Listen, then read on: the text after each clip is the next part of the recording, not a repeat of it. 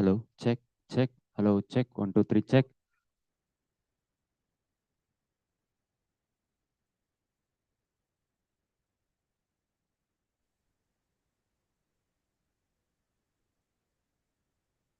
Hello.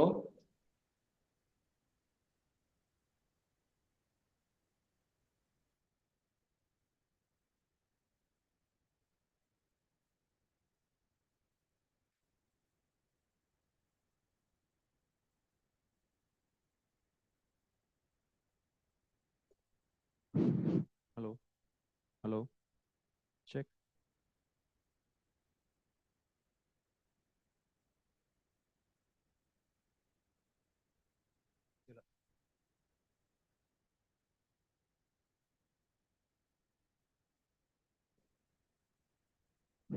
Hello, hello, hello.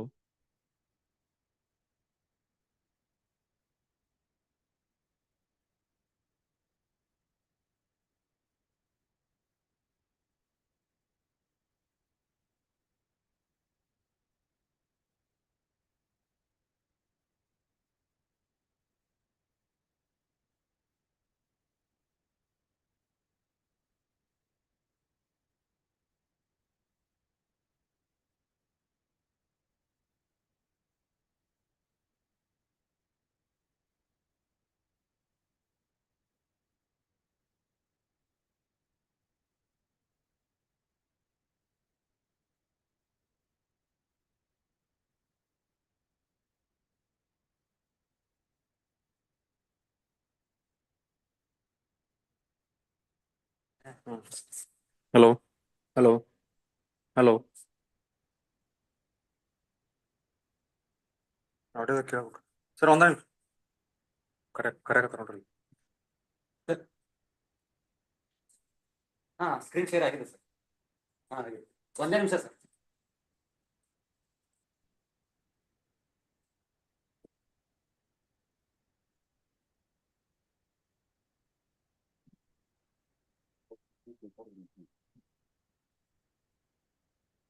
Hello hello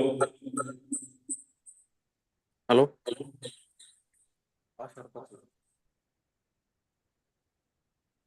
hello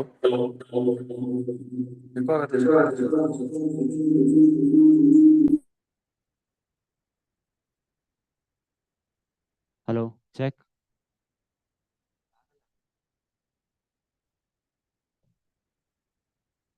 Hello, check, check.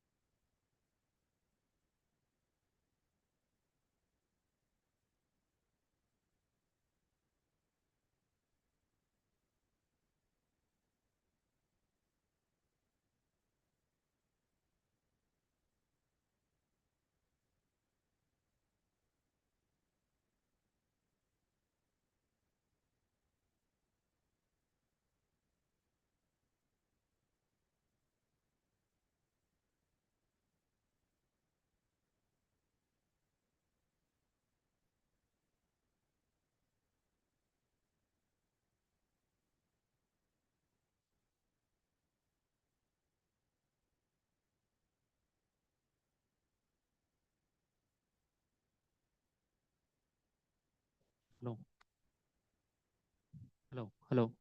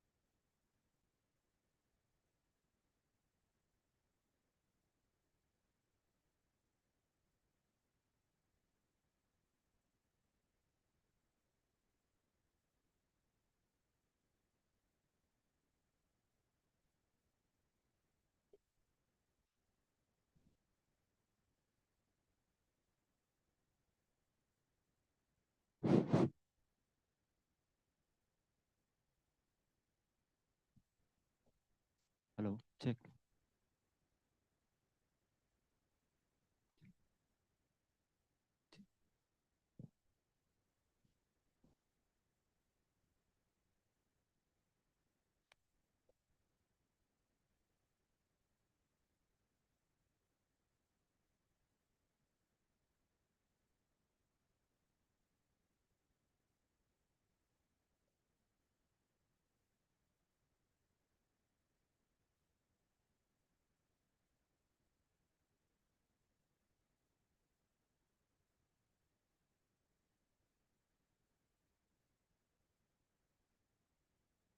Hello, check.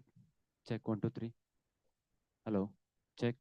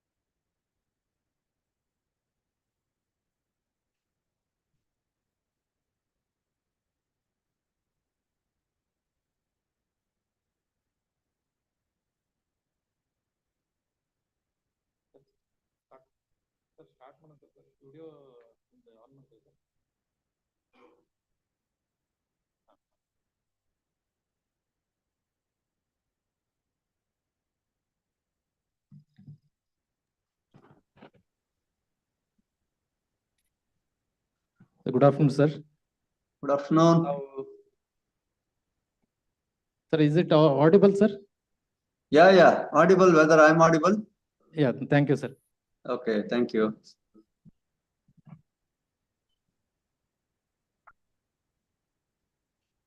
So now the theme 1, Smart Nursery Technologies, Global Conference on Smart Horticulture for Prosperity and National Security.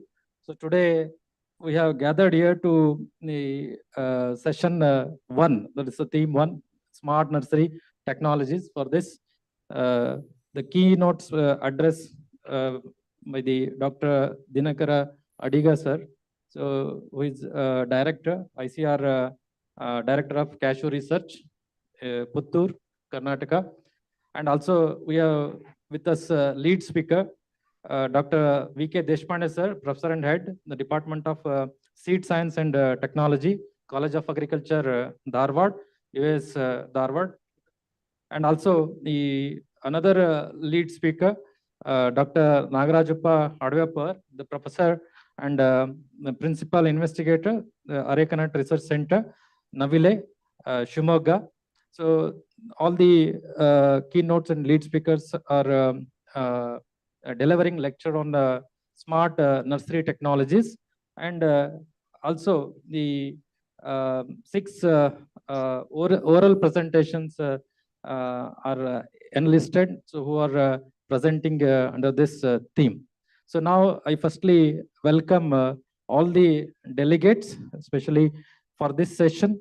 Chairman will be Dr. GSK Swami sir, the Dean COH Bangalore. I welcome you, sir. So please, Dr. Padishetty sir, please welcome our chairperson.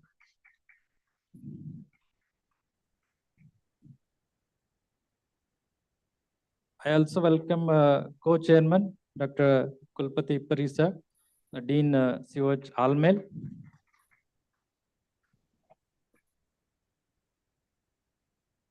Once again, I also welcome Dr. J. Dinkar Adiga, sir, who is on online. So I welcome you on the behalf of COH Bagalkot and UHS Bagalkot, sir. Thank you, Dr. Hiramat. Thank you, sir.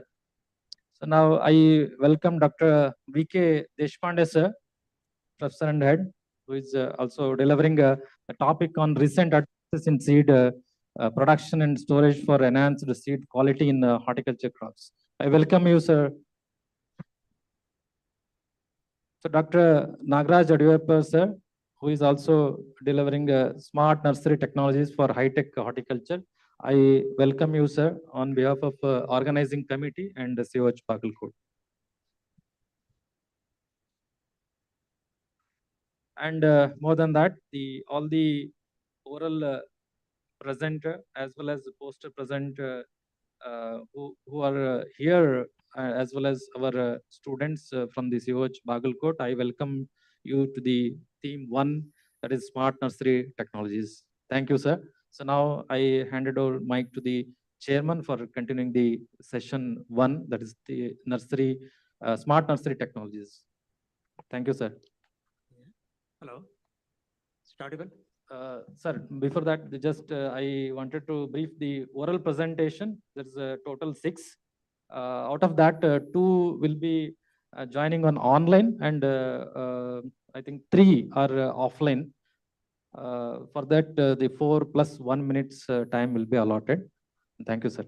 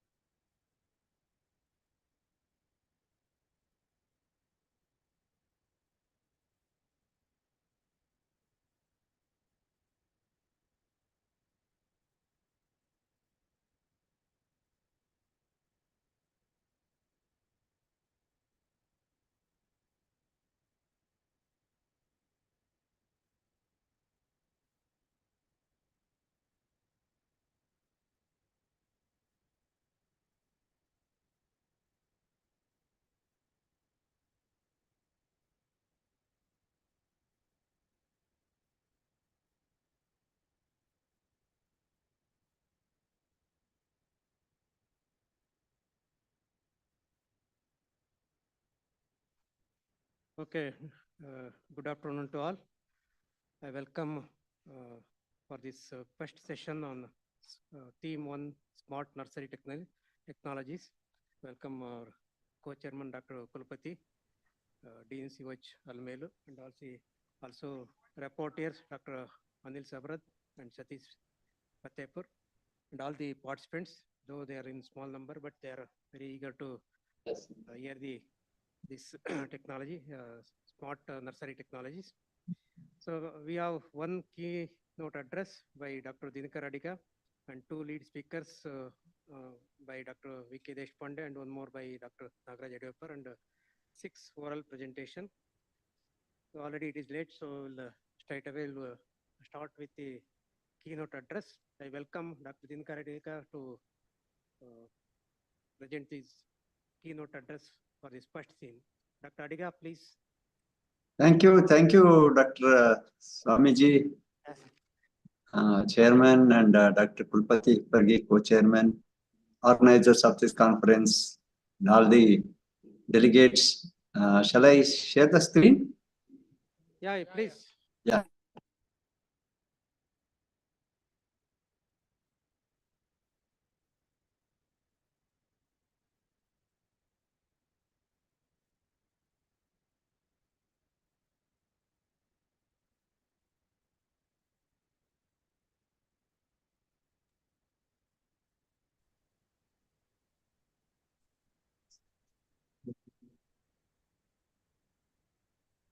Is it visible? Right.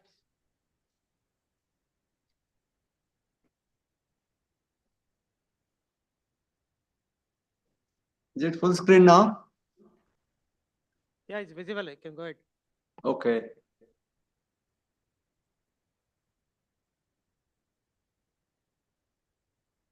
The topic given to me is recent advances in propagation and nursery management in horticulture. Nursery is the, as you all know, nursery is the foundation for any successful horticulture enterprise. And it starts from the nursery, whether it's a seed propagated one or maybe vegetatively propagated one. So my topic will cover the following aspects. I'll be covering both in vitro and in vivo propagation and some of the advances made in nursery management and rootstock studies and digitalization in nursery. All these aspects will be covered in this keynote address. As we all know, the horticultural area as well as the production is showing an increasing trend over the years. And research and development in horticulture sector has been spreading with the advent of new varieties, new production technologies in horticulture crops. And they have significantly contributed for the growth and self-reliance. And the total production of horticulture crops has surpassed agriculture production. And recent estimate is around 362 million tons, whereas agricultural production is 342 million tons, clearly 20 million tons ahead of agricultural production.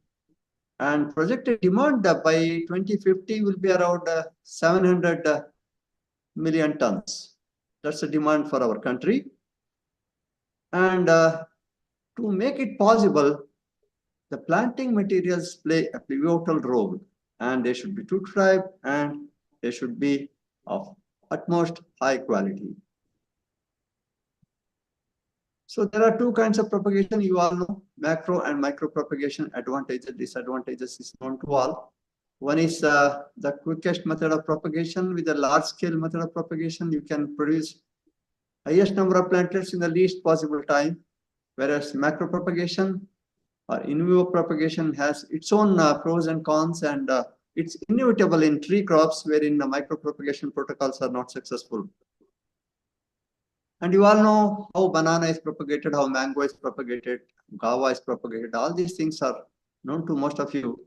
And what I'll be covering will be some of the advances made in the recent past with respect to propagation. And this is becoming popular these days, tree root growing box. So we have been used to the plastic material, the polyethylene sheet for air layering. Now these tree root growing boxes are reusable and it's available at a cost ranging from 40 rupees. And if you buy it in bulk from India Mart, it will be available at a still cheaper cost. Advantage is that you can easily reuse it, and once the rooting happens, you can remove the container safely from the root zone, and you can multiply the propagules in the secondary nursery. So first I'll be dealing about in vitro propagation advances made. So at NRC Grapes, they have developed a tissue culture protocol for meristem culture and micropropagation, as well as rooting in Thompson seedless and dogridge rootstock for the production of quality planting material. And they have combined in vitro and in vivo approaches for rapid clonal propagation of grapes, as reported from IHR. So here, in vitro conditions will be utilized for multiple shoot production. And especially some of the rootstocks are shy propagators. For them, in vitro propagation will be handy. And micropropagation or the conventional propagation, compared to it, one can produce 10 million plants per year. And looking at the market potential of this technology, so at a cost of ₹1 per plant, you can produce a plant, and the profit will be 10 per plant, and the cost benefit ratio obviously will be 1:10. This is with regard to apple. Some of the apple rootstocks are very difficult to root, but whereas when you do a transformation, those rootstocks can be converted into easily rootable ones. The Merton 793, for example, is an excellent apple rootstock. It's adapted to a wider range of soil types and recommended for replanting in orchards, but it is very difficult to root. And with an intention to increase its rooting ability, the Role1 gene from Agrobacterium rhizogenes was cloned, and it was transferred to leaves of apple rootstock Merton 793 using Agrobacterium tumefaciens mediated transformation. And the Role-B gene has led to improved rooting and Merton 793 rootstock, and which are correlated with high expression of transgene of Role-B gene. And this is the work carried out at Y.S. Palmer University, Solon. And this is the latest technology from GCSH Srinagar. The technology for clonal multiplication of apple rootstock through vertical extension of nursery under open or controlled conditions. Here, hitherto, we used to propagate only one rooted rootstock from a single plant. Whereas here, the vertical space is utilized, and using the vertical space, several layers have been done on a single stem. And here the multiplication in this method is 60 to 65 stalks harvested per square meter compared to the normal method of propagation of apple rootstock. Here the PC ratio is 5:1. This has become very popular technology of CITS Srinagar, and it has been commercialized to many nurseries propagating apples. So this is another technology for multiplying apple rootstocks using soilless culture. So they have used 50% of coarse sand and 50% of cocoa peat to multiply apple rootstocks, and they got an excellent root development with 75% to 100% success. And production of 45 clonal rootstocks could be accomplished per square meter area of the nursery. This is a report from NRC Banana. They have developed an efficient embryogenic cell suspension culture system through secondary somatic embryogenesis and regeneration of true-to-type plants of banana cultivar Sabri. Sabri is a rapidly declining land race in Tripura due to severe incidence of fusarium wilt.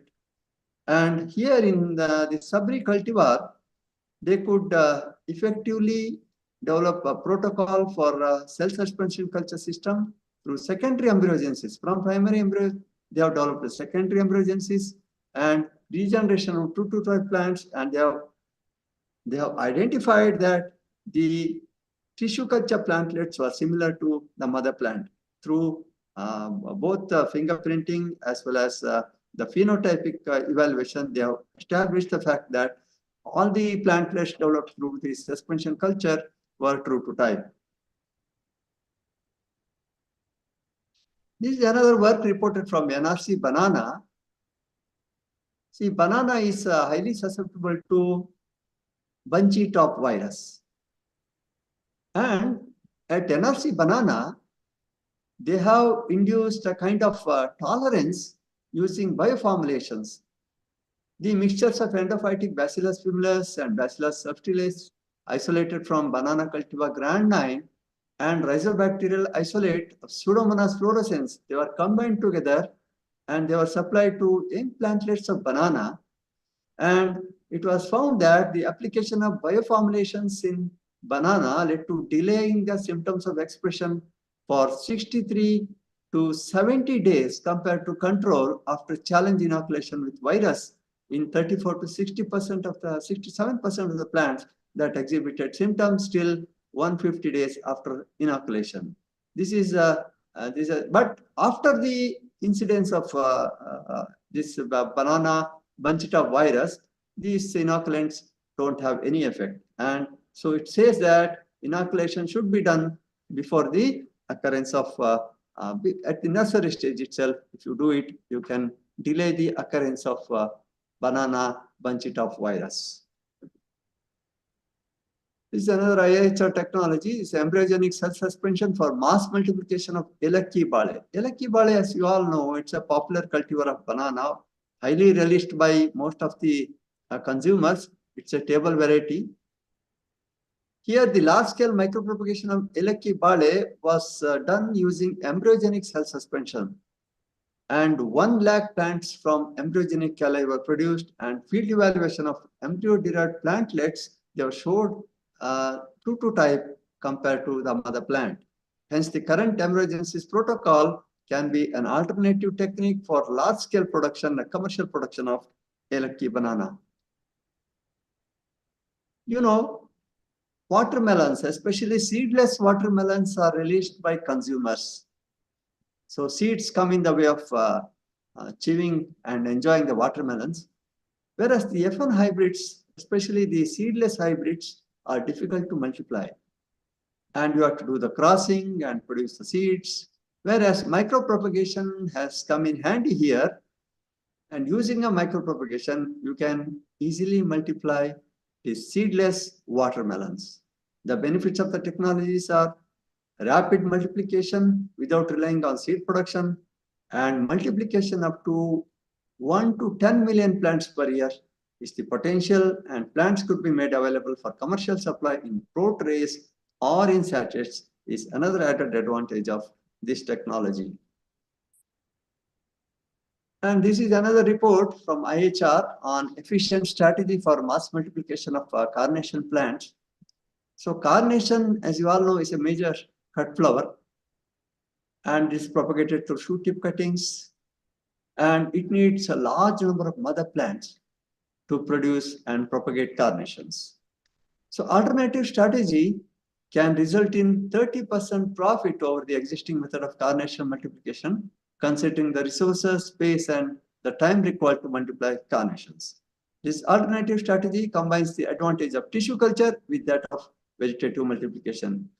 It's a combined approach. So protocol has been developed to produce maximum microshoots for tissue culture. So from a single tip, you can produce thousands and thousands together of microplants, and these microtips can be multiplied outside, and single plant can be multiplied into about 240 plants in a month's time, and benefit cost ratio was found to be 1:3. Now coming to in vivo propagation of horticulture crops. This is a report on macro propagation technology in banana.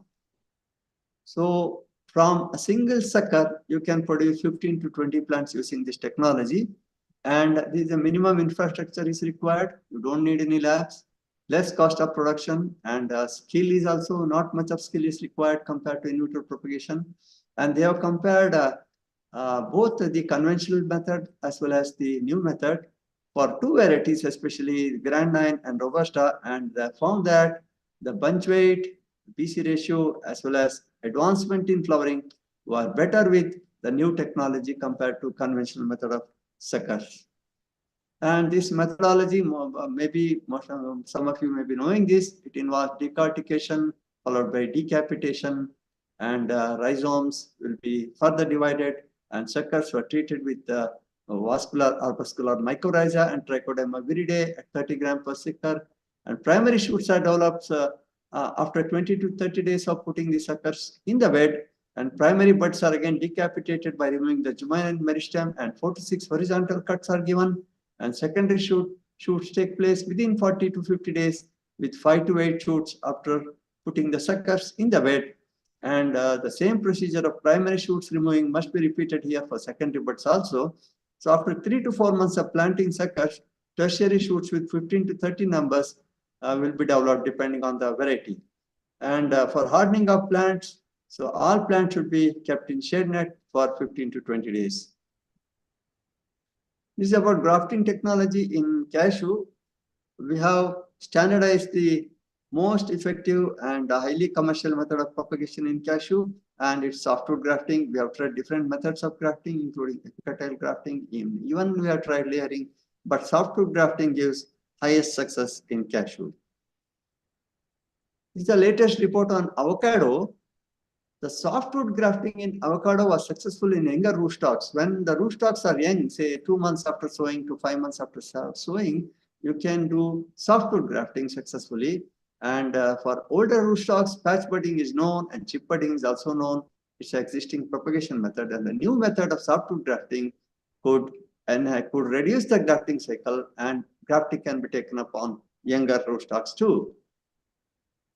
Coming to hydroponics and aeroponics, and with respect to fruit crops, CITH, Central Institute of Subtropical Horticulture, CASH, has developed novel technologies in hydroponics with appropriate nutrient solution for urban homestead, and also it has developed container gardening techniques which can enable the households to grow nutrient-rich fruits on their terrace itself.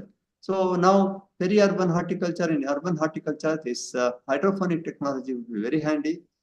And for mint also, the hydroponically grown mint species yielded significantly higher plant fresh weight and oil yield compared to soil-grown counterparts, as per the report of IHR. Then aeroponic system, it's very handy for Hedera helix. It's a foliage plant. Among different plant growth regulators and biostimulants also they have tried in a vertical tower aeroponic system. And they found that the GA3 enhanced vegetative growth, yield, and yield attributing traits under tower aeroponics. Interstock grafting technology. You have heard about interstock grafting in apple, but for the first time, we have tried interstock grafting in cashew, which is also called as double working. So why should we go for interstock? There are various reasons to go for interstocks. Either it could be to develop a tolerance for abiotic and biotic stresses, or could be to reduce the canopy volume of a vigorous cyan cultivar.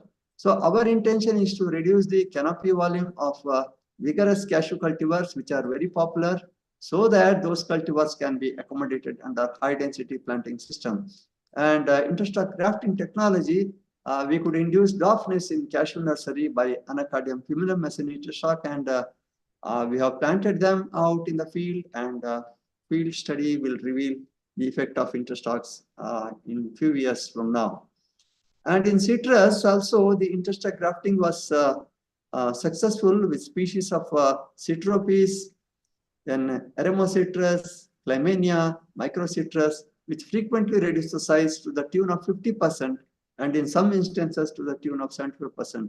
In Mexican lime on Citrus macrophylla rootstock with the dwarfing interstock Hiryu, trifoliate, and flying dragon oranges led to reduced tree size, which is suitable for high density planting, as reported from Victor. Microbudding of commercial citrus, and this is reported from Central Citrus Research Institute. So microbudding is to enhance the propagation speed and to reduce the nursery phase. They have done from like 18 months to 12 months, they could reduce the propagation cycle, and production cost also could be reduced to the tune of 30%, and the protocol has been licensed to a nurseryman. And here we are taking micro shoots, like you mean especially the shoot tips are taken from virus-free plants of cyan cultivar, and they are planted onto the greenhouse raised rootstocks exactly by giving a wedge cut on rootstock portion and covering it with a micropipette. And within 20 days, the healing will take place and the microbudded plants will be more vigorous compared to normal method of propagation. And interspecific grafting, a strategy for mitigating flood stress in tomato. Tomato, you know, it's susceptible to flood, and whereas the brinjal is tolerant to, the flooding effect. So at IHR, they have tried Arka Rakshak and found that the Arka Nilkant variety of brinjal is an efficient and suitable rootstock to combat flooding in tomato with lesser decline in gas exchange parameters, photosynthesis, tomatal conductance, internal CO2 concentration, chlorophyll fluorescence, leaf water potential, and chlorophyll content. And it accumulated higher sugar, starch, better survival, and plant yield as compared to self-grafted and ungrafted plants. So splice grafting under 65% relative humidity has given 80 to 95% graft success. And nowadays, robotic grafting machines have come for vegetables, and they can efficiently do the grafting without much human intervention. And coming to biotic and abiotic stress tolerance rootstocks, these are very important in view of climate challenges. And in vivo evaluation of bioagents have been tried at IHR in tomato nursery, in which Pseudomonas fluorescens was found most effective in tomato cultivar Kashi Chayan for enhancement of germination as compared to control, and Trichoderma aspergillum IAVR strain was also found to be better compared to control. These are some of the rootstocks for different traits for abiotic and biotic stress tolerance. In tomato, we have got rootstocks for salinity, we have got rootstocks for enhancing productivity, and also for heavy metal tolerance. And we have got rootstock for soil-borne diseases, drought stress, rootstock black beauty for heat stress, and blue fort for root knot nematode. We have got thermal stress rootstocks also. And in eggplant also, we have rootstocks for root knot nematode, verticillium wilt tolerance, and productivity enhancement. And in sweet pepper, we have got rootstocks for root knot nematode as well as Phytophthora infestation. And watermelon also, we have got rootstocks for fusarium wilt, verticillium wilt, water use efficiency, root knot nematode, nitrogen metabolism, potassium uptake and metabolism, and salinity. And in cucumbers, we have got rootstocks for high temperature, wax-free fruit, and cold tolerance, which is very important. And melon, we have got rootstocks for fusarium wilt and salinity, and we have got rootstocks for mineral and water uptake, and also for root knot diseases. And with respect to fruit crops, we have got a rootstock for salinity tolerance in mango, namely Kurukan and Nileshwar. And citrus, we have got a salinity and moisture stress rootstocks, Cleopatra mandarin, Rangpur lime, Alebon, and Swingle. And for salinity in grape, it's well known, Doggery, Salt Creek, 1613, 1616, St. George. And moisture stress in Sapota, kidney is an ideal rootstock. And for fig, it's Gular, Ficus glomerata. And for burr, Zygzipus rotundifolia and Numillaria are moisture stress rootstocks. And Psidium cujavelis in Gava. And Prunus xerophila, Prunus amygdaliformis, and Prunus elagnifolia in almond. And we have got MM111 moisture stress rootstocks. And for moisture stress in pears, we have got Pyrus betulifolia and Pyrus caliram. And techniques to improve seed germination in papaya. IHR has standardized technology, and they have found that papaya can germinate better at alternate temperature of 20 degrees and 32 degrees Celsius. And also the soaking seeds in GA3 at 250 ppm for 48 hours has resulted in improved germination, both under optimum and suboptimum temperature of less than 30 degrees Celsius. Kalpa EcoPots is a eco-friendly areca stem pot for raising seedlings. Technology developed by ICR, CPCR, Regional Station Mittal. It's biodegradable and eco-friendly and made from areca stem. And this EcoPots technology has advantage from practical as well as environmental point of view by reducing the plastic waste. And these EcoPots are easy to prepare and very useful for stakeholders, the farmers, especially the nursery and horticulturists, nursery people. And they have produced good result in terms of growth parameters. And now these Kalpa EcoPots are licensed and many businesses are acquiring them because of their environmental friendly nature. Soilless media for raising polybag seedlings of areca nut is another technology. And soilless media can avoid most of the problems associated with diseases which are soil-borne. And ICAR CPCRA has conducted an experiment on soilless media for areca nut, and they came out with a vermicompost media, which was found as superior in respect of the growth of areca nut seedlings as compared to normal soil media, the coir pith compost and coir pith compost with vermicompost. And vermicompost can be recommended as soilless media for areca nut nursery. You can see the difference in growth of the nursery plants among different media. For cashew bark production also, we have tried soilless media. But however, the control was found superior compared to other media. But among soilless media, we found coir pith compost as the good one with respect to quality production, growth parameters, and survival percentage as compared to vermicompost and vermicompost with coir pith compost in 1:1 ratio. Then ProTray technology in turmeric is a technology from Indian Institute of Spices Research. So transplanting technique, it uses a single bud sprouts of 5 gram and has been standardized to produce good quality planting material. It involves raising transplants from single sprout seed rhizomes in the ProTray, and it can be planted in field after 30 to 40 days. The advantages are planting materials will be healthy, and seed rhizome quantity required will be very less and eventually will reduce the cost on seeds. These are some of the microbial consortia which are developed from IHR. When we use the fertilizers regularly, the soil will be affected, as you all know. So IHR has come up with the ARCA microbial consortium technology. It's a carrier-based product that contains nitrogen fixing, phosphorus and zinc solubilizing and plant growth promoting bacterial strain. And in nursery conditions, the early seed germination, increased vigor, low disease incidence, and early transplantability were reported by using ARCA microbial consortium.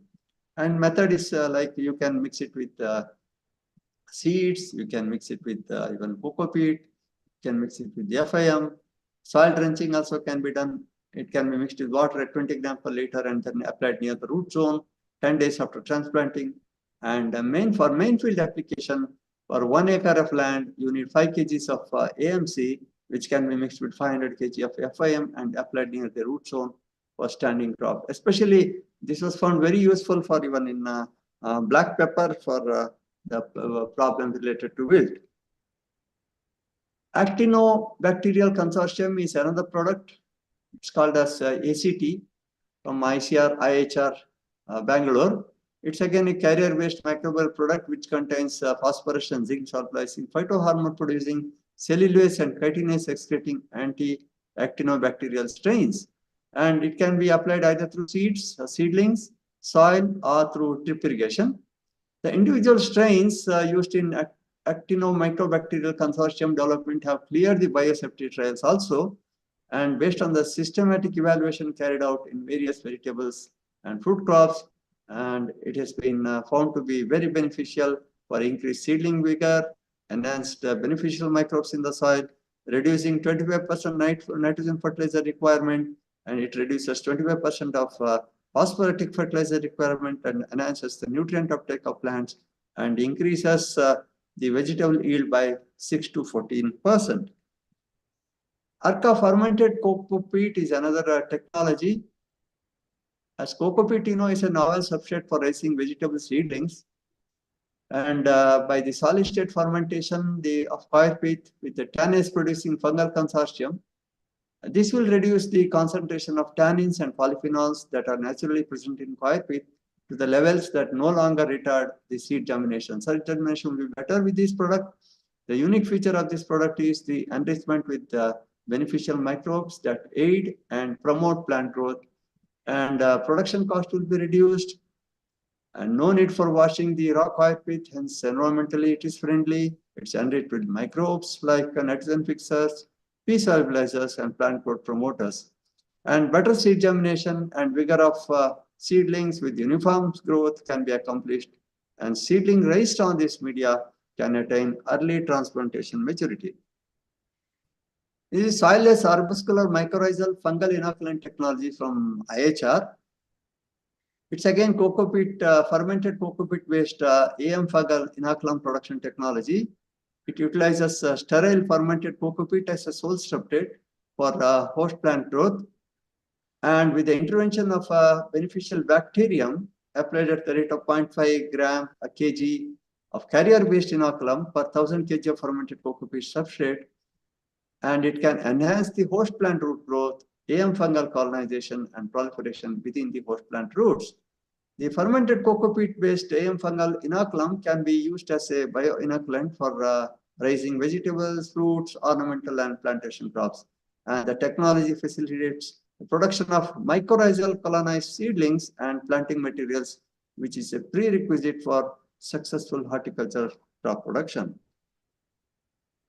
Coming to digitalization of cashew nursery, and for the first time in the ICR system and maybe NARS system, I can say, Directorate of Cashew Research, we have developed a cashew farmer tracking system. It's a QR code system and data analytics based software. Here, once the farmer purchases planting material from our nursery, or for that matter, it is a saleable technology for any nursery, everything will be tracked, where our planting material goes, and what is the varietal distribution among farmers, and everything can be tracked using this QR code system. And for an institute nursery, it is very crucial to keep track of farmers who have taken the plants. And with the CFTS, it is possible to generate various databases, data sets on farmers, and also the distribution of varieties up to village level. And this helps in accessing the impact of the institute on distribution of institute varieties. And also it can be extended to even seed production companies and even national seed corporations. Currently, the software is being implemented in the cashew nurseries of ICR, DCR Puttur, and also All India Coordinated Research Centers spread across the country. And this technology is available for sale, and both for software companies and also for SAUs. This is another latest technology from DCR, which has got a lot of potential in tracking the movement of planting material and the distribution of varieties developed by a particular nursery or an institution. And to conclude, as you all know, horticulture crops immensely contribute to the GDP of the country, and propagation techniques with the competent nursery management can result in high quality planting material with enough yield. And the advanced propagation technologies with good agricultural practices in nursery management with different media substrates and biopot culture, pro-tray technology, interstock crafting, rootstocks for biotic and abiotic stress tolerance, aeroponics, hydroponics of different horticultural crops will improve the yield of horticultural crops significantly. The digitalization of nurseries to study the impact of horticulture technologies such as cashew farmer tracking system.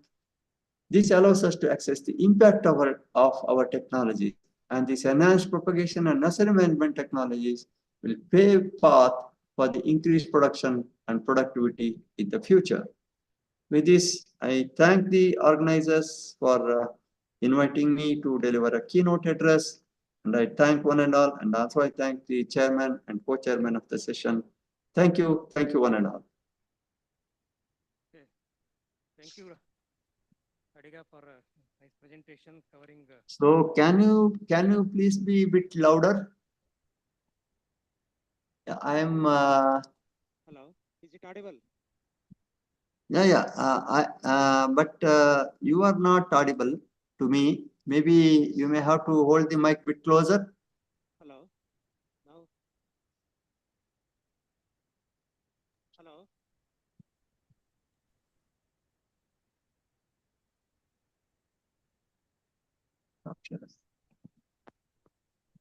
Hello, is it audible? Yeah, but Okay. your voice is feeble. Maybe Okay. you may need to hold the mic bit closer. Okay, thank you for good presentation covering Thank you. most of the advanced techniques covering many crops and also various recent advances from perennial fruit crops, plantation crops to annuals, vegetables, flower crops also. Can I have anybody have any questions or clarification on this topic? Can I have 2-3 questions?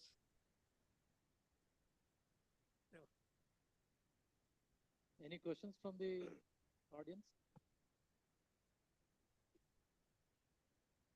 Good afternoon, sir. You have given the soilless culture about media using soilless media.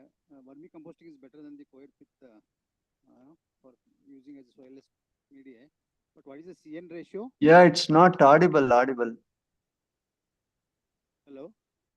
Hello? Hello, can you be please bit louder and can you hold the mic closer?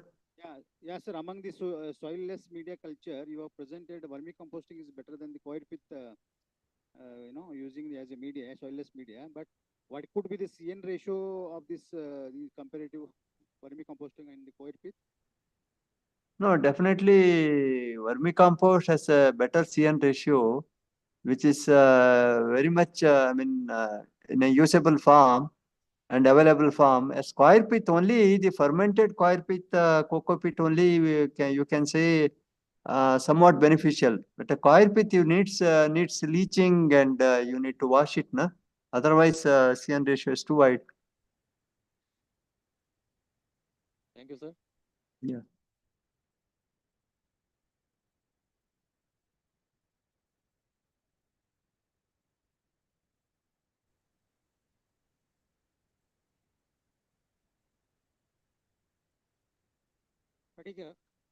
I have one clarification. Yes. So you have mentioned about the different grafting techniques in cashew. What is the germination percentage in normal condition? You mean grafting success? No, germination percentage. Germination percentage. Yeah, germination percentage depends on the age of the seed. So immediately after collection, if you sow the seeds, you get around 95% germination. As the storage time increases, the germination percentage decreases. And up to 3 months, you can get a satisfactory germination. Once it crosses that, your germination will drastically reduce. But however, if you can store the seed nuts at a temperature of 25 plus or minus 2 degrees Celsius, then you can extend the germination up to a better germination up to 6 months.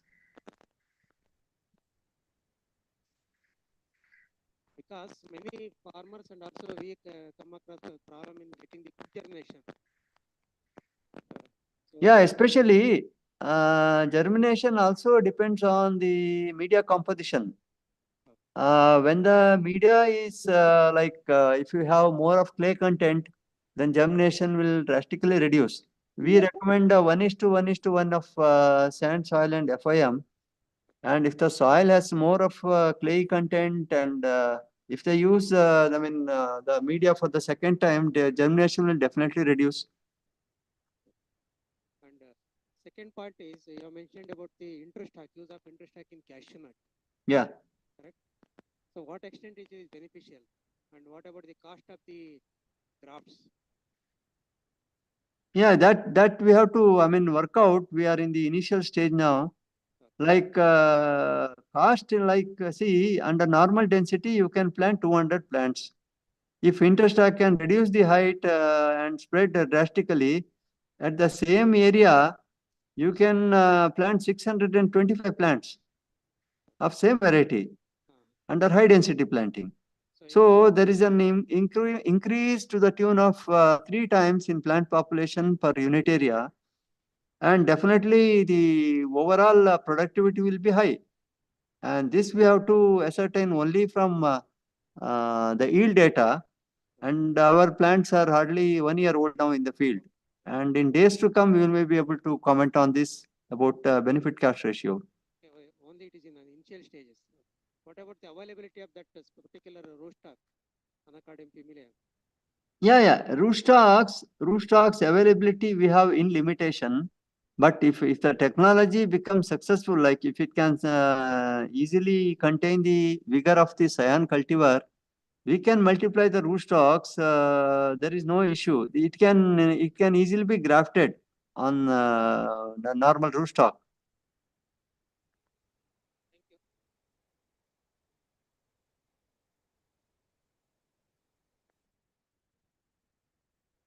Hello, sir.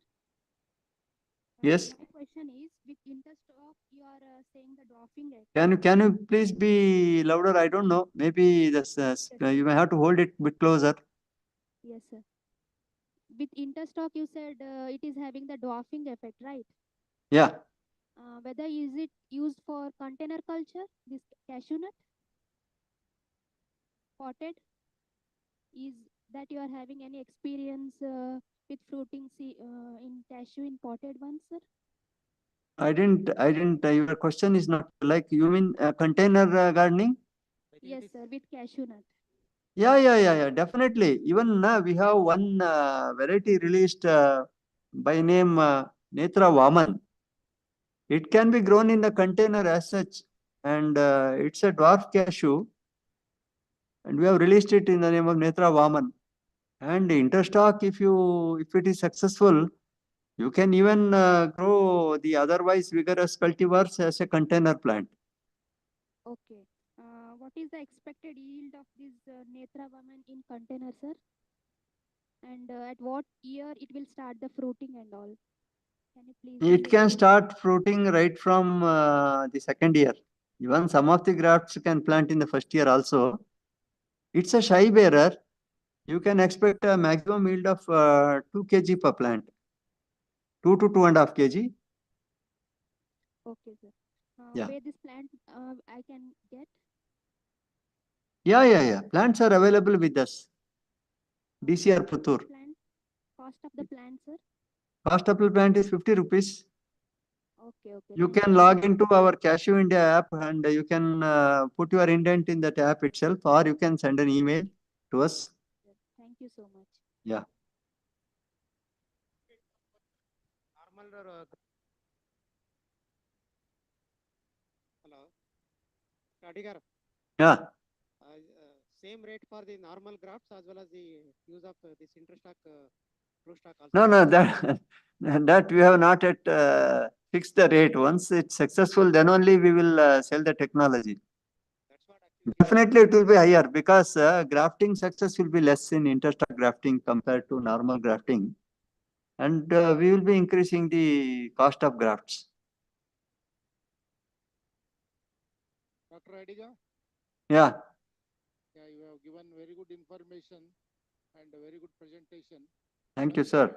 One doubt I have, sir, whether micrograph budding is common in all the citrus species, or is it specific to a single species?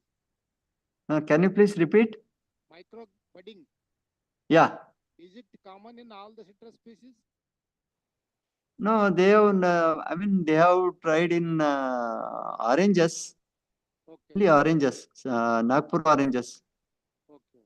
Yeah. Okay. Thank you. Yeah. Thank you. Okay, thank you, Adi. Thank you.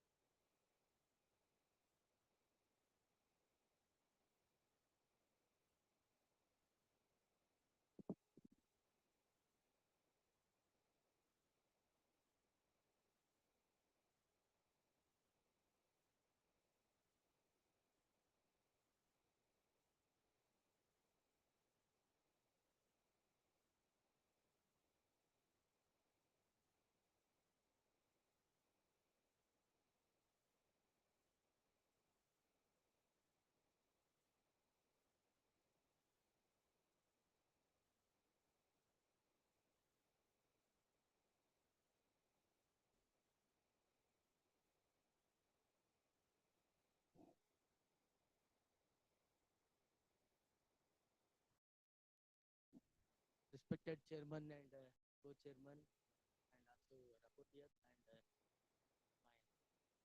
fellow mates, to have a delivery lead lecture on the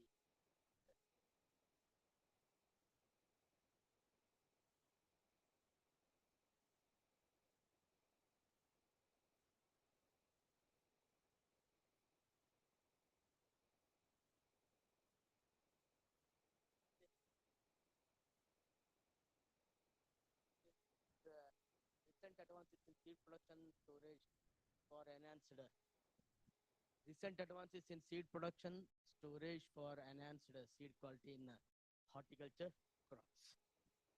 Okay, first few slides goes like this, as we have got some introduction.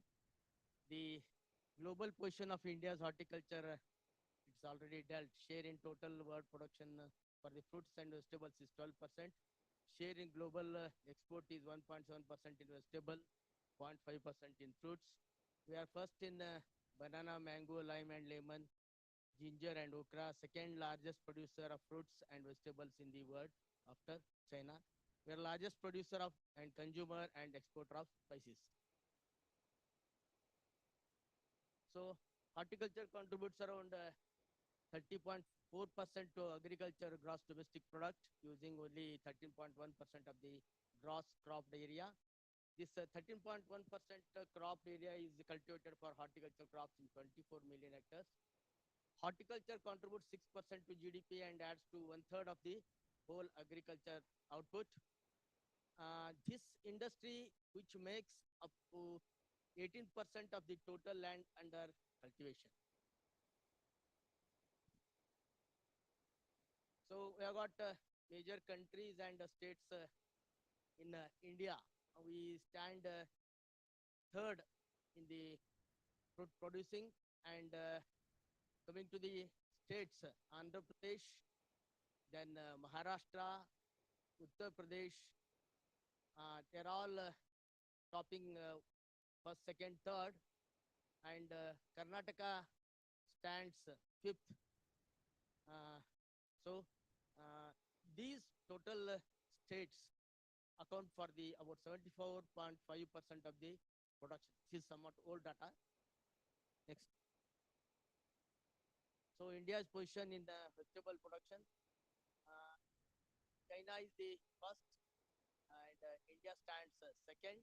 And coming to the vegetable production of our country, West Bengal stands first, and UP stands second, and Karnataka stands seventh. Coming to the floriculture, India ranks 14th in the world and for the exporting floriculture products, and is second largest flower growing nation after China. India's share in global floriculture is 35%. The growth rate of India's floriculture industry is 24% per annum, and India's share in the global floriculture trade is only 0.61%. India's floriculture area is 98.5% in the open cultivation and 1.5% in the greenhouses. Next. So, coming to some contribution of the ARCRP institutes, in 5 decades, ARCRP projects have developed about 591 varieties in 30 vegetable crops, which have been identified for cultivation in different climatic zones. Among 349 high-yielding open pollinated and 183 are hybrids and 59 are the resistant varieties to the disease. 127 varieties are released from 27 crops from IHR. ARCRP vegetable crops regular centers in India are 36, voluntary centers are 17. Currently, the total number of centers under ICR ARCP on fruit is 49, which includes 30 from the state agriculture universities, 14 from ICR institutes, 4 centers under central agriculture universities, and 1 under the government of Arunachal Pradesh. And among these 23 centers are working on mango, and 16 on guava, 13 on banana, 12 on citrus, 9 on papaya, 8 on lychee, 7 on grapes, 5 on jackfruit, and 4 on sapota. Coming to the vegetable crop varieties, crop wise, we have got tomato and brinjal and chili tops the total number of varieties and hybrids and the varieties including the resistant. The total of 104 that is genotype are including varieties and hybrids are in tomato, then brinjal about 117, chilies 46. Like this, we got different crops like coffee, cherry tomato, all these things. Total you have got 352 varieties, 186 hybrids and 59 resistant varieties, total up to 597.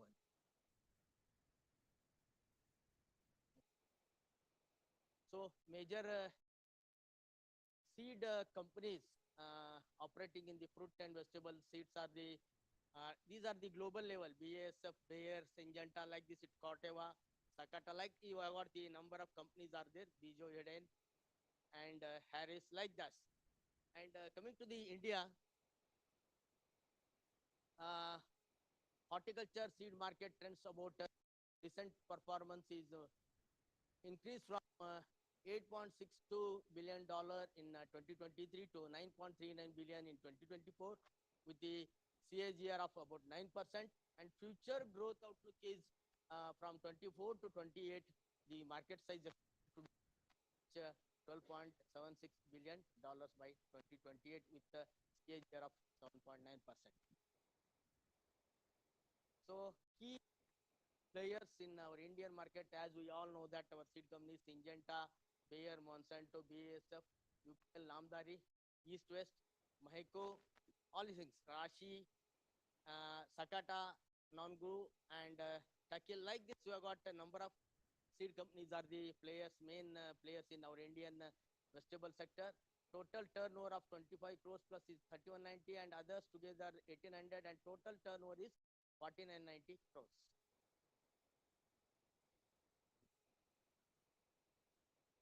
So challenges are faced by our Indian horticulture are intensive nature of the horticulture crops, poor linkages, poor coordination between the horticulture departments. We have got tariff barriers for export, infrastructure issues are there, pest and diseases, poor research development, insignificant share in the global, and we have also quality of the seeds are the challenges. Coming to the quality seed and significance of the quality seed in this seminar, that is the genetic purity is the main, which ensures the genetic and physical purity of the crops. Then we will get the desired plant stand or the population through this. We have got the uniform growth. Then we have got efficient root system.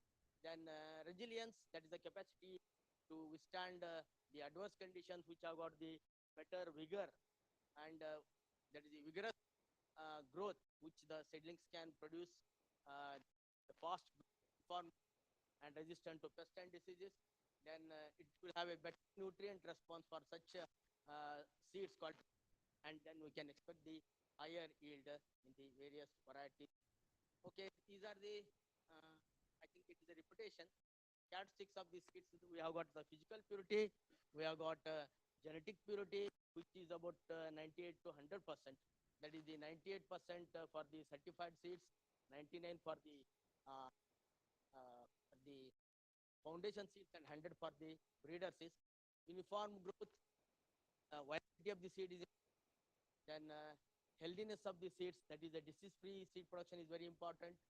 And germination, it varies from crop to crop, starting from 60 to 90. And most of the vegetable seeds have 60 to 70% germination for the minimum certification standards. Then moisture content is a great enemy of the seeds. That should be in open area condition. It should be 8 to 10, and for the sealed storages or hermetic storage should be, it is about less than 8.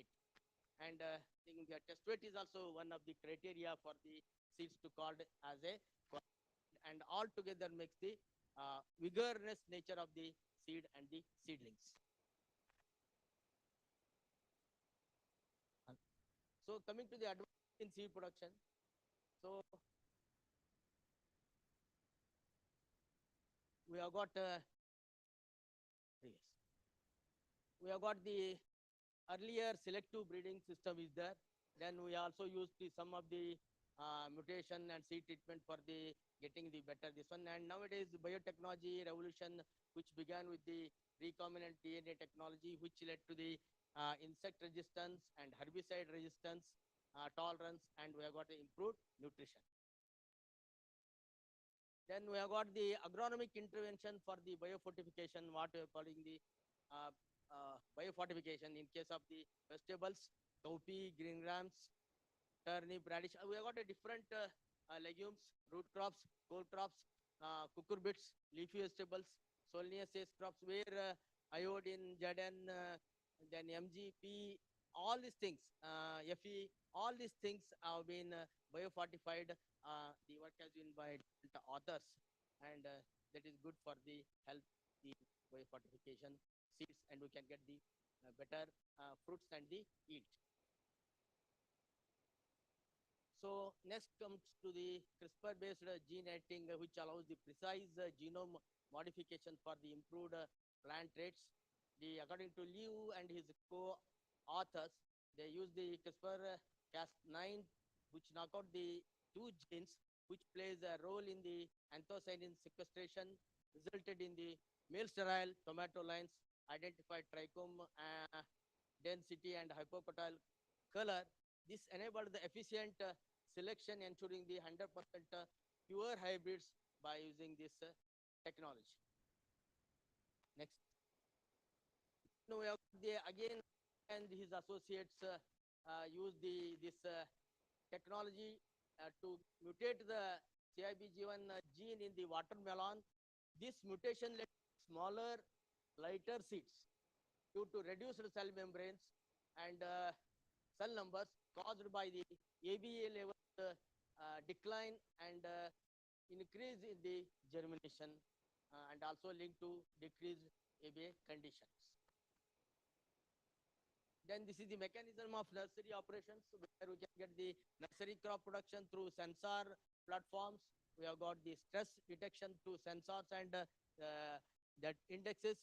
Then we have got a smart irrigation sensors and communication media by using the technologies. We got smart spraying using the sensors and the spray values. And we have got the IoT based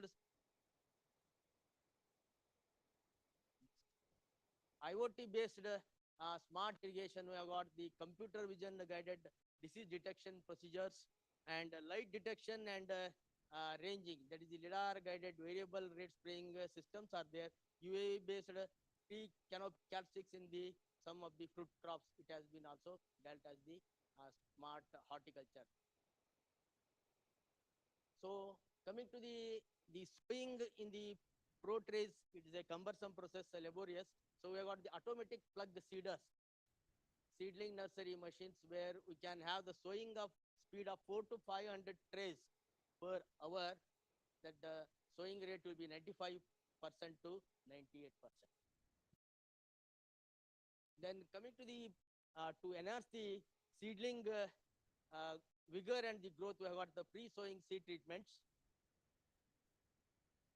So these pre-sowing seed treatments improves the enhanced germination, improved seedling growth, superior quality, then next to customer satisfaction and also market competitiveness.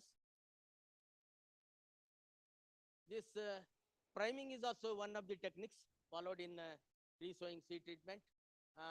Got the hydro priming, got different types of primings, others priming.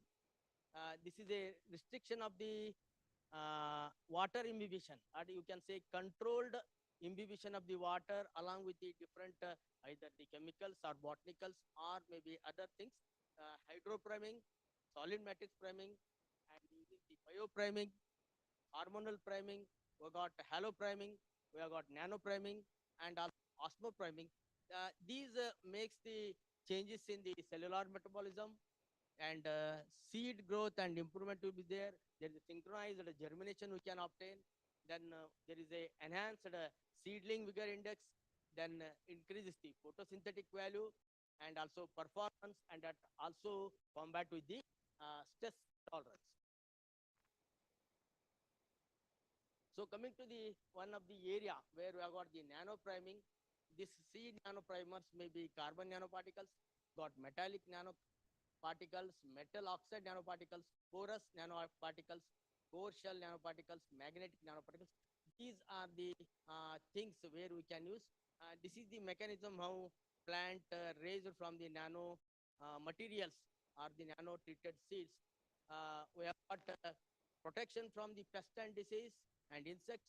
Will get the salinity and drought resistance for the rapid root growth, and the seeds which are treated may have the high temperature tolerance and better nutrition absorptions, increased defense and increased level of the antioxidants and better root growth and other things.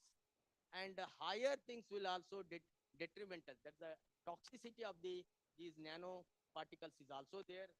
Can have the high ROS production, protein damage, all these things, DNA damage if the dosage is high. So next. So this is the mechanism of nano priming, how the soaking of the seeds with the nanoparticles or the priming with the nanoparticles increase the GA absorption, and also nanopores will be developed. There is a better aquaporin gene expression, better water uptake, and the enzymic activity will be enhanced in terms of the alpha amylase, which leads to better shoot length, root length, and enhanced germination, other things. Then coming to this one of the case studies where the seed nanopriming using the silica nanoparticles on seed germination and physiological properties, the treatment of 10 ppm silica nanoparticles. We have got on the stevia seeds, there is a better seedling growth we can increase.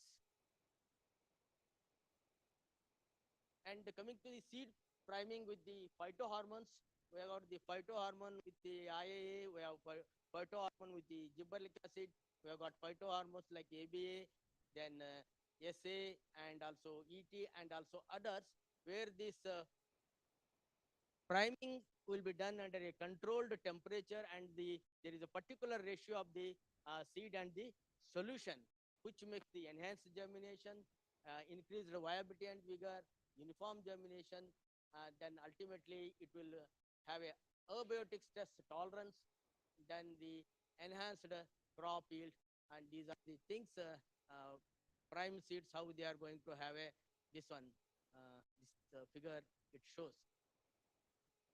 Next. So priming with the phytohormones, where the one case study is that there are 5 treatments with NAA, 300 ppm, 900 ppm, and 1500 ppm. That is the soaking of the seeds in case of the bitter melon. The treatment with T4, that is the treating with the 900 ppm of the phytohormone, that has given the better germination of about 95%. Then we have got one more study is in the carrot. We have got 2 varieties of carrot are here, and also we have got 2 growth regulators are there, GA and SA, in 3 concentration, 50, 100, and 150 ppm.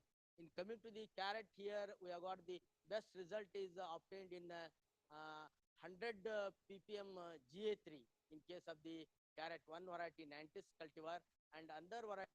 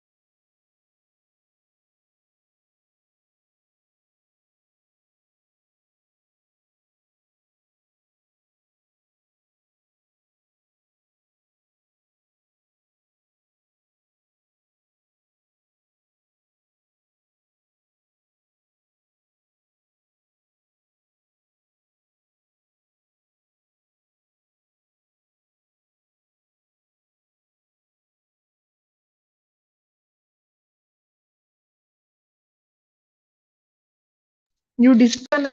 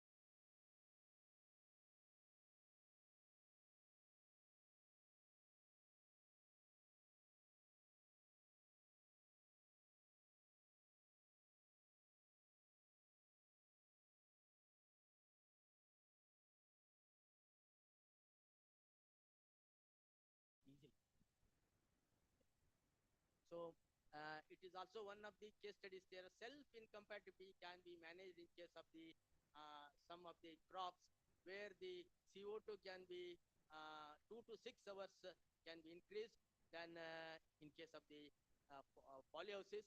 The greenhouse closed tightly within the 2 to 6 hours of pollination, and it is treated with 2 to 5% CO2, which allows the successful fertilization by the temporarily eliminating the self-incompatibility, and bees are allowed to pollinate in the bloom.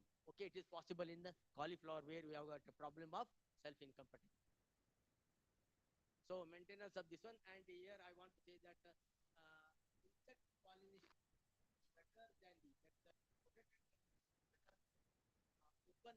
field conditions.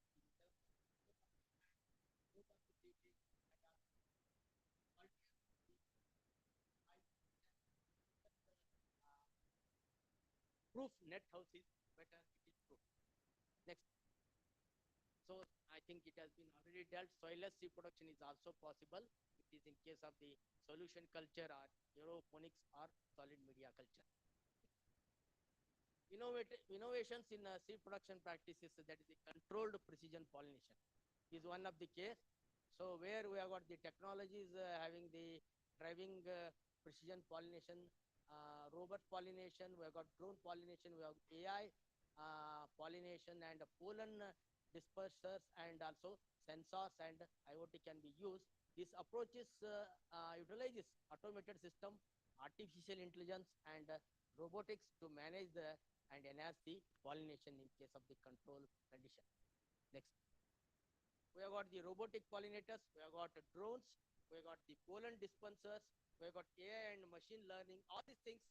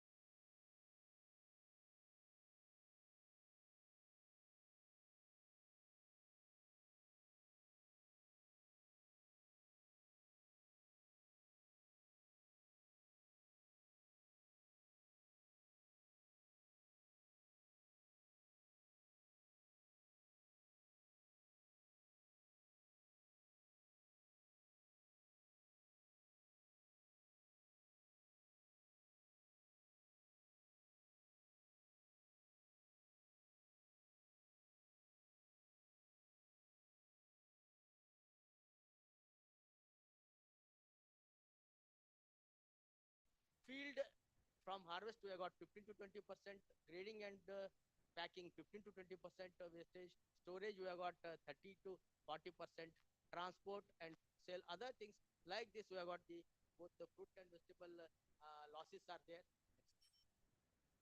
Storage seed losses, physiological deterioration.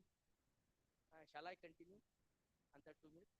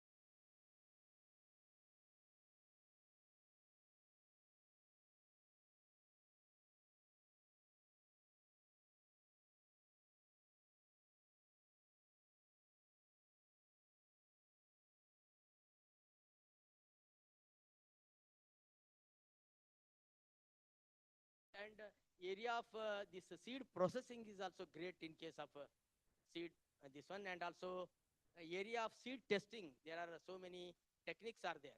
And ultimately, we want to distribute the quality seeds to the farming community, and we can have the quality check at various stages apart from the seed certification agents.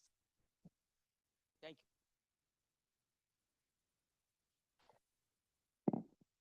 Thank you, Dr. Deshpande, for a nice presentation covering most of the aspects regarding seed production, quality, storage, and other aspects. Any questions? One or two questions? Quick. One question.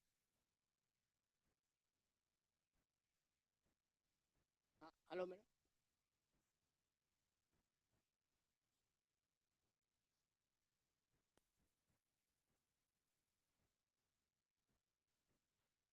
Madam, these are some of them are experimental stages.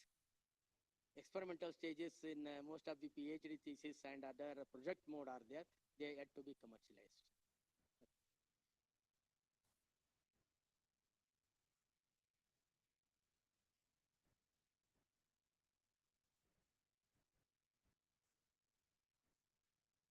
No, madam. No, it won't have any residue. It's only sort of absorbent. So it will absorb the moisture and it will change from blue to pink if the moisture content is increased in the storage. The great enemy of seed is a moisture content in the storage. And all things happens, your fungus attack, bacteria attack, insect attack, all these are due to only moisture content. Better drying is required for the seed storage, and it again differs with the open seed storage versus sealed storage. And vegetables are the very costliest things. We have to go for the precision storage. Thank you.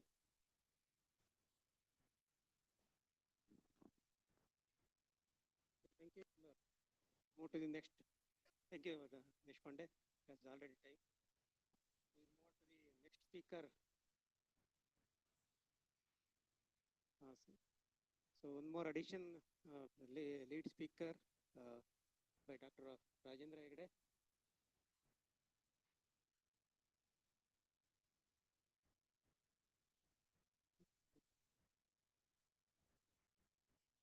Okay, so you can go.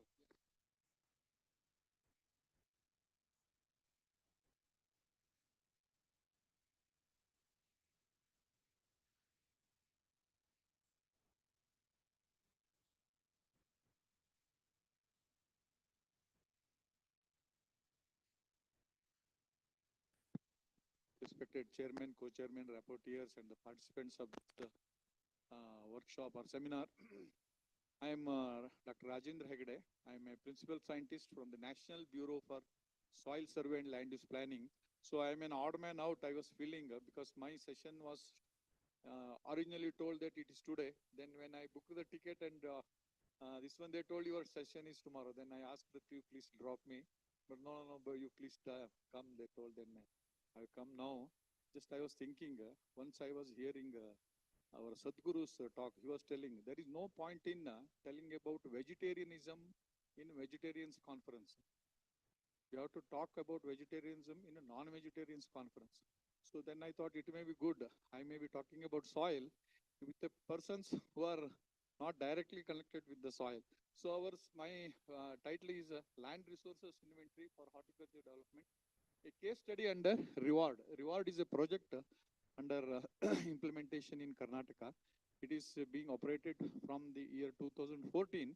It's a 1,000 crore rupees project funded by World Bank, in which we are the lead institute. We are generating land resources inventory. It's land resource inventory. What is it? I will briefly tell in the coming slides. The project is, acronym is REWARD, Rejuvenation of Watersheds for Agriculture Resilience through Innovative Development. So here we are talking about rejuvenation of watersheds. We are talking about the resilience, agriculture resilience, and we are talking about the innovative agriculture development. Through innovative agriculture development, imparting the agriculture resilience and rejuvenating the watershed. That is the idea. We are the lead institute, and Bagalkot University is also one of the partners. Nearly 1,500 boys and girls are working in this project for the last 10 years. So nearly 200 crores is made available by the Karnataka government for this project for our scientific institutions. Infrastructure is built up, manpower is provided, and so many good things are happening in this project. I am from the ICR Institute. We are working at the Bangalore, and our headquarters is Nagpur. Please go.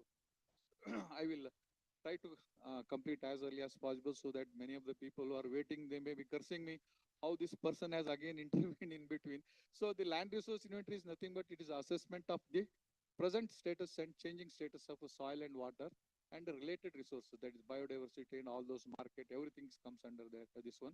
There are various processes. I will not talk in detail. Finally, we are delineating the land parcels based on the soil and site characteristics into management units. Please go next.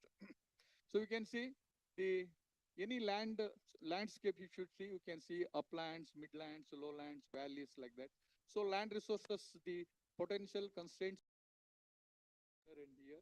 So the kind of crops grown, kind of productivity, kind of soil and water conservation, all those things are different.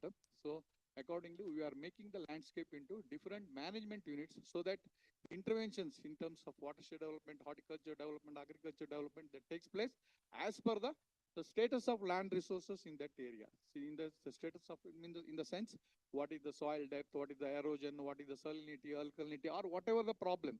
So it is just like a MRI scanning of the land resources so that whatever the treatment they are taking, the departments are taking, undertaking, that is as per the requirements of the land parcels. Go to the next slide, please. So accordingly, we will open the soil profiles and study the different this one and make into go to next, please. So these are the parameters we are studying. These are called the land resource inventory parameters. These are called the fertility parameters. Both of these set of parameters are captured each parcel wise. It is 1:8,000 scale mapping.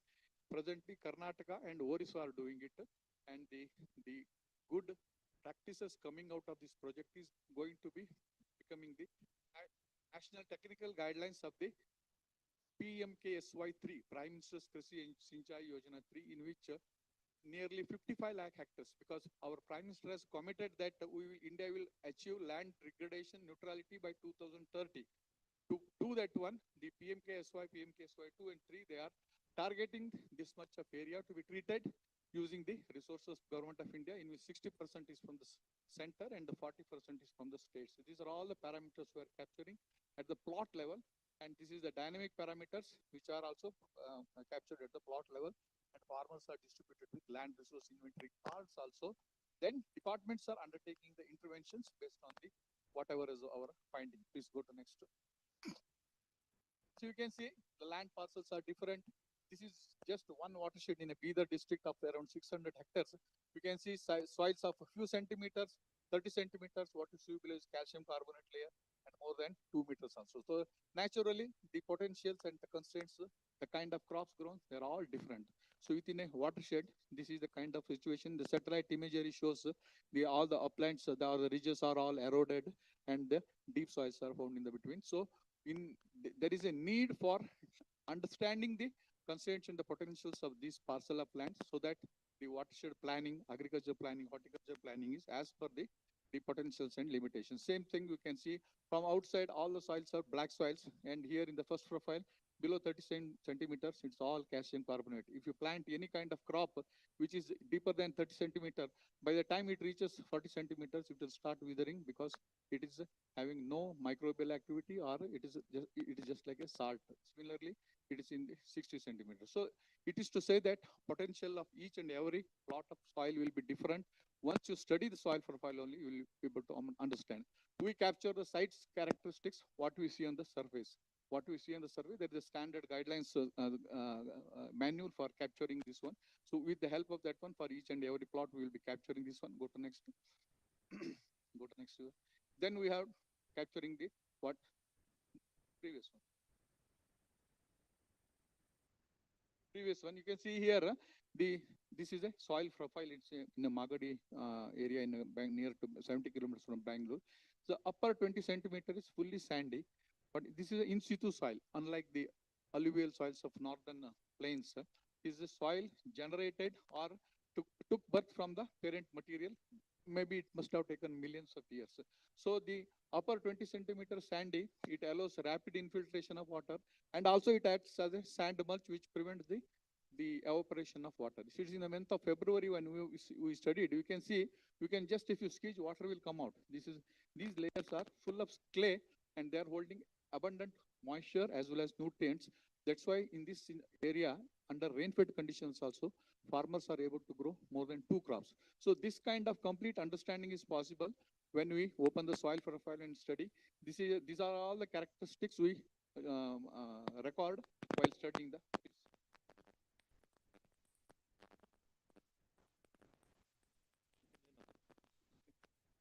So based on the homogeneity of site and soil, site means what you see on the surface, what you see on what you study below the soil, we make the landscape into management units. For example, this landscape is divided. Notice it a hypothetical example for understanding I'm showing.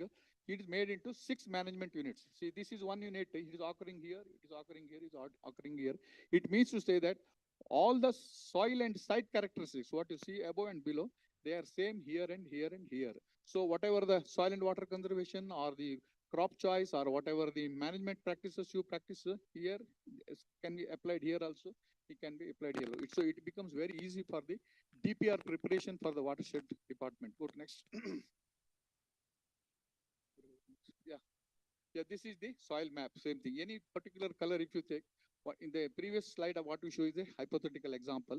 Here if you can see a particular color, if you see here, this color is occurring here, is occurring here, is occurring here. Similarly, this is occurring here, occurring here. It means to say that the soil and site characteristics, all the plots in this particular color are same for management of point of view. It becomes very easy for all its characters are listed here. What is the texture, slope, depth, graveliness, all these things.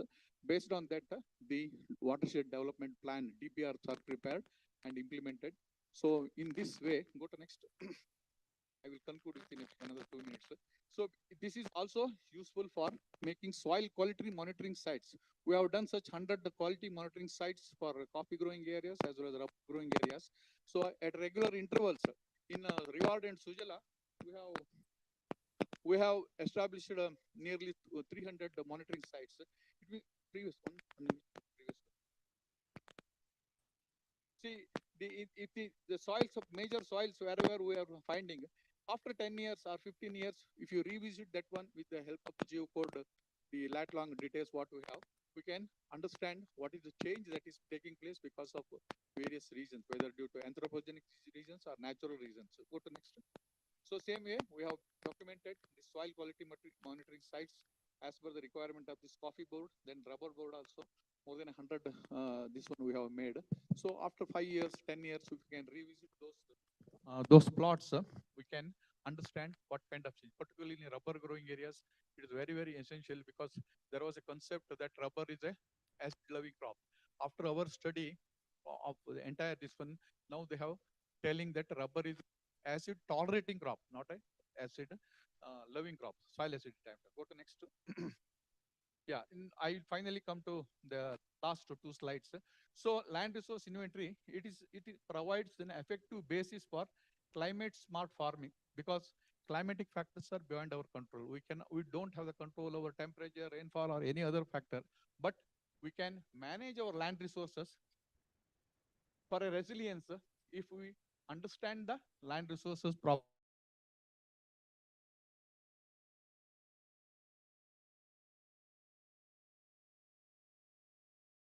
Agriculture universities and our institute have become the partners in the state's developmental programs. Now Orissa is also replicating and it is going to be replicated in PMKSY3 also. So we have become the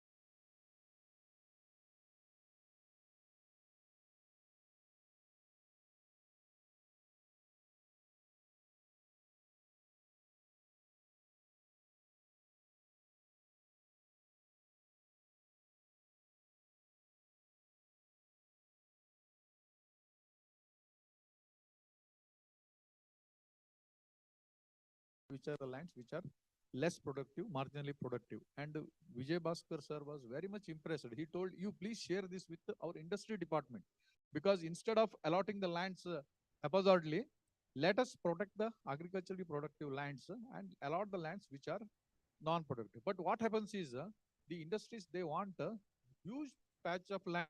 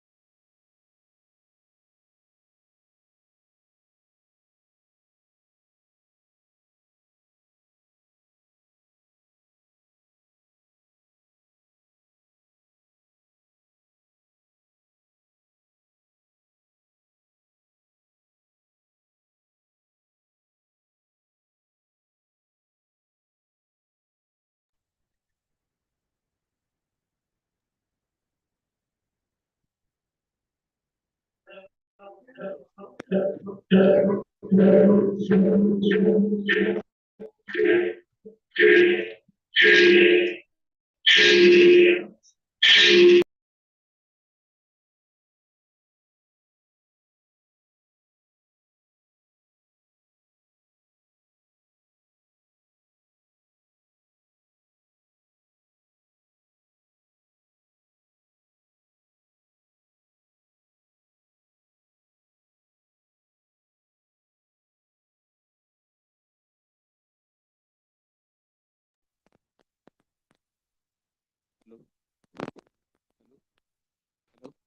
Hello.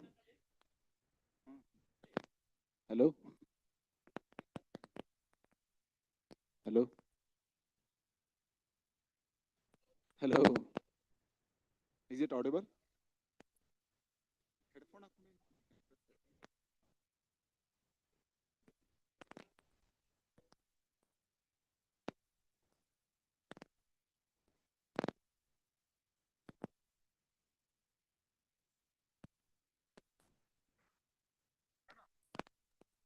Hello.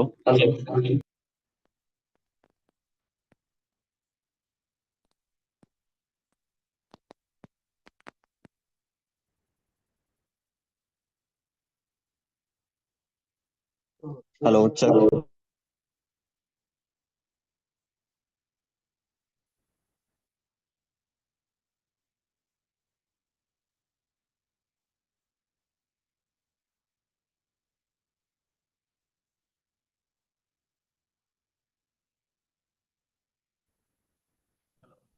Hello.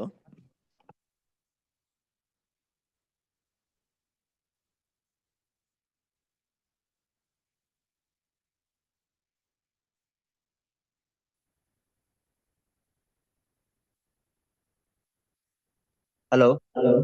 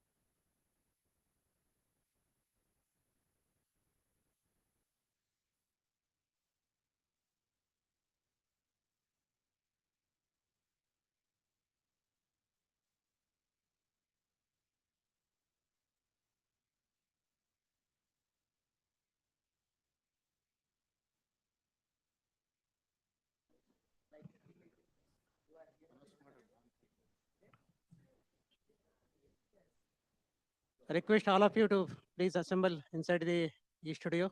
We'll start the session. Already it is already late. ಇದಾದ್ಮೇಲೆ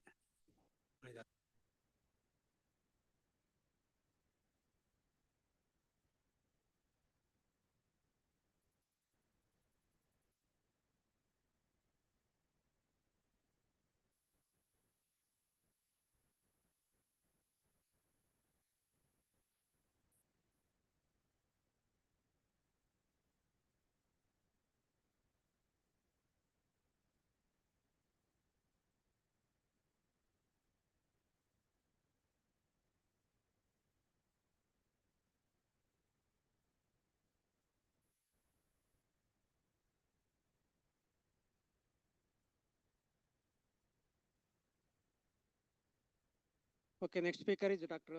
Nagarajappa Adivapar. I invite Dr. Adivapar to speak on smart nursery technology for high-tech horticulture.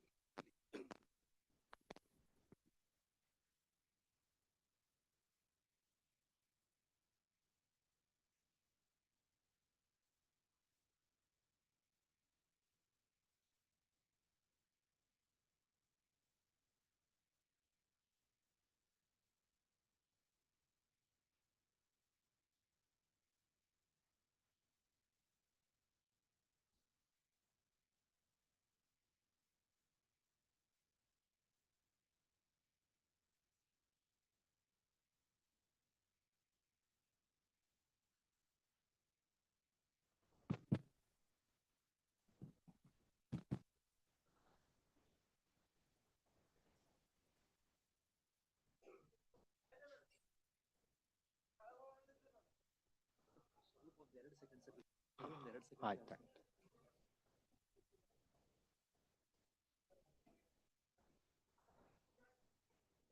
ಆಯ್ತು.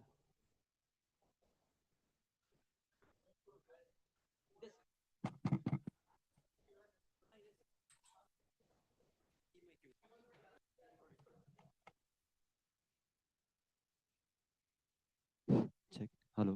Hello.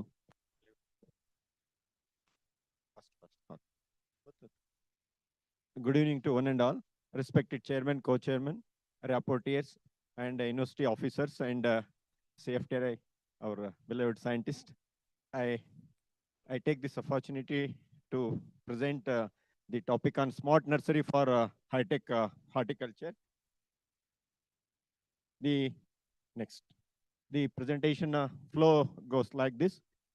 Horticulture scenario, present status of the nursery production, smart nursery technologies, survey and research highlights related to this aspect, recognition of nurseries and Bureau of Indian Standard provisions, recent initiatives taken by the government of India as well as other state governments, challenges, and finally conclusion. Next.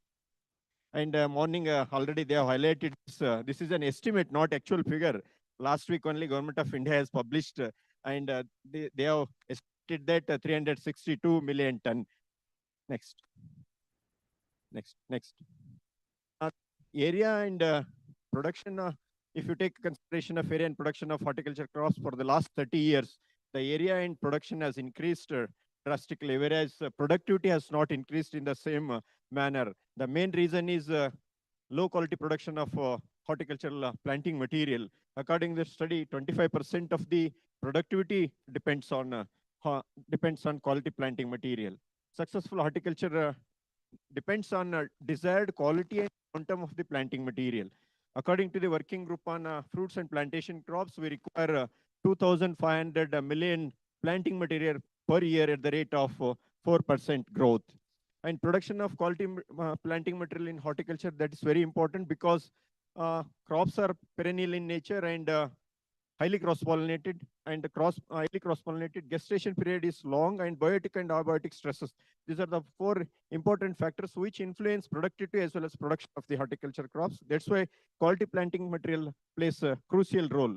And these high-tech nurseries already, Dr. Adiga sir and Dr. Deshpande sir, they have given a lot of information, and they both made our job very easy. And nurseries are classified based on the crops, fruits, vegetables, flowers, plantation crops, spices, and medicine and aromatic crops. Next. And present situation, if you see only 30 to 40% of the quality material or seeds produced from the organized sector, remaining 60 to 70% from unorganized sector. I'm also serving as a member of DSD and DCCD and other nursery accreditation boards as a member. At that time, I know that a lot of nurseries, they are not maintaining the standards. And 73 nurseries, as per the DSD statistics in India, they have been accredited. And with respect to DCCD, 56 cashew and 6 cocoa nurseries have been accredited. And the other agencies in India, State Department of Horticulture, State Agriculture Universities, ICR Institute, and private sector also they are producing. Apart from that, recently FUS are formed by the Government of India as well as Government of Karnataka. They have started community nurseries, but that is very less, meager scale. Next. And if you take the consideration of our own university, we are producing on an average 6 lakh quality planting material every year. I have given data for 10 years, and mainly we are concentrating on fruits plantation crops. Next. And back, please. Next. Okay, this is the Indian, especially selected cucurbits, sir. I have taken the expert data from the seed breeders in leading companies in India. More requirement is with respect to bitter gourd, bottle gourd, pumpkin, chili, and tomato. This is the ton of seeds required per year. Next.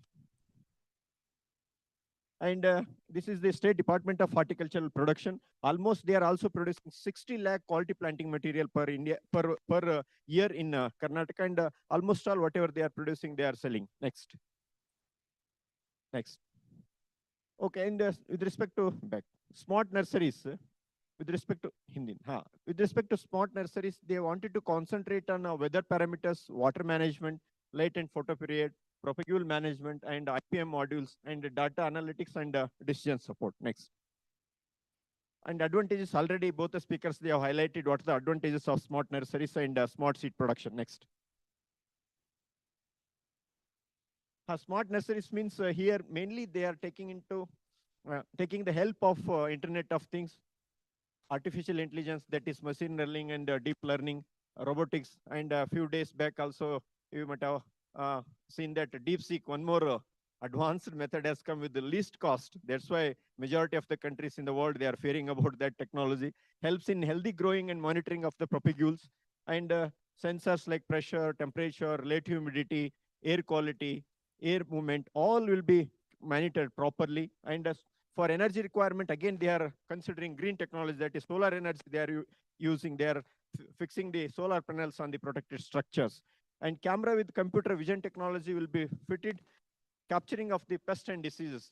This is very much essential nowadays. And one very good example in our area, I wanted to quote, in 22-23, we have arecanut is affected by leaf spot in 54,000 hectare. During that time, we have analyzed the nurseries. Majority of the nurseries, they are producing seedlings with the leaf spot affected seedlings. At that time, we requested Jawaharlal Nehru computer, one expert in engineering college next to our campus. They have analyzed and they have fixed some of the models. I have given very good result. It is in pipeline. Next, we wanted to take their help for screening of the seedlings during nursery only. Next.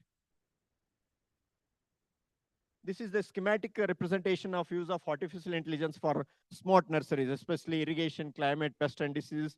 This picture also covered by Deshpande sir. I have taken this same paper, whatever you referred, same paper, it has been taken here. Very easily, they have depicted how the information will be collected by the monitors, how it will be sent to the machines for management of the moisture, as well as temperature, relative humidity, and air movement. Next. Again, one schematic diagram of a facility greenhouse or high-tech greenhouse, how these sensors will be deployed in different places, different locations to monitor the parameters. Next. These are the important gadgets they are using: temperature sensors, CO2 analyzer, oxygen analyzer. Next. And CO2 generator, lux meter, humidifiers, fertigation unit. Next. And these are the structures already they have explained in detail how it will be useful. Next. These are other advanced hydroponic and aeroponic method nutrient film technology that Dinikar sir has already explained about this. Next, because of paucity of time, I am skipping some of the slides. This is the I wanted to quote some of the research conducted by us as well as some of the research related to this aspect. Next, one survey we have conducted nurseries only during 22 to 24 by involving 60 nurserymen. I have conducted this survey. So in Karnataka only, we selected 4 districts: Shimoga, Chikmagalur, Davangere, and Chitradurga. We have considered some of the parameters. Usage of smart nursery components. We are astonished to see that nobody has around 60 nurseries, nobody is using this method. Advanced method, they are not at all using. And if you see their production is 10 lakh per year, they are producing pepper 5 lakh, even nutmeg 50,000, like that. Lot of planting material they are producing, but they are not at all using all these advanced methodologies. Seasonality of production, availability of productive structure, availability of mother block, educational level, adoption of IPM modules, selection, skill enhancement of the staff, production in the own land or leased land. Next.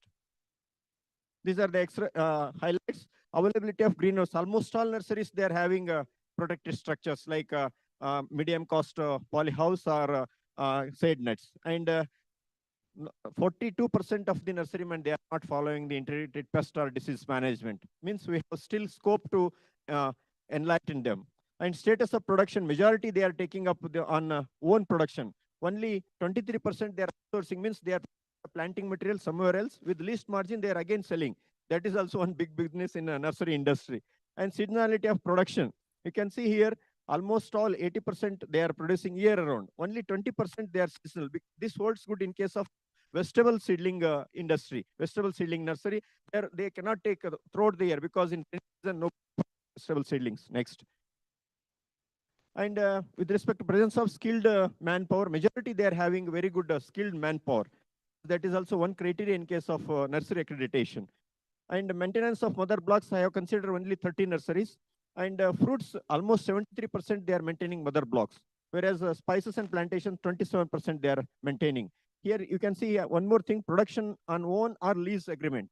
This is also very important due to NHM and other schemes. Lot of protected structures have been given with the subsidy they have raised, but afterwards they have abandoned.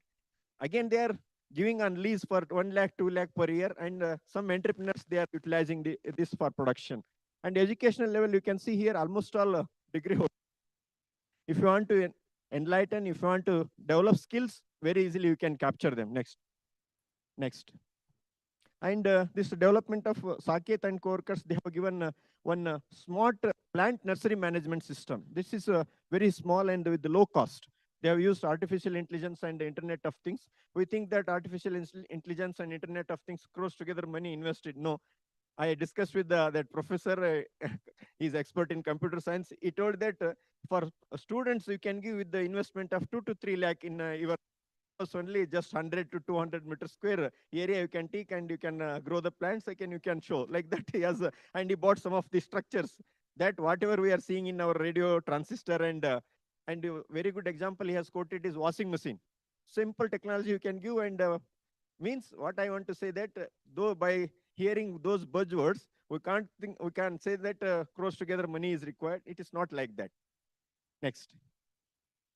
And one more low-cost model for efficient indoor nursery, especially for in home scale, they are maintaining some of the plants. At that time, it will be useful. Again, they are using IoT and Android app. Everybody is nowadays having Android app. They are maintaining soil moisture, light humidity, temperature, and light intensity. Next. And this is the system architecture, how it will work. So just whatever I have given the designs, how it will work. You can see here mobile application, here microcontroller, that is a Raspberry Pi or a Arduino that they are using with the lithium ion battery backup and relay. Based on that, whatever the information it will give, based on that, it will motor will act and LED lights will glow. Next. Next. And one more survey we have conducted. This is also published paper only. We have conducted in 2016-17. Here we have collected information from 30 nurseries in 3 different zones: so southern transitional zone, northern transitional zone, and central transitional zone. We wanted to know what is the requirement of tomatoes in Karnataka. You can see the huge demand. 62 crore tomato seedlings are required in Karnataka per year. And the establishment of nursery is a viable technology. Next. Next. This is the published paper. And these are the results. You can see here the farmers for establishment of 1000 meter square polyhouse, medium cost polyhouse, they are investing 10.66 lakh and realized a gross return of 1.66 lakhs and with net return of 50,000 rupees per time, means 18 to 20 days one time for seedling production. Within 20 days, they are earning 50,000 rupees in that area. And the tomato will be, nursery will be raised 8 times. Continuously, you cannot raise because demand will not be there throughout the year. That's why it's a seasonal operation. Gross return and net returns are also remarkable. And discounted cost benefit ratio is more than unity. It means it is highly profitable. And rate of returns also 103%. Next. And one more study we have conducted. This is impact of accreditation. Being a member, I am serving since from the 2010 till now. That's why I thought, why can't I make some impact assessment? In 2011-12, at that time, only NH the nurseries, not DASD or DCCD, they are not doing at that time. All nurseries were ranked as a single star. At that time, 1 to 5 star was there. Now it has been revised to 1 to 3 only, maximum 3. And input, whatever they have given, no technical information from university, and infrastructure development from Karnataka State Department of Horticulture, and capacity again development for nursery workers from the university only, and output after 2 or 3 years reaccreditation again again after 2 years once again they will visit with the team. One nursery got 3. You can see the sudden increase in the star level, means the infrastructure, quality, production system, soil solarization, other factors enhanced drastically. And one nursery got 2 star and 5 nurseries got single star. That means 5 nurseries still they are in that same status only. Next. This is also published paper only. And Bureau of Indian Standards, whatever since one lead talk and one invited tech, whatever they have highlighted regarding importance of nursery as well as grafts as well as seed. In BIS, long back they have mentioned some of the points with respect to propagation, nursery. You can see here whether they have followed the technology, that is whether approved technology they are following, whether they are producing in protected structure or open condition, all they have mentioned in that. Next. Very important point they mentioned is regarding graft incompatibility. Nowadays, majority of the farmers with respect to pepper, they are growing for grafted pepper. In Shimoga only, more than 10 lakh grafted pepper nurserymen are selling. Every year they are selling.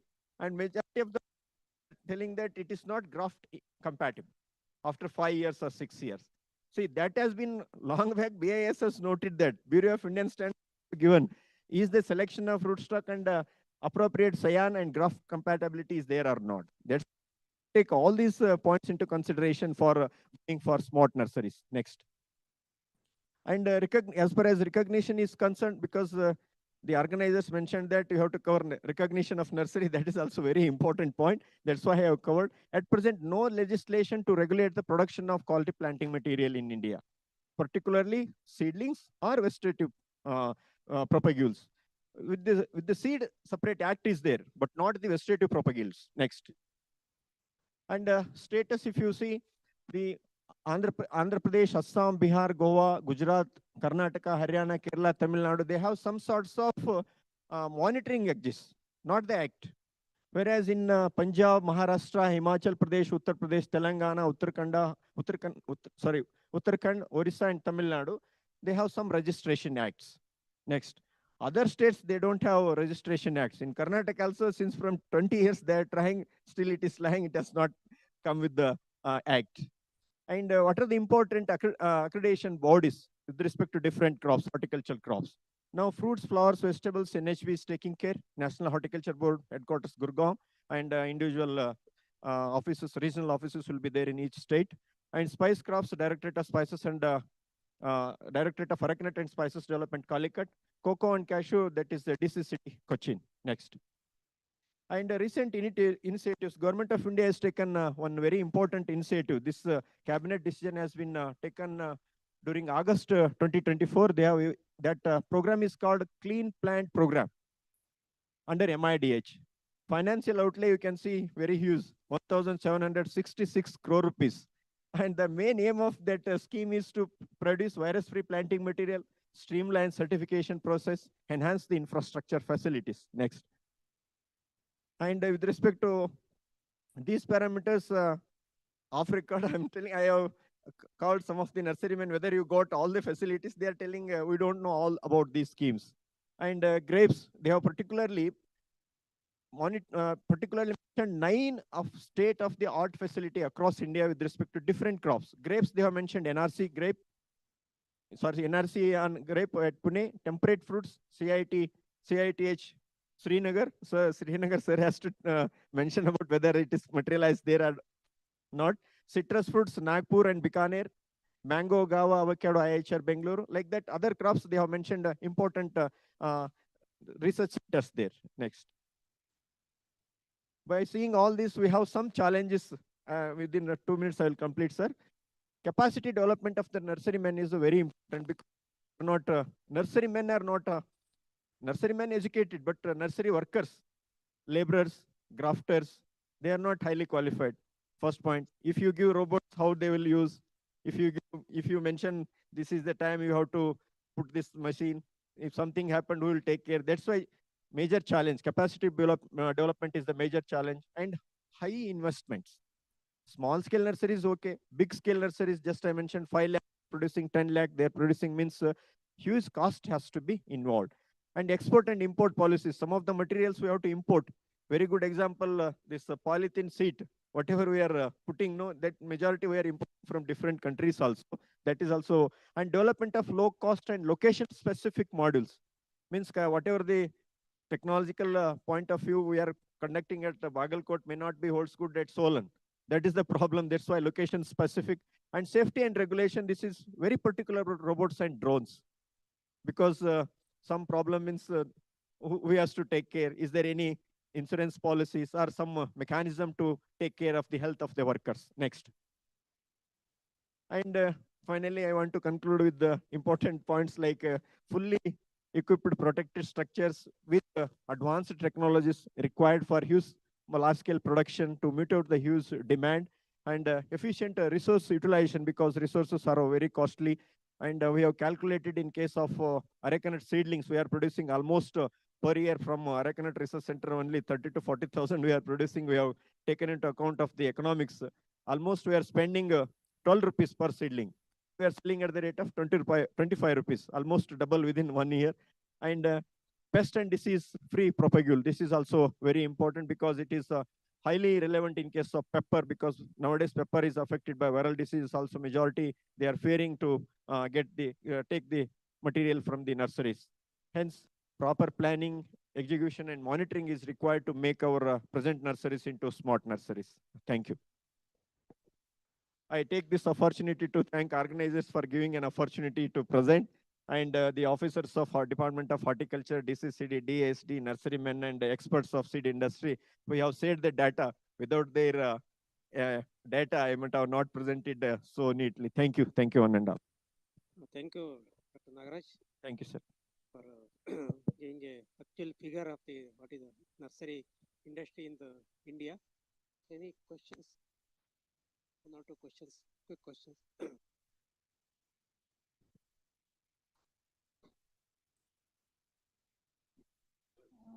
I'm Spurti from Floriculture and Landscape Architecture Department. My question is, you said like Android apps are available for indoors. Can you please suggest few apps that I can go through? Raspberry? Okay. Okay. So, what all we can measure, sir? Yeah.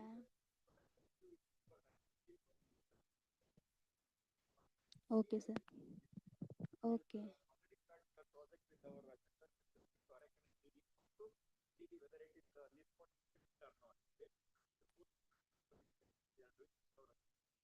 Whether is it image based or else?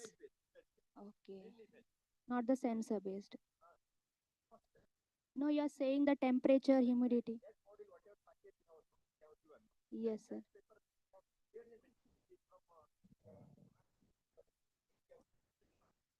Okay, sir. Hmm.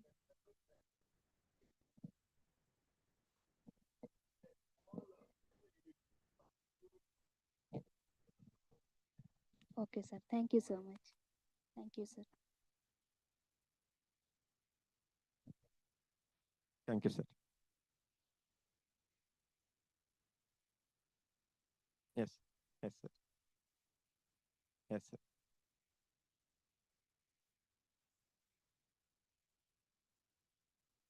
Very good question, sir.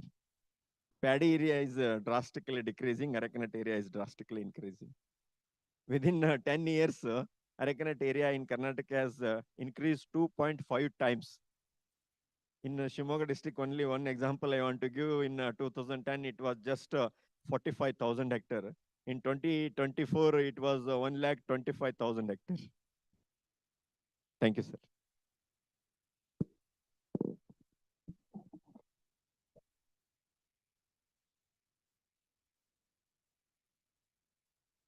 Okay, so now we have completed lead lectures. So now I call upon the oral presentation. First one is Kumaration.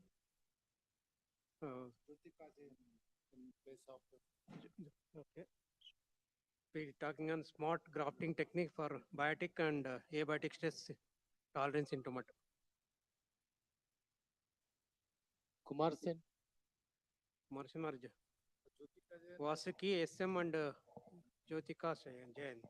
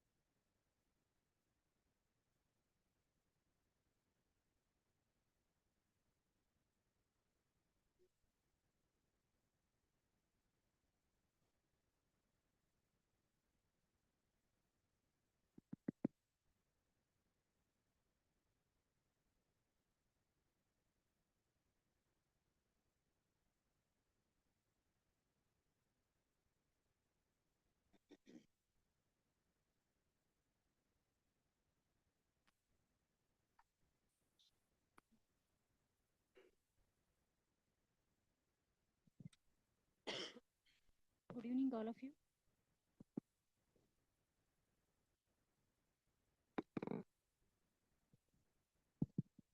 Good evening, all of you. Respected chair, co-chair, rapporteurs, and all the delegates. So my topic for presentation, today's presentation is influence of dwarf interstalks on interstalk grafting in cashew for inducing dwarfness.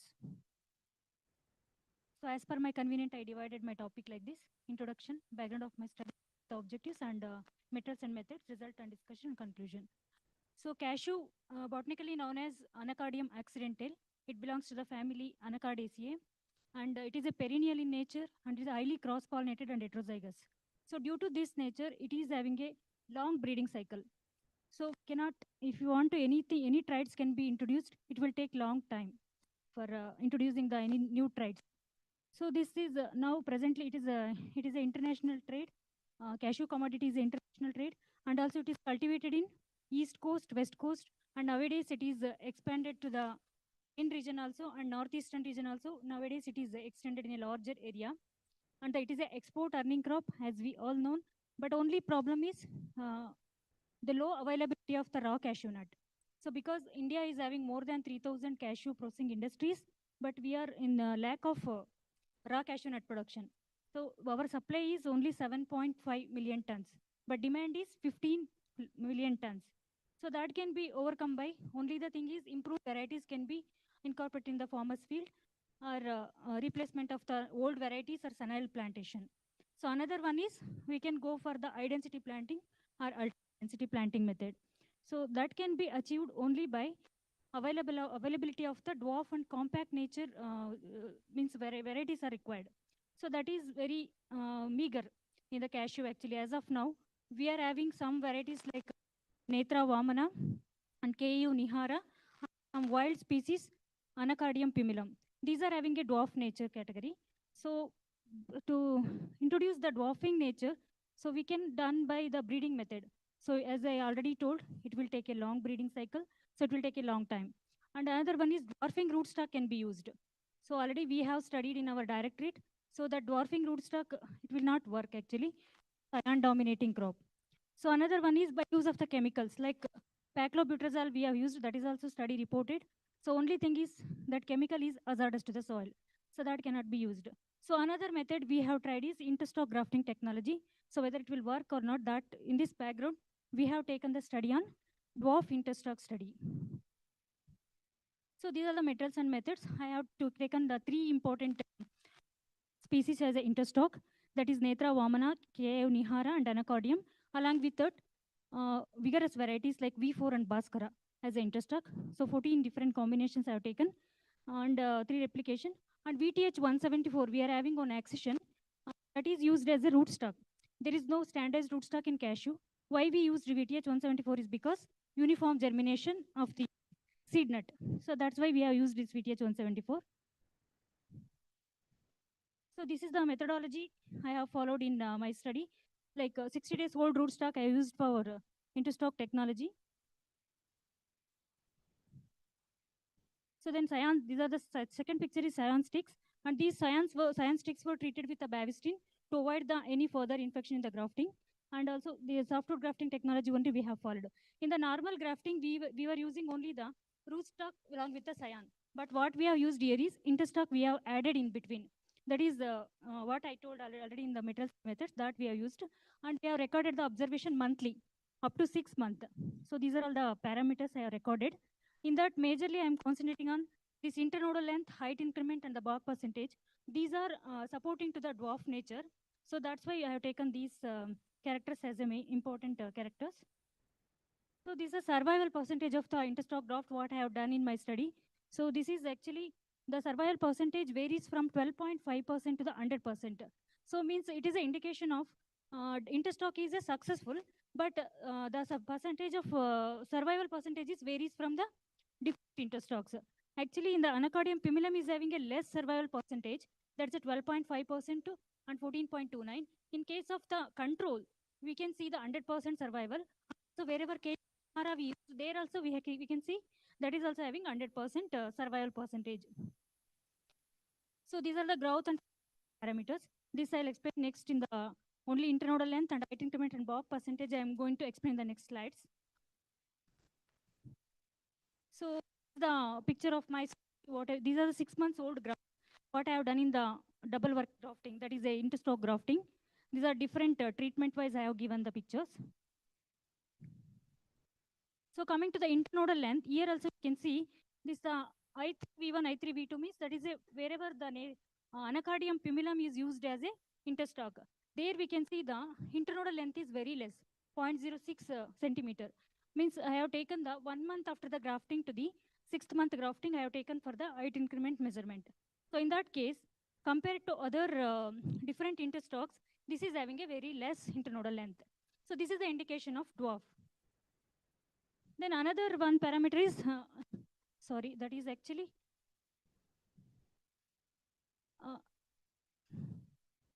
this is actually internodal length only. This is the height, correct only. The next is height increment.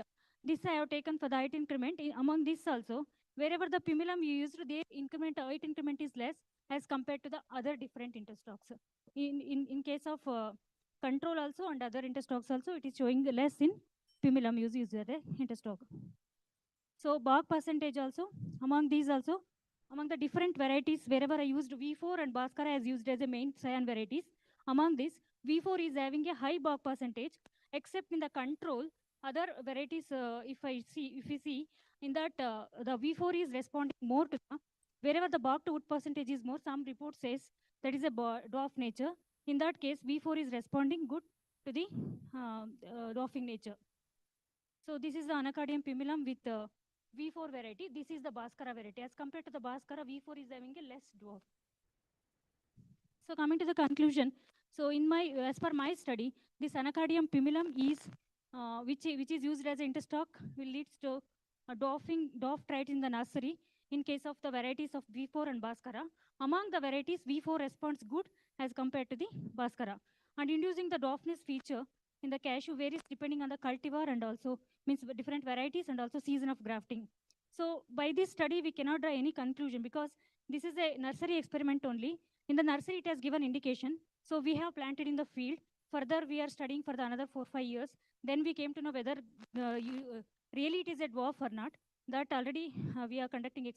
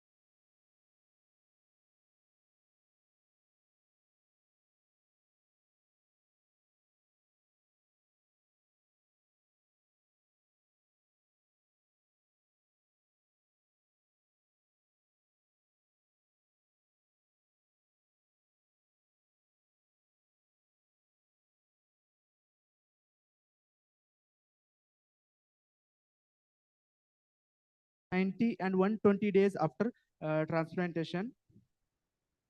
Treatment details. There are 30 treatments.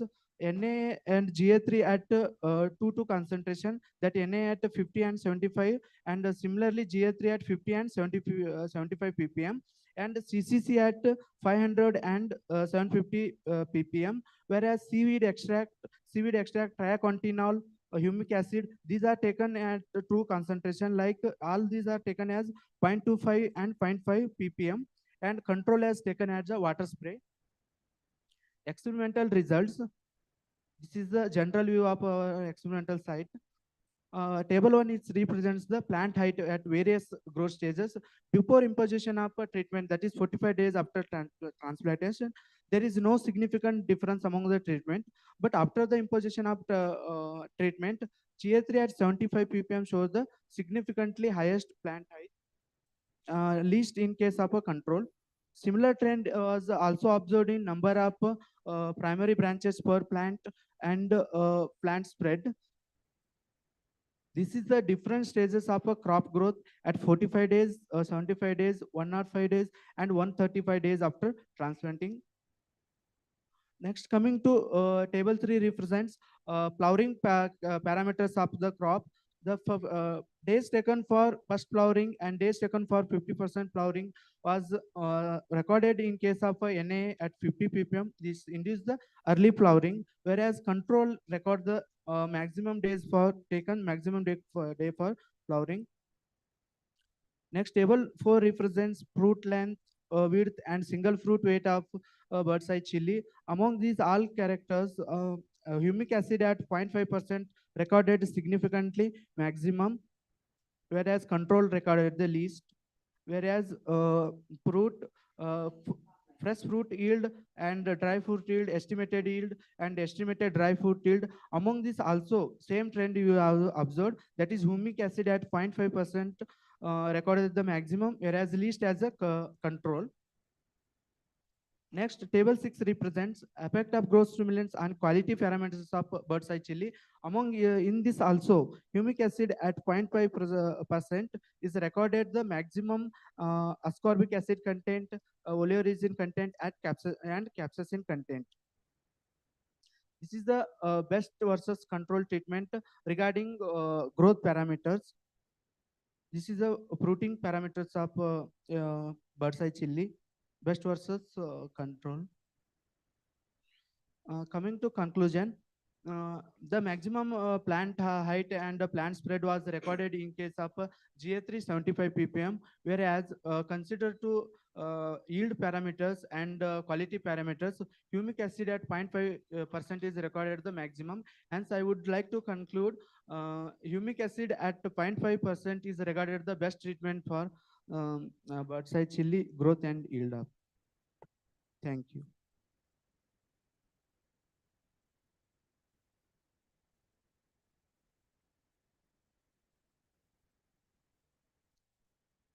Sir, first I tried in nursery, sir.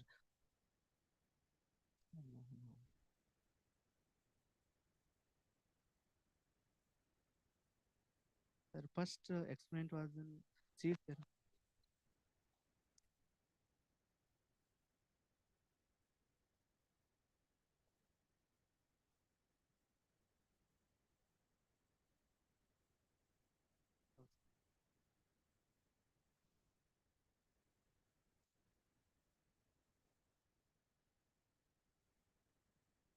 Sir, now I don't have but trials. Thank you.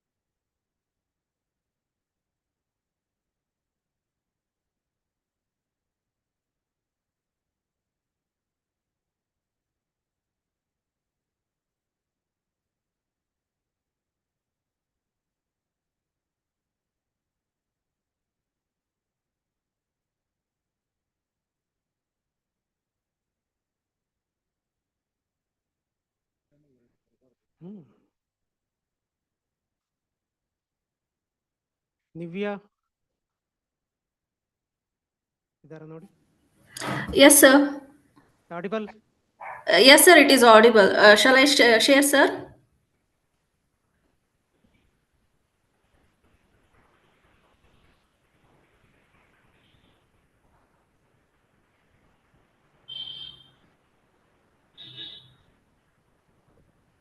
Nivya, please share your slides. Yes, sir.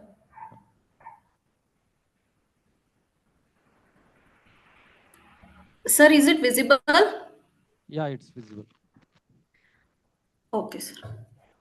Good evening, all the dignitaries. I am Nivya, a PhD scholar from the Division of Floriculture and Landscaping at ICR IHR Bengaluru. And my oral presentation topic is in vitro direct organogenesis of colored tuberose cultivar pink double. So tuberose, it is one of the commercially grown flower crop which is botanically known as Agave amica, and it is a perennial bulbous ornamental plant native to Mexico, belongs to the family Asparagaceae, and it is used in the floral decoration for making garlands and also used in essential oil extraction. So the area under tuberose cultivation is growing from past decades, and currently it is grown in the area of 21,000 hectares with a production of loose flowers that is 117 metric tons and cut flowers that is 102 lakh numbers. Whereas the major tuberose growing states in India is Karnataka, Andhra Pradesh, Tamil Nadu, West Bengal, Maharashtra, Gujarat, and Haryana. So with this introduction, we might be thinking, what is the problem with this crop? The major problem is tuberose, whatever the commercial cultivated flower is there, it is mainly of a single color, that is white. There is no other color even in the improved varieties which were released. So the major problem with this crop is lack of availability of novel color. So we, in our study, we introduced a colored tuberose genotype, that is pink double, which produces a broad funnel shaped wide opening double type of flowers, which is propagated by spindle shaped disease free bulbs with the diameter ranging from 2 to 3 centimeter. So even though it is propagated by bulbs, then we adopted a tissue culture technique. That is because of the bulkiness of the planting material, that is around 10 to 12 tons of bulbs were required for planting a hectare of area, and a shortage of required quantity of bulbs during the growing season, and to produce disease free high quality planting material, and also to get the prerequisite for tuberose breeding through genome editing and other advanced techniques. So with the growing demand for novel colored varieties, which requires a protocol for mass multiplication to satisfy the need for planting material, this study aims to establish an efficient reproducible micropropagation protocol specifically for the tuberose cultivar pink double. So these are the objectives of my research: to optimize the in vitro organogenesis protocol for colored tuberose, to optimize hardening media for in vitro rotated colored tuberose. Materials and methods: the explant selected was stem disc around 1 to 1.5 centimeter, and the media used was MS media consisting of macronutrients, micronutrients, iron EDTA compounds, vitamins, sucrose, solidifying agents. Along with this, we have used the hormone combinations. Surface sterilization of bulbs was done by cleaning the bulbs with the running tap water to remove adhering soil. Then overnight soaking with fungicides and bactericides, followed by washing the bulbs next day by adding 1 drop of 2-in-20. Then surface sterilization of bulbs was done under laminar airflow chamber with 70% ethanol for 1 minute, 4% sodium hypochlorite for 10 minutes, 0.1% mercury chloride for 15 minutes, and washing 2 to 3 times with autoclave distilled water. Then all the cultures were conducted in the under laminar airflow chamber, and the tools used for inoculation were steam sterilized at 121 degrees Celsius temperature and 15 psi pressure in a vertical autoclave for 20 minutes. Then the cultured vessels were taken to the culture room having a steady temperature of 21 plus or minus 1 degree Celsius at 16 bar 8 hour light and dark photo period with a light intensity of 3000 lux. And these are the treatment details. My first experiment was in vitro shoot regeneration, where total number of treatments were 7, replicated thrice, and the observations were recorded on 30th day. And the second experiment, the in vitro shoot elongation and multiple shoot induction. Here the total number of treatments were 9 and replicated twice, observations recorded on 30th day. Third experiment is on in vitro rooting, where the total number of treatments were 9, replicated thrice, and the observations recorded on 60th day. And hardening, total number of treatments were 5, replicated 4 times, and observations were recorded on 45th day. Results, table 1 here, the effect of nutrient medium on in vitro shoot regeneration from culture stem disc explant in pink double tuberose. Here M2 media recorded early greening of explant and highest percent survival of explant, that was around 100% survival, and 94% regeneration was recorded. And table 2 here, the effect of nutrient medium on in vitro shoot elongation and multiple shoot induction in pink double tuberose. Here M3 media recorded maximum number of shoots with highest shoot length and more number of leaves per shoot. And third treatment, that is third table, that is effect of nutrient medium on in vitro rooting in pink double tuberose. Here R2 media recorded early rooting with maximum number of roots and root length, whereas R0, that is only half MS media with no hormones, recorded no rooting. Then the effect of different media on media combination hardening of in vitro rooted pink double tuberose.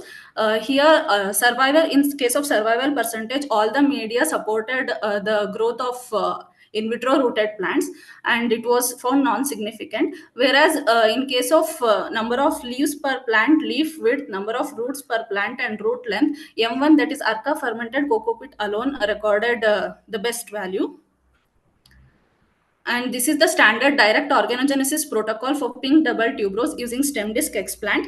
Around 165 to 170 days were required from culture initiation to transferring plants to the field conditions.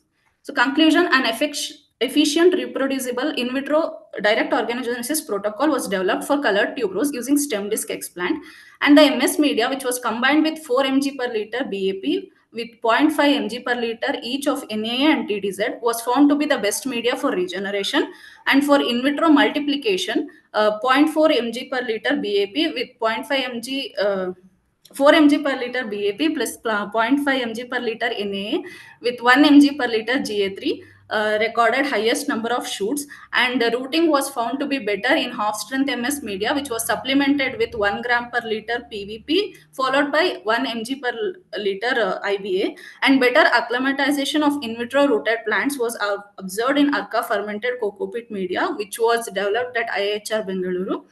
And the formulated regeneration protocol is used for in vitro mass multiplication of disease-free high-quality planting material. It also serves as a prerequisite for tuberose breeding through genome editing and other advanced techniques. Thank you. Thank you. Thank you, Nivya, for a good presentation. Thank you, sir. So this is only for the colored tuberose. Yes, sir. You have tried for any other types? No, sir. Actually, there has been so much work conducted with normal white tuberose, sir. No work has been done in case of colored tuberose. So we have tried to standardize a protocol so that it can be further used for other breeding studies also, sir. Okay, thank you. Okay, sir. Thank you. I call upon Sri Lakshmi for the presentation on global this floral induction and seed yield in photosynthesis. Sir, am I audible? Yeah, go ahead. Okay, hello, good evening, everyone. Myself, Sri Lakshmi. I am from Indian Institute of Horticulture Research. I am a PhD scholar, second year PhD scholar. So today I am doing an oral presentation on floral induction and seed yield in photosensitive amaranth. That belongs to Amaranthus tricolor, as influenced by plant growth regulators. So Amaranthus basically belongs to Amaranthaceae family, and it have around 60 species. Here we are concentrating on KU Vaika, a Amaranthus variety released from Kerala Agriculture University. So this is a popular variety in Kerala. It is multi-cut and it have red leaves. And the peculiar character of this variety is that it have a short day. It is a short day cultivar. That means it will flower from October to February. During the short, when it will get the short day condition, that time only it will flower. During the other period of the year, it will be in the vegetative phase. So for farmers, it is very helpful because during the when they grow multi-cut varieties, the main problem they face is the flowering. So in this variety, we can keep the variety in the field for in the vegetative phase for longer time. But when under the seed production prospects, this is a demark because the seeds, we can't produce seeds throughout the year. Only during a particular phase only we can produce the seeds. So we have set up an experiment in split plot with the 24 treatments, that is 3 main plot treatment and 8 subplot treatment. And all the cultivations were done according to the package of practices in handbook. And the sowing was done in the off season, that is in the February. And it was first done in nursery, and then it was transplanted to the main field 30 days after planting. So all the foliar sprays of growth regulators were done using manually operated sprayer. This is the layout of the experiment. We have replicated the experiment 3 times, that is 3 replication. This is the treatment details, that is the spray. We have 3 main plot treatments and 8 subplot treatments. So in main plot, we wanted to see if the spray interval really have an effect. Different growth regulators in different spray intervals have an effect on the seed yield and other flowering parameters. So the growth regulator treatments were 4 growth regulators we have selected: benzyladenine, gibberellic acid, triiodobenzoic acid, and triacontinol. So these 4 growth regulators in 2 different concentrations, 50 and 100 ppm, except triiodobenzoic acid, which was used in 100 and 200 ppm.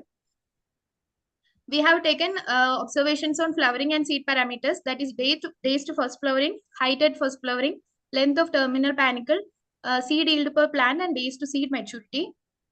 Coming to results, on the effect of this days to first flowering, we got in main plot, when we sprayed the growth regulators 20 days after transplanting, we got earliest flowering, that too with a growth regulator, that is TIBA at 100 ppm.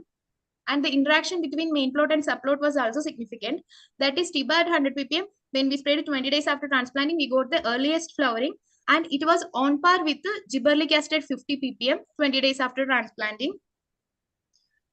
This is the flowering we obtained in KU Vaiga during off season by spraying TIBA at 100 ppm 20 days after transplanting. This is flowering in KU Vaiga off season when we sprayed gibberellic acid at 50 ppm 20 days after transplanting. So coming to the height at first flowering, we got the standard growth when we sprayed TIBA at 200 ppm. And we got an increased height of the plants when we sprayed gibberellic acid. That is the nature of the growth regulators. That is because TIBA is basically a growth retardant, and gibberellic acid is a growth stimulant that will enhance the internodal length. The interaction was also significant. So here, TIBA at 200 ppm at 10 days after transplanting caused the standard growth of the plant, and that plants were having the lowest height. And it was on par with the spraying TIBA at 100 ppm and 200 ppm 20 days after transplanting also. When while gibberellic acid 100 ppm 10 days after transplanting increased the plant height. Coming to the next observation, that is length of terminal panicle. We got longest terminal panicle when we sprayed the growth regulators 20 days after transplanting the plants. And that was also with gibberellic acid 100 ppm. So during the interaction also, here also we can see we got the longest terminal panicle when we sprayed gibberellic acid at 100 ppm 30 days after transplanting. And it was on par with the gibberellic acid 150 ppm 20 and 30 days after transplanting. Coming to the seed yield, this was the most important thing. So in this thing, we got highest seed yield when we sprayed the plants 30 days after transplanting. That means it already crossed the vegetative phase and it is about to go to reproductive phase. And at that time, we got highest seed yield from triacontinol 50 ppm. And the interaction was also significant. So triacontinol at 50 ppm 30 days after transplanting, we got the highest seed yield. And gibberellic acid at 50 ppm 20 days after transplanting, we got the lowest seed yield. Even though gibberellic acid has the efficiency to induce off-season flowering, the seed yield was less. That can be mainly because gibberellic acid is reported to induce more male flowers compared to female flowers. So these are the seeds that we got in KU Vaiga using different plant growth regulators. Coming to days to seed maturity, we got earliest earliest maturity when we sprayed the plants with growth regulators 20 days after transplanting, that too with TIBA at 100 ppm. This can be correlated with the earliest flowering. TIBA actually induced the earliest flowering. So during the interaction also, we can see TIBA at 100 ppm 20 days after transplanting induced earliest flowering, and the delayed flowering was by benzyl adenine 260 days. That is actually natural flowering only, because by the time the plant started exposing to show day condition, it was around September, October time. So overall, we can conclude that triiodobenzoic acid, gibberellic acid, and triacontanol are three potential plant growth regulators that can induce off-season flowering in this particular amaranthus variety. And triiodobenzoic acid at 100 ppm and gibberellic acid at 50 ppm, they gave the potential results. That was, we were actually wanting to induce earliest flowering and seed maturity. So that was obtained from these two growth regulators. TIBA, it can be because we selected TIBA actually because of literature in the, it is said that it can lower the critical dark period requirement. And for gibberellins, it is reported that it can affect the long day requirements. That means it can break the long day requirement. But this is a report here in Amaranth KU Vika. We have seen the gibberellin effect in short day plant also. And seed yield, that is with triacontanol, we've obtained highest seed yield. That can be because in literatures it has been said that the triacontanol has the ability to promote the seed germination and growth of pollen tubes. So we can correlate that thing with that might be the reason for the highest seed yield when we sprayed triacontanol at 50 ppm. So we can actually formulate some commercial formulations of TIBA, gibberellic acid, and triacontanol for inducing this off-season flowering in this particular variety, and we can tackle the seed, we can increase the seed production, and we can actually meet up the seed demand of the farmers. So that's all. Thank you. Thank you, GCSH coordinators, for giving me this opportunity to present. Thank you. Thank you. What is the cost of the seeds? Sir, we sell 2 gram seeds for 30 rupees. 30 rupees. Okay. Yes, sir. Sri Lakshmi. Hello. Yes, sir. Yes, how do you sir. think that your topic is has relevance to the smart nursery technology? Sir, actually, we were mainly it is related to seed production actually, but this is a using growth regulators at early stage. We are trying to break the photo period, so that's why. No. Your topic is on floral induction and yield, so it is not Yes, sir. relevant, Seed. relevant to smart nursery technology. That's what we feel. Is it right? Yes, sir. Yeah. Okay, thank you. Thank you, sir.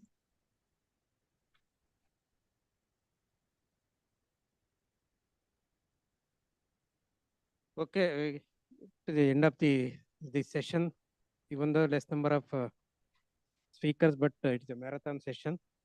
So there are we have discussed about the advanced techniques in the nursery productions, seed production, seed storage, and also seed germination, and also the nursery situation in India, their accreditation process, what is the status, the number of demand, and also what is the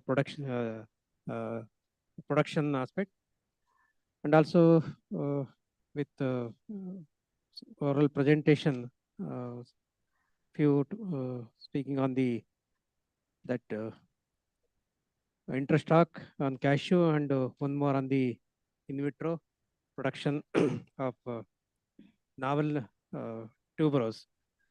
So even though there is a lot of demand for the quality planting material, so still we are not in a position to produce a quality planting material, especially perennial, especially like fruit and plantation crops.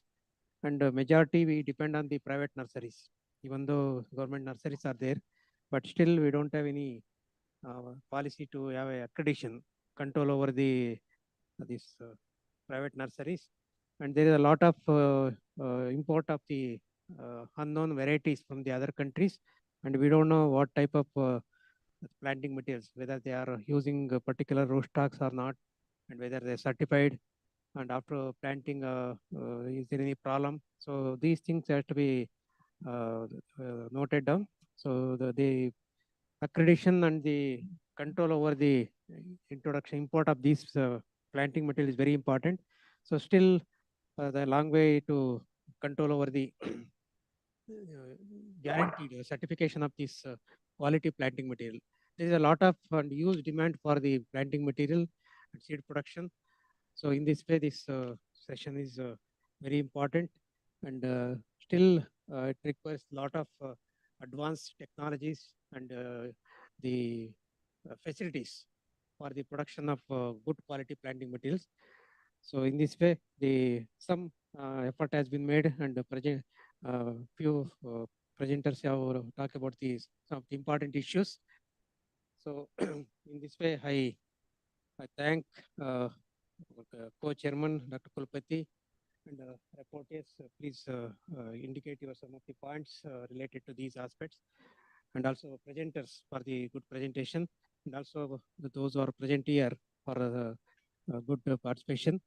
And also I thank organizers for giving me opportunity to chair this session under this global conference. And I want to give this some remarks from. Thank you, sir. Yeah, at the outset, I heartily congratulate all the speakers. Especially you had very nice talk from the director of Cashew keynote address and again lead speakers, especially Nagaraj for very good information we received from them. And as Dr. Swami said, still there is a lot of information is required technology-wise, especially with regard to nursery, because there is no quarantine methods for the vegetative propagated material in India. So we have to have an eye on the private nurseries. So anyway, once again, I congratulate all the speakers who have given a very good presentation. I personally thank the organizers for giving me an opportunity to serve as a co-chairman for the theme 1, that is smart nursery technology. I also thank the chairman, Swami, Dr. Swami, and also rapporteurs. Thank you very much. Good evening to all. This is the end of the session. I request Dr. Hiremat sir to facilitate our guest lead speaker and chairman and co-chairman by giving the memento to the guest. ಇದೊಂದು ಹಾಕೊಳ್ಳೋಣ ಇವ್ರದ್ದು ಬರೆಯೋಣ ಇವ್ರದ್ದೆಲ್ಲದು ಬರೋಣ topic relevance ಇಲ್ದವ್ರದ್ದು not related ಅಂತ ಹಂಗೆ ಬರೋದು.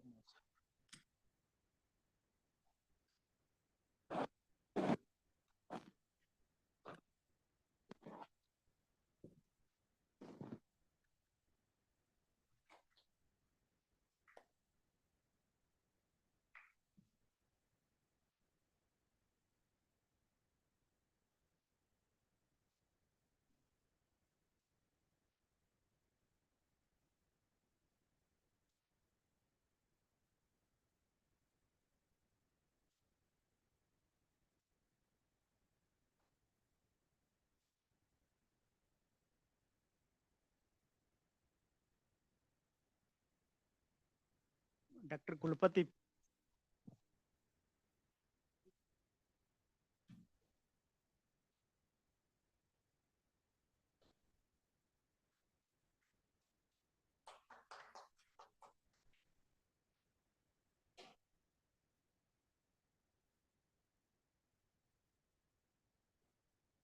Dr. GSK Swami sir.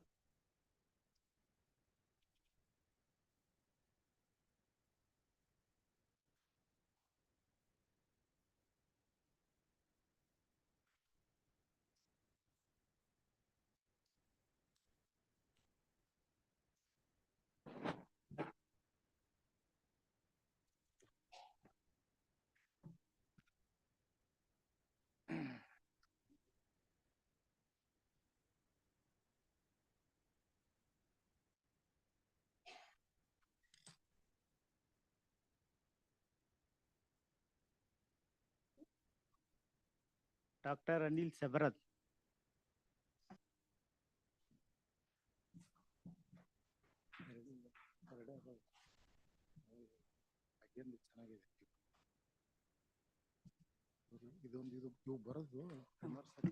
I would like to extend my deepest gratitude to everyone. I want to thank our keynote speaker, Dr. Dinkar Adiga sir, for delivering recent advance in propagation and nursery management of horticulture crops. Sir has covered a lot of information on recent advances in propagation as well as nursery management practices. And I also thank two eminent lead speakers, Dr. Deshpande sir and also Dr. Nagaraj sir, for providing a very good information. And I also thank Dr. Rajendra Hegde sir for providing information on this reward project. And I also thank two deans of our fruit science faculty. So Dr. JSK Swami sir and Dr. Kulpati Hippargi sir for his critical remarks in this session. And I also thanks to Dr. Shabrad and Dr. Patepur for giving act as a rapporteurs. And I also thanks all the participants who actively participated in this session and make a success. Thank you, one and all.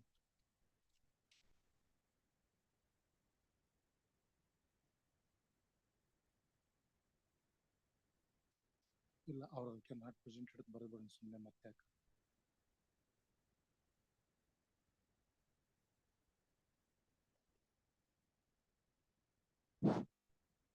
Thank you so much, sir. So, thank you so much for the theme one. So we'll start with the theme session when. So I'd like to request Dr. T. Janakiram, the chairman of the session, Dr. Janardhan sir, co-chairman of the session. So for the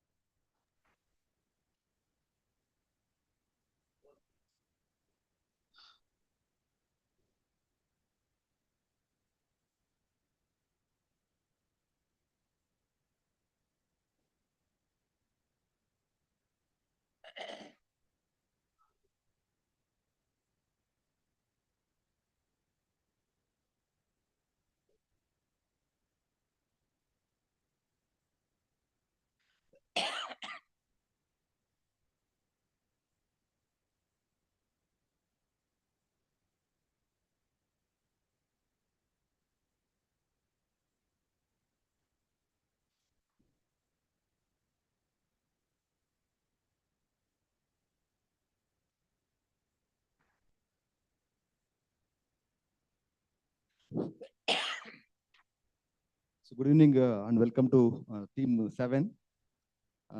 For the Team 7, so urban and peri-urban horticulture. So for this, the chairman of the session is Dr. T. Janakiram sir, former Vice Chancellor, Vice Horticulture University, and also former ADG, New Delhi. Co-chairman of the session, Dr. Siddhan sir, Dean, College of Horticulture, Mysuru.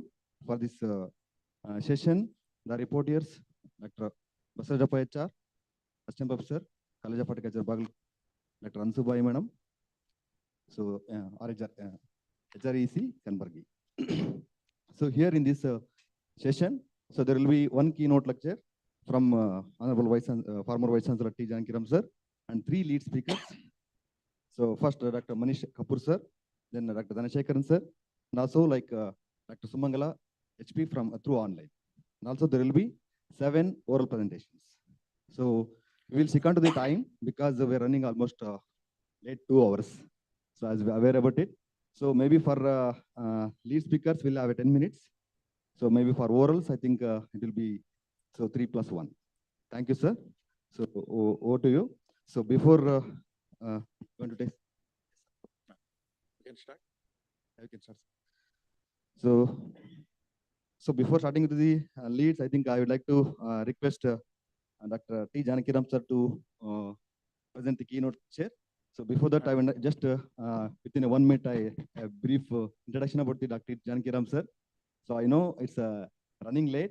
So he's the guru for everyone and all the teachers for most of the faculties here and also through online also. So he has served in IHR for 20 years and also with the higher positions in the ICR also. So he could able to release many varieties in the floriculture. So just only 1 minute, sir. Thank you so much. So you all know about so personality of the Janakiram sir and simplicity also. So will not take too much of time, sir. So over to you, sir. So thank you very much, Dr. Pawan. Now we have very important session, theme 7 urban and peri-urban horticulture. I think we are, beyond the schedule of 2 hours. So without wasting much time, we will go for the presentation. At the outset, I would like to welcome Dr. G. Janardhan, Professor Agronomy and Dean, College of Horticulture, Mysore. And our reporters, Dr. Basarajappa, Assistant Professor, COH, Bagalkot, Dr. Ansubai Hosagaudar, Assistant Professor, COH, Bagalkot, and the session moderators, Dr. Mukund Shirgaur, Associate Professor, UHS Bagalkot, Dr. P. Pawan Kumar, Assistant Professor, College of Horticulture, Bangalore. My special thanks to all the audience present in the hall and also those who are, attending online. I think before having my presentation, I would like to,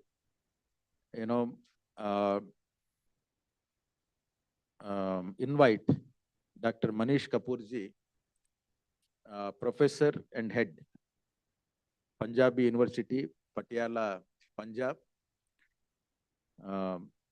So you are ready, Dr. Sir?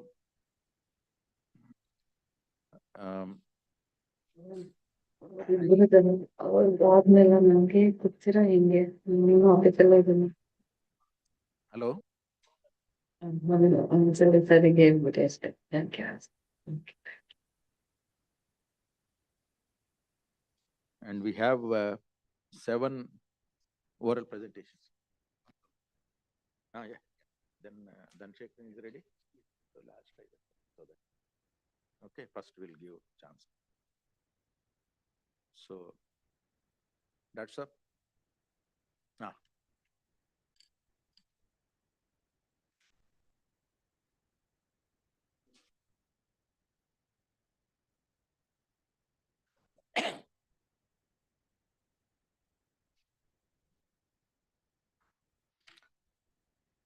He will be speaking on tree health for sustainable green cover. That will be very interesting, and I think it's a out of box topic. So presently is the head of the department for Pottery in Punjabi University, Patiala, and also coordinator for Center of Disaster and Ecosystem of the Punjab. So he served almost like 20 years in the ecosystems. He could able to have a vast knowledge in this, and also he could able to get 4 patents on this. So that is his greatest achievement. So he also involved in many national and international projects also. So over to you, sir. Thank you, sir, for giving me this opportunity to present before your lead lecture.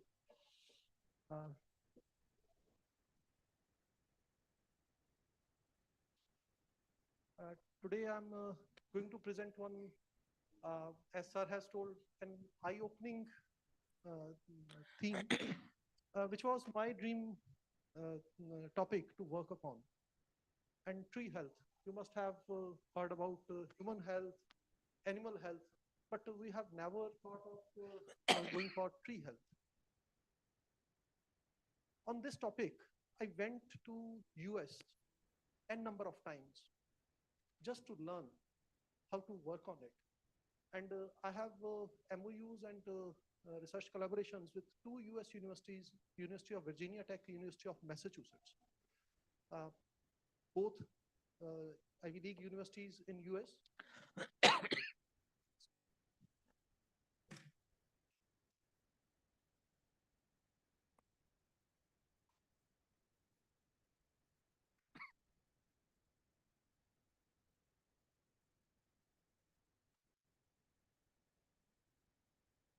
Yeah.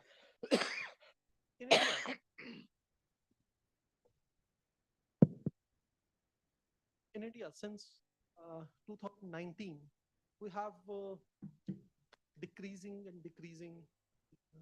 forest cover. And in the last few years, what Indian government has come up is, you can see my state, Punjab, Chandigarh, and the eastern states, they are losing their tree cover, except a few states. And Indian government in 2022 September, they came up with another, you can say, a loophole: trees outside the forest. Trees outside forest means if a tree is growing in your roadside, if a tree is growing on any public park, that is a part of the green cover. So it was basically 2021 to 2026 5-year program from US aid, under which they presented, they came up with this idea. And you will be surprised that just 2.9% increase was there, just 2.91%. Otherwise, we are having a lesser area. And in that, Maharashtra was number 1, followed by Karnataka and Odisha. Now, these tree failures, the bad effect on the trees is all due to climate change first. And secondly, non-care of these trees, which are growing in our forests as well as in our locality. And they come up with various defects. And various trees, they can become tree risk to human beings as well as the properties. And these are all structural defects. This is the need of the hour, and almost 84% of these trees, they fall during the rainy season and when the winds are blowing at high speed. I'm showing you over here a target, people and property. I have put 2 arrows. One is yellow, and this is the area of impact, the red zone. Area of impact basically is the height of the tree is the area of impact, because when this tree is going to fall due to any defect, this is the area up to which it can fall. So this tree has a bigger area of impact than this tree. This has got a very small area of impact, but this is more dangerous than this tree. Why? Next. Because in this tree, you can see there is a parking lot here, and some houses and human activities. But over here, there is no human activity, no parking. So the area of impact is more over there, because though the tree is small. Some of the duties of a tree owner, whether it is growing in your compound, in your house, or whether it is growing outside your house on the road, or whether it is growing in some public park. The owner of the tree, whether it is a municipality or a homeowner, depends on him. Then comes some risk management principles, and we should follow these principles, provide a wide variety of, because they provide a variety of benefits to the society. So we cannot say that we will not grow trees, but we should grow trees with specific management practices. It is impossible to grow a tree without any, just see, many trees, they are axed just because that the corporations or the government says that they are risky for people. Just see, keeping in mind the safety of people. Eucalyptus trees, 100. And 170 years old tree fell, and many people, they lost their lives. Next.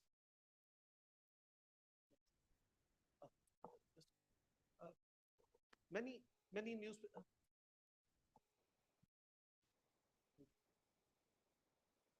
So, and another tree fell in Akola, killing 27 people and injuring 26. Some other news when tree fell. This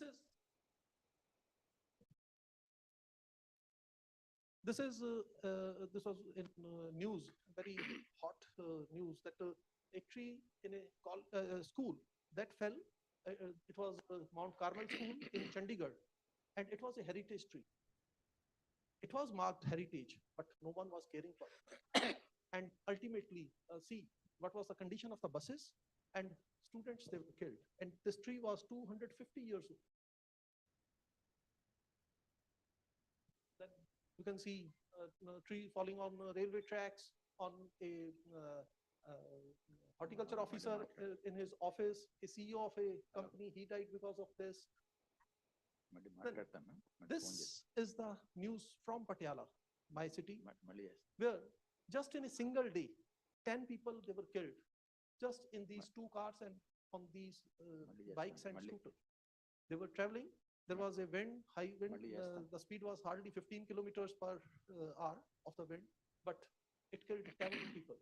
I went to the police officer in that area, and I asked him, have you filed any FIR against? He said, no, sir, this is an act of God. So we cannot file a complaint, FIR against anyone. I said, it is a murder. He said, how? You are mad? It cannot be a murder. I said, it is a murder because the person who was responsible for maintenance of these trees, he was not following his duties properly. You can see some more pictures from various parts of India where trees, they fell without intimating anyone, and people lost lives. These are some of the pictures from my own campus. And these are some of the pictures which probably you must have seen in every tree growing in your locality. And then the newspaper said and gave the name fatal flora. Can flora be a fatal? No. Just because of our negligence, non-compliance of our duties, it was a failure. Now, I went to US to study on all these things, and it was the International Society for Arboriculturists, ISA, which ultimately gave me honorary membership in their society and trained me. These are the 7 categories of defects: decay of the wood, cracks, root problems, weak branch union, cankers, poor tree architecture, and dead tree top. And they have given specific signs for each defect. Now, how to go and find the defects? It is simply inspection and a systematic method of examining and assessing the tree just with your eye. And then coming up with that, what is the degree of risk which that tree can do? And it is just a visual inspection first, then followed by some tools. This is a form for each tree. You have to fill this form. It is a 4-page form. I will be showing the other pages, in which you have to fill every information about that tree, the visual factors, about the root factors, and then coming up with the risk categorization. This is your perspective, how you see those defects, and just put them over there. And then coming up with the metrics, that what can be the consequences, whether they are going to have major consequences. If it is purple zone, just cut the tree.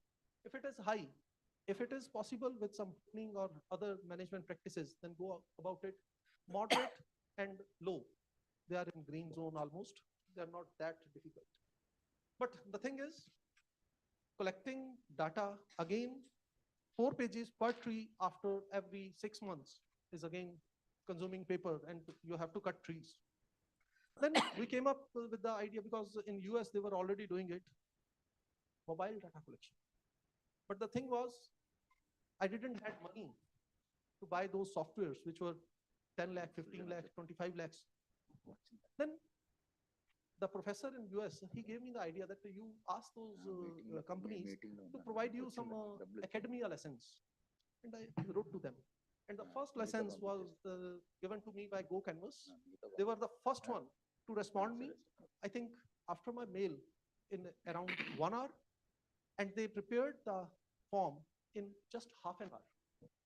Then came Fulcrum, Plant Tracker, just Google Earth, Tree Plotter, iTree, and Tree Tracker. All these companies now, they have given me licenses. iTree is the software by US Army, and I have the license to use it for academia, not for any commercial purpose. And even Google Earth, I can see anything up to 50 meters. And this is how you collect the data. You have a tab with you, just visualize and put your with your fingers or pens, you can use it.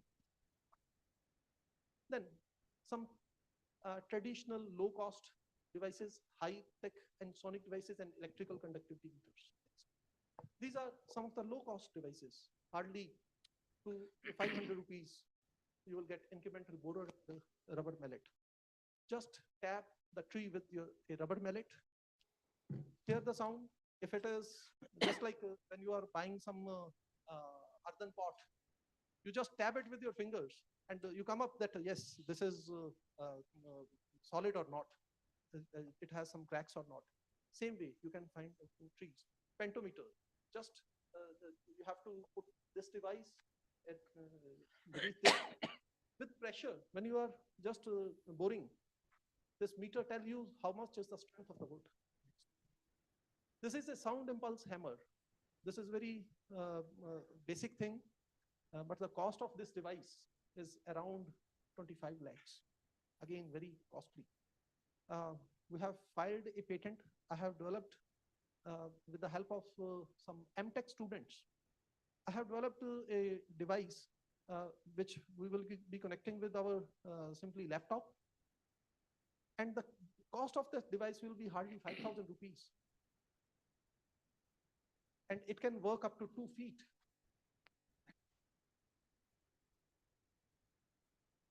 In this, you have a metal hammer. You will tab on this, and you have to, the sound will go, if it is hollow inside, the sound will not move over there. And you will get some signals. And you should know how to read these signals, because signal, when they will be moving from one end to the other end, they will go some down. That's why the frequency is high over here and it is low, but it is going. If it is breaking, that means it is hollow inside. Next. Then you have cyber decay detecting drills. In this, you will bore and you will come up with the wood. If solid wood is coming out, but it is an invasive method. If you are using these methods, you should go for waxing of those holes which you have created with this. Then there is a resistograph. This is a drill, and this is a graph paper on this. Whenever you are drilling with the pressure or with which it gives you graph, just like this. Next. And you can see in this, we entered from this, the resistance was increasing, then it decreased. That means if there is a decrease, the wood is decayed. In a healthy one, just see, it is increasing continuously. Again, in a decayed one, it is decreasing. With this, if you just enlarge it, you can find the age of the wood without cutting the tree. Otherwise, to find the age of the wood, you have to cut the tree. You can find the age of the tree without this. Then you must have gone for your tomography, or you must have heard about that someone is going for a CT scan or MRI. This is the MRI or CT scan for trees. You have 8 probes outside the tree. This is a simulation. We have not cut the tree. These are the probes. All around 8 probes. You have a laptop with it connected, and they send the signals, sonic signals. The first thing which come up is this, then the computer simulates into this, and then into this. Now you can come up that this tree is hollow inside, just like you have the CT scan of your brain or your body, and the doctor can see that what is inside your body without going in. So for this simulation, this is the effect which you get. Next. Now, if you go on scanning this whole tree, you will come up with the 3D token. Then you have electrical resistance.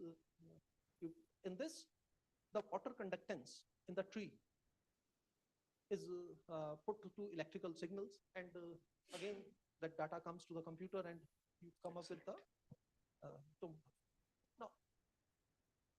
This is all about you have come up with that your trees are not healthy. Now, what to do?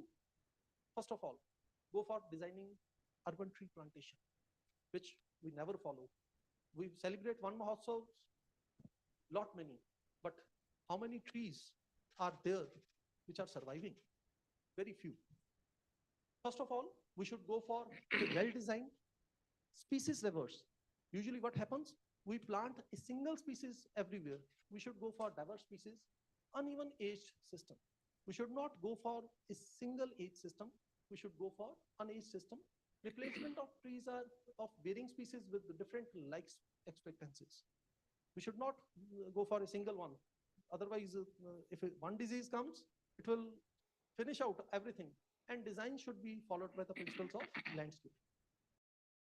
The other thing which we should keep in mind is the soil pH, the soil compaction, soil drainage, light situations, exposure to sun and wind, and snow, wind, ice, and other things, and human use. Next.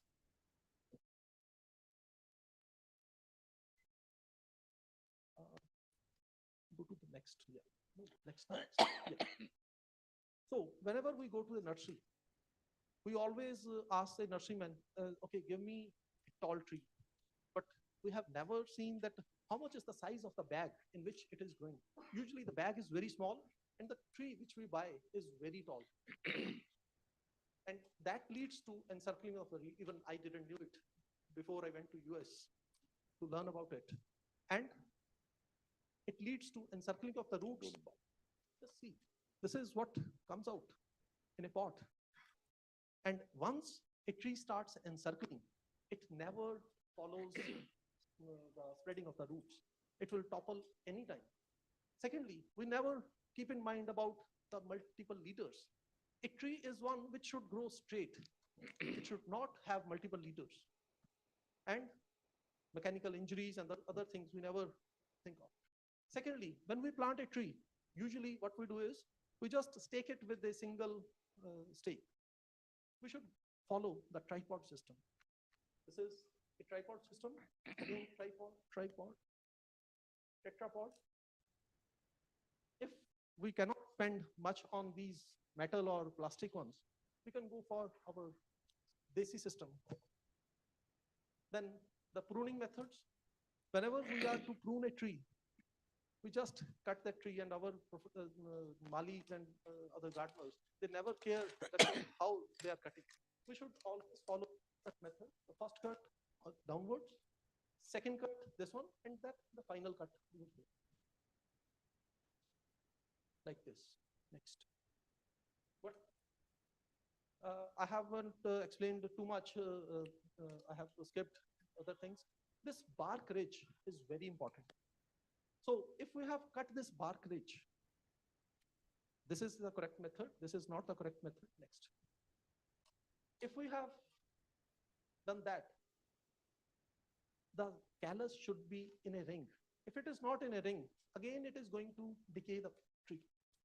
Then cabling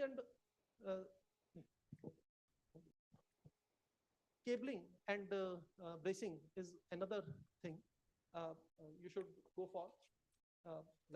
There are some braces, nut bolts are used. Just like when we have problem in our teeth, the doctor puts some braces, and that should be followed following the principles of mechanics with the degrees on which it should be tagged. These are some of the pictures how to use it. Next. Sleeves should be put so that they do not damage the trunk. Next. These are some of the close-up pictures of the braces, how they can be put. Next. Even if the wood is not that solid, very strong, you can even support from below. Next. Some pictures that how they look like, and after a few years, how they will. Next comes how to apply insecticides. So this is a person who is applying insecticides in the roots, and this insecticide will be supplied to the plant for around minimum 1 year.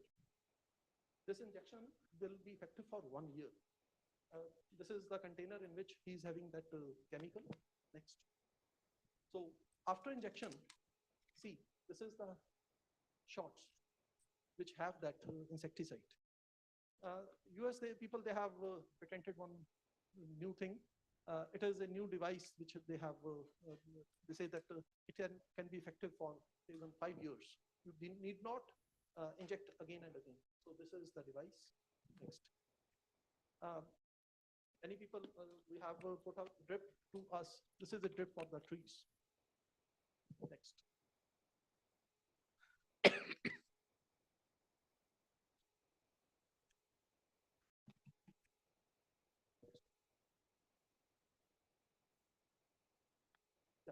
After that injection, you'll have to put a code that on which date, like this was 7/10/2022, and what was the insecticide which was injected. Everything should be. Then when we go for construction, we never care for our trees. This is how the tree should be cared, and this is the critical root zone, which is equal to whatever is the girth of the tree. It should be that should be in inches multiplied by 1.5 in feet. That should be the CRR. Because if you cut the tree root tips, the tree is going to die because of water. So usually they put these fences all around. So tree protection zone do not enter. Next. Another thing. Around the trees, usually when a laborer is working, they usually, they're spade, if soil is there, they just dab it with the tree trunk to remove it. If once the tree trunk is damaged, it will lead to callus growth, and ultimately it can die. So usually it is put like this, but a new thing which has come up. And next.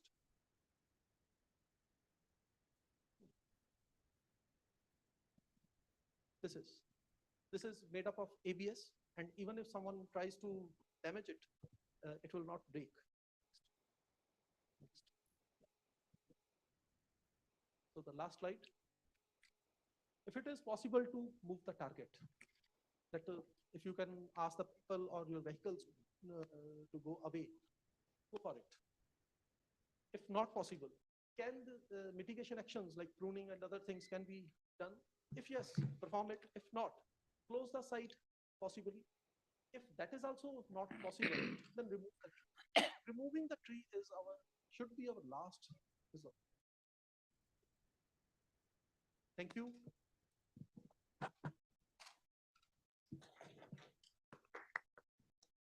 I hope there must be many questions. Thank you so much, Dr. Manish Kapoor. We'll take, I think definitely there'll be a lot of, Queries you have that- created I think, interest. Yeah. So we, All queries I'm there to answer. Up to 14th, I'm here only. yeah, so they will interact with you whenever Sure, sir. they can catch you during dinner time Yes, bilkul. or breakfast so that they can clarify. But really, I must congratulate you for that fantastic, outstanding presentation. And sir, I Because will like to add one thing. When I went to US for the first time, only Professor Brian came. He offered me to come over there. He said, I will provide you just the desk space. to build." When I went over there, he was standing at the bus stop with my name's placard and he was around 80 years old. He gave me desk space, full day to me. Then after a week, he said, okay, you need not pay anything at the lodge. You need not pay anything for your food. I will take care of that too. When I was coming back after 2 months, he came to me with an envelope and he said, it's for you. When I opened it, it was $4,000. I said, sir, what is that for? He said, you have worked that hard that it is your reward and you deserve even more. And I have deducted the expenses for your lodge and food from this. And after deducting, he paid me $4,000. And now every year I visit over there. They bear the expenses for flight, food, lodging, everything over there. Thank you. Thank you so much. And really, it's a very interesting topic. And I think it is a need of the hour and also very meaningful to the urban horticulture. Just, I tell you, whatever you presented, I quote one or two practical examples. One is, as you mentioned, the right trees to be selected and planted.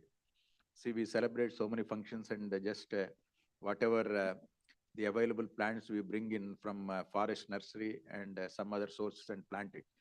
But it is very important. I am staying in Yelahanka, where they develop a lot of parks and planted trees. Always at the back of my mind, when those trees they fall on our house, and even my neighbor also many times he makes complaint. He made request to the forest department, and no response. And I think they have not selected the avenue trees which are required for the park, but they have planted all the forest species. So this is the mistake. And yeah. So this is one thing we need to do. And one of the papers I was reading how this China urban landscaping is done. Even they have taken the minute details of selecting the plants which are free from pollen shedding, because people are, they are allergic to the tree pollen. And you all may be knowing recently the Conocarpus plantation has become controversy. So these are all so what I'm telling, these are the problems will not occur when we follow some guidelines and all. And another very important point, for the last I think 10 years in various workshops and our Directorate of Floriculture Research also I was mentioning, there is urgent need to work on nursery standards. As you said, that root ball, if you go through the documents of the US and UK nursery standards, they are excellent documents giving a lot of this kind of information. I think from this session, strong recommendation should go, and there should be a white paper on this. They can take your help, and they can suggest some of the bodies like, the municipal agencies where they are responsible for this kind of plantation. I think that guidelines should go, and a certificate course also, it will be meaningful if it is started. I think that will be good. But of course, lack of time, we are not able to interact with you. I know yeah, yeah, and many interesting things you have shown. And I think we never knew that so many instruments are used for this tree health, and more than human beings, including the MRI. So this is the, thank you very much for that excellent. So I don't think organizers may be giving a lot of dollars to you. No, thank you very much. And next. So we will, have a presentation by Dr. Sumangala HP, Principal Scientist from IHR. She will be speaking on opportunities, challenges in restoring urban ecology. So, Dr. Sumangala. Yeah, good evening, sir. Sir, am I audible? Yeah, please. Yeah, good evening to all of you, respected chair, co-chair, rapporteurs. At the outset, I would like to thank the organizers, and my special thanks goes to Dr. Janki Ram sir, who I had an opportunity to work with sir and learnt a lot during my research. He was my mentor as well. So it's a very proud privilege, Janki Ram sir, to present my talk in front of you. And I would also like to thank the director and Balaji sir and other organizers for giving me this opportunity. Sir, one second, I'll just share my slide, sir. Already, I think.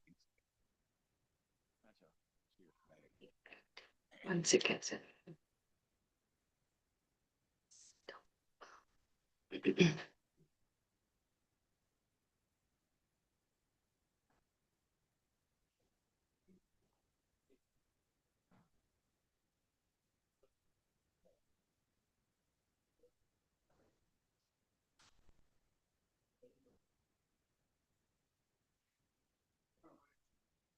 Yeah.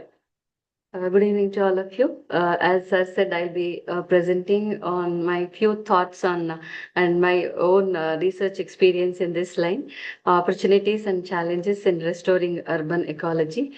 So I believe, it's all we are living in a globalized world. So it's a high time we need to act locally, and it's very important to think globally as well. So let us understand why we are giving more emphasis on urbanization. Since we have a paucity of time, so I'm not going in detail of each and every. I will just touching upon briefly. So by 2036, it is known as 60%, more than 60% of Indian population will be living in urban area. So it's high time that, we need to think about, it's not only for the information of the horticulturist and the esteemed faculty over there, it's not only doubling the income of the farmers, it is also the responsibility of lifestyle horticulture to take care of the issues of urban areas as well. So when urbanization happens, we are living in an era of, all the natural resources are shrinking, and a lot of urbanization is happening. So when urbanization happens, generally the city suffers actually. So apart from the basic policy issues like providing clean water, food, and other things, the city also suffers with the food security, nutritional security, and environmental security. And I'm very happy to share that, we are all horticulturists, and being a floriculturist, we can address some of the issues that a city faces because of urbanizations. So India is having more than 40 cities with more than 1 million people, 396 cities with between I've given the data. So we have 4 metros, and soon we are going to add many more tier 1 and tier 2 cities. So it's a high time. So we need to think about to finding out the solution. So when each challenge is, these are some of the challenges, and when we see each challenges as an opportunity, so that is when urbanization meets up the sustainability. So it is high time that we all we need to rethink the sustainability. This is an example of a live bridge at one of the village in Meghalaya. People built on their own, and still it stands there, and people use this bridge to cross the river. So now the lot of the trend in landscaping is changing. So it is everybody is thinking of local, sustainable, and it should be ecologically responsible, and it should be more functional as well. So it's just biodiversity will be the new theme in the landscaping is. They're using native species and creating garden and how to go about it. So biophilic design, and this is one of the jag word now the landscape people are talking about.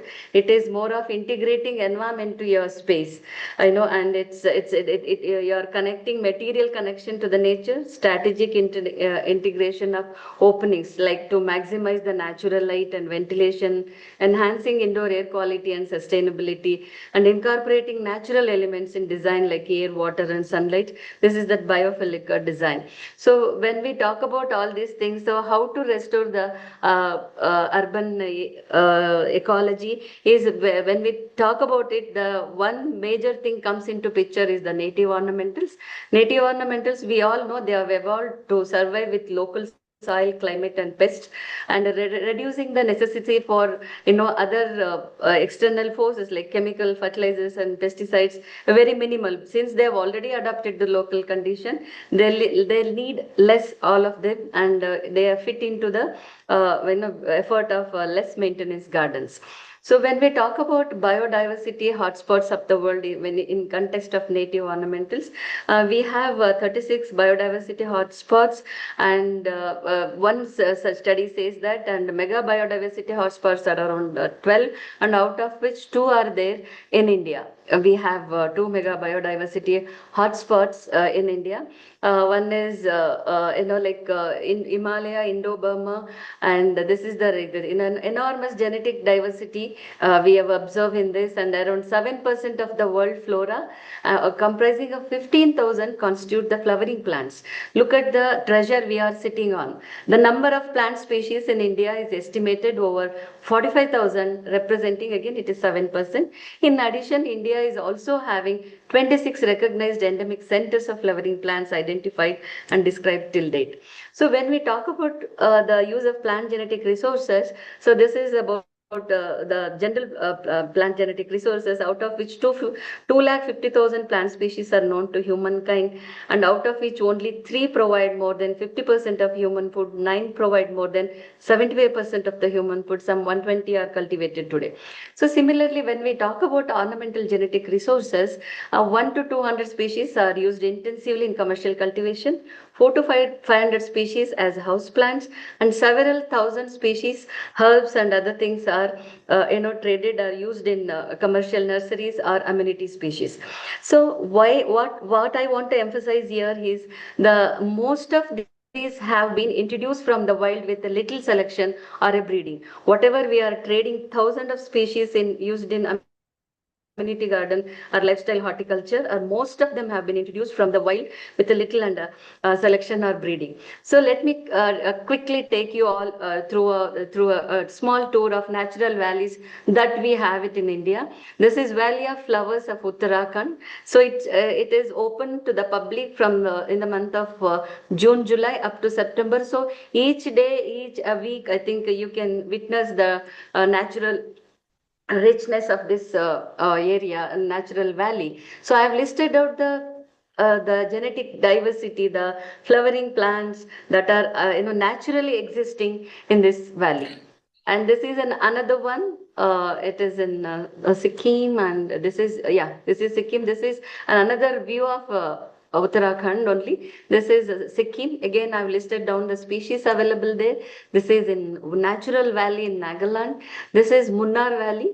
And this is Khas Plateau near Maharashtra. And one of the small success story I would like to listen, wanted you guys to listen is from ICR IHR. We humbly started in the year 2006. The gentleman sitting here is Professor S.R. Yadav. He had a thorough knowledge of all the native species that are in northern parts of Western Ghats. I took his help and we have started our small humble start in this direction. This is the area between Pune-Satare highway, wherein which we climbed upon this hillocks, and the yellow color on this area is because of two plant species, Cytoclin lutea and Synosia species. We visited the sites and we collected the seeds and raised the nursery and evaluated them as a potted plant. We have evaluated around 6 species, and I've also evaluated them as bedding plant, and you can see the results. So this is Synosia daljili, and this is Synosia bombayensis, belgamensis, and this is Synosia jyoti.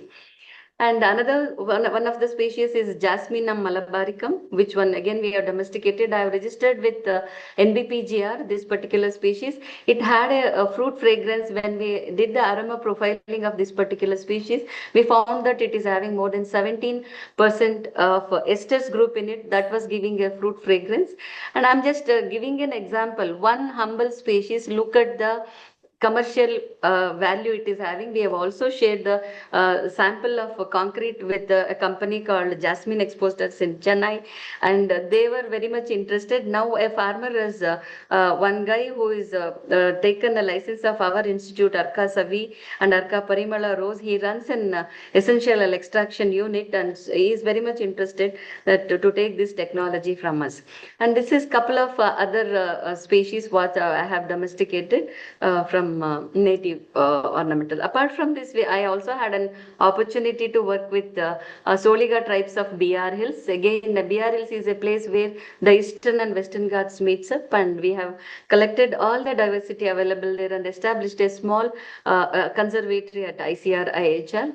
And this is just a success story. This is the nursery what we have established at BR Hills near Mysore in their Soliga tribal. This is for the tribal community. We have trained around 7 to 10 people. The project was going on for more than 5 years, and now I am very happy to say to Janki Ram sir, one Mr. Putrange Gowda, even sir knows him.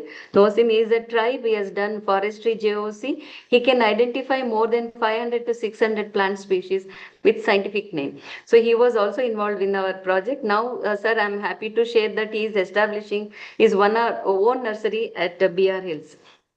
And these are some of the species diversity. And this is the ornamental ground orchid.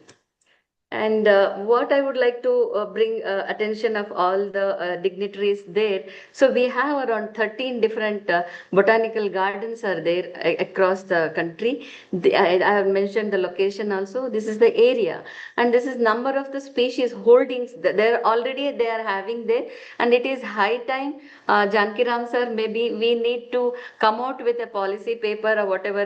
We need to when you go to abroad, they have identified species zone wise, local species, and they make it a point to use them in their landscape. So similar way, we can come out with a policy saying that whatever collections are there state wise, we can have centers for the collection and the research work on native ornamentals, and it is high time to bring them into cultivation. And this is the status of survey that are done by Botanical Survey of India. They are well explored and a lot of species are there. Apart from that, we have another national database where the rare, threatened and endangered plants of Indian flora is available in this link, and they have documented all the diversity of India.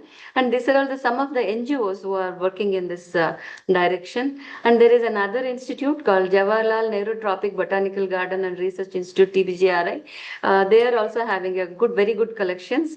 If we say the scope and advantage, it is cost effective, environmental friendly, economic landscaping is possible, abundant scope and opportunity to breed promising material, different needs of, to cater the different needs of landscaping for domestic. I think we need not think about exporting the thing. This is maybe in the next speaker, Dhanshekar is going to talk on fashionable floriculture or landscaping. So yes, I agree with you, Dhanshekar. Floriculture industry is like a fashion industry. Anything new, we can create a demand.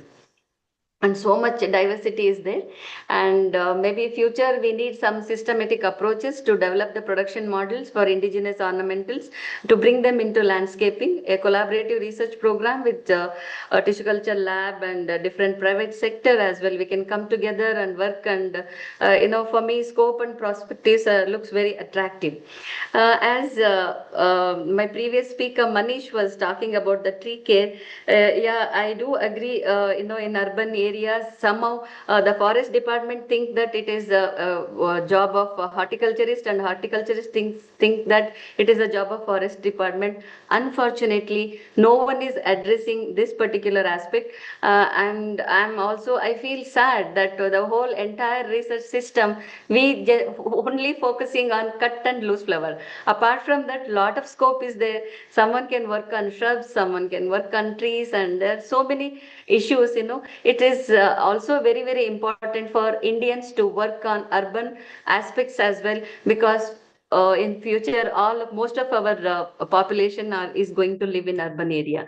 So we had an opportunity to work with the Karnataka State Pollution Control Board, so wherein which we have estimated air pollution tolerance index for the species. Actually in Bangalore, Karnataka State Pollution Control Board is maintaining monitoring the pollution level at 19 different locations. So we have, what we did was we have surveyed in 1 kilometer stretch of the each 19 locations. We have collected different plant species. We have estimated the air pollution tolerance index of the plant species. It is a leaf extract and total chlorophyll content, relative water content, and ascorbic content. If you estimate this, we can arrive at the value of air pollution tolerance index of the disease. So based on this, we can classify the tree species which are highly tolerant, which are sensitive, and which are moderately tolerant. So this information will be very much useful when any developmental activities happens in city. So we can share this data, and based on that we can go for the planting. Apart from that, we have also done the dust accumulation studies as well of different Jankiram said this is around 34 species are there in Bangalore at 19 different locations, whatever we have surveyed, and we have estimated dust accumulation capacity for those trees. And apart from that, we have also documented the how the trees is, what are the species that each tree is supporting, the ecology. Some support bees, some support insects, some support nectar feeding birds. There are wide huge diversity. Trees are very important in urban ecology, and if we go with this kind of an information, it will definitely help us. So the third category is urban greenery. Wherever the place is constrained, we can go for vertical gardens. So I need not highlight what are the importance of vertical gardens. We all know that. Again, Janki Ram sir, I have another policy point here. If we can come out with a 3 feet by 7 feet of a wall in each apartment, like how rainwater harvesting is a compulsory feature in urban, at least in Karnataka. If we make this as a policy, every apartment should have a wall, green wall, then just we can imagine how much greenery we are going to add in the city. So what we have done in one of my technologies, we have standardized the growing media for this vertical gardens. So the basic thing for vertical garden is it should be lightweight, soilless physical, chemical, and biological features it should have. Whatever media that are available in the market will have only the physical, chemical factors. But one of our soil science division technology, through which we also have the biological load in it. So when you have the biological load in it, in this challenging environment of 6 inches pot, so we expect plant to grow, so much. The pot should not be visible. The plant should put a lot of weight, growth, everything. So this everything is achievable when your media has this biological load in it. In general, we all know that this particular vertical gardens we get to see in 5-star hotels, airports, and other things. So my target was a common public. Generally there is not much awareness. Wherever, even in Bangalore, if you go to any nursery, they will tell mannu gobra tagoli. So nothing will be there in that, and people doesn't know. They would put the soil, and because of the weight it topples, and whatever interest they have, so that also will be lost. So my target was that, and to standardize the growing media for common gardeners. And we all know that good functions of good growing media, and the pH should be between, if it is between 4 to 7, all the essential nutrients are available. Yes, sir, 2 minutes only. So these are the different types of soil materials available, soilless. So present market, and what we have done is, I have named my media as Wonder Media. We have used Arca fermented coco peat and burnt clay balls in a certain ratio, and this is the root growth, and these are the different properties.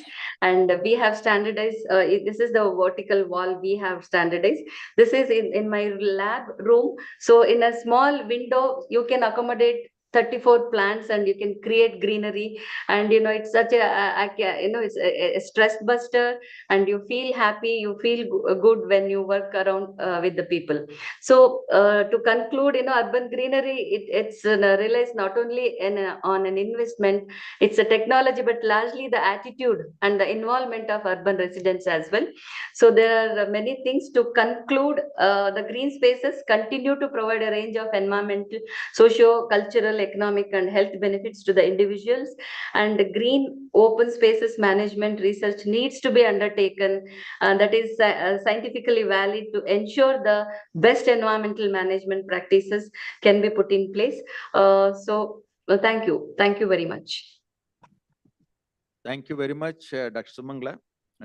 Excellent presentation, and you have given a lot of inputs for making many policies.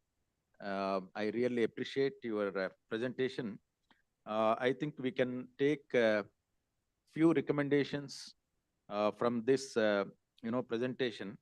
As she mentioned, I think we need to promote the native species of trees and other plants in our nurseries. If you go to any nursery, even the Kadiyam nursery, men also I told, there should be a special, area for selling these native ornamentals.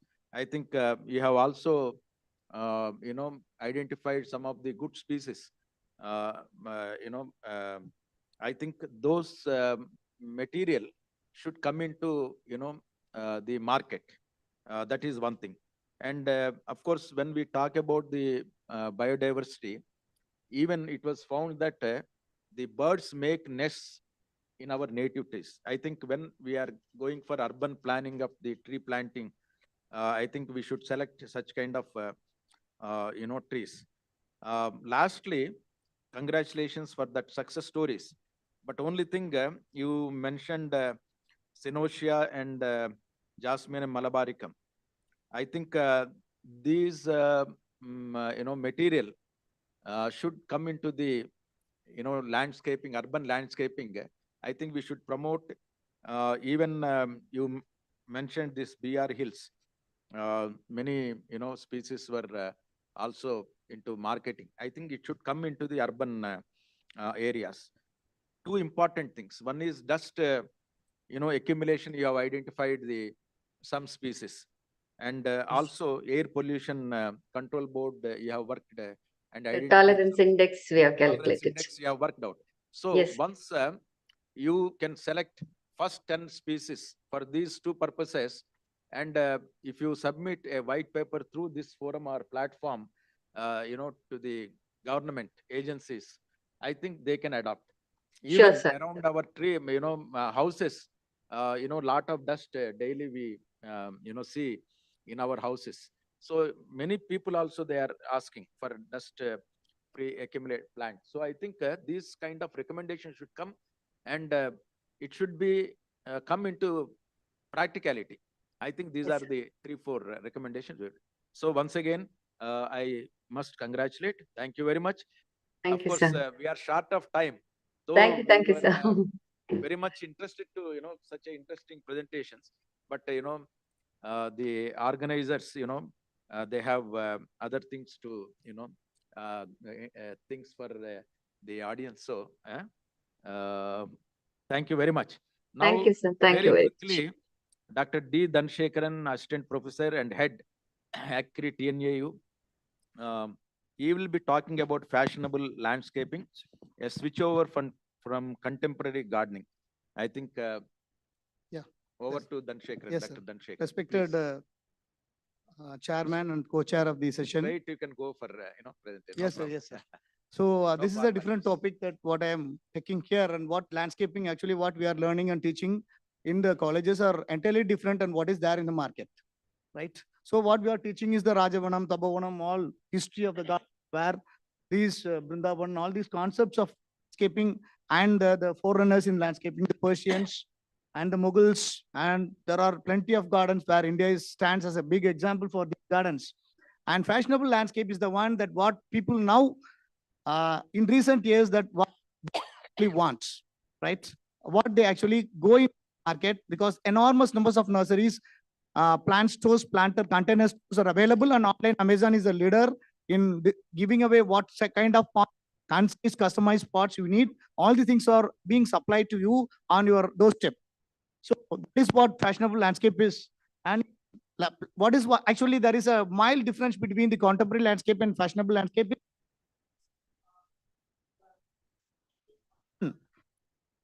Creates period of defines time and creating a modern design. Garden design gives you wow effect. Short expect one work modern to increase value and with the components. So in my presentation will be there is a big difference between acres to balcony gardens, scope of land into tabletop gardens, and a garden and a comp. So previously garden is the one that we need to have a shrub or tree or lawn or all these things. But now top what component we are taking from the landscaping sector and we are using it for our homes in urban and peri-urban regions. And this is what my presentation can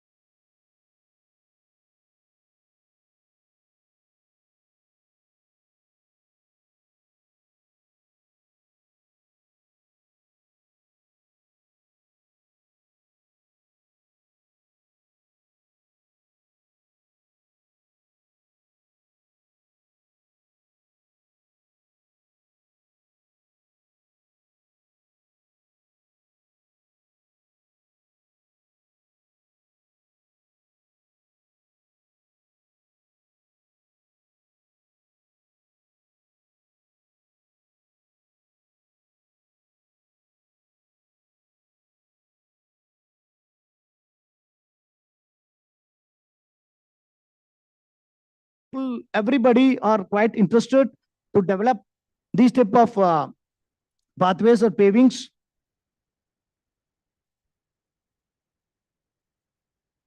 At different fashionable styles, right?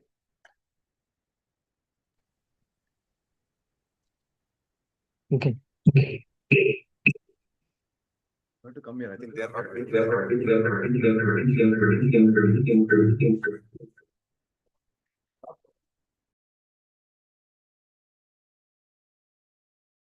Or you take this.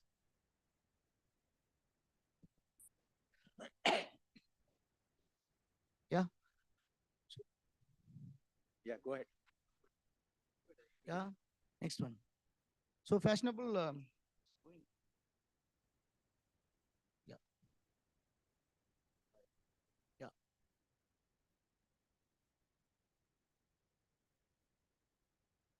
You remove this.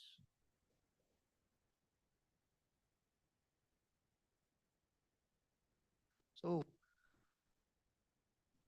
there is a big challenge.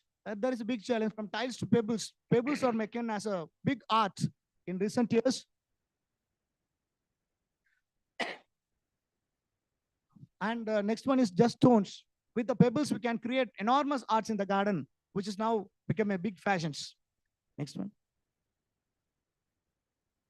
All pebble walks are during recent years. Of course, this one, the red brick one, is the older technology, of course, but the pebble walk is now getting much more popular. Next one.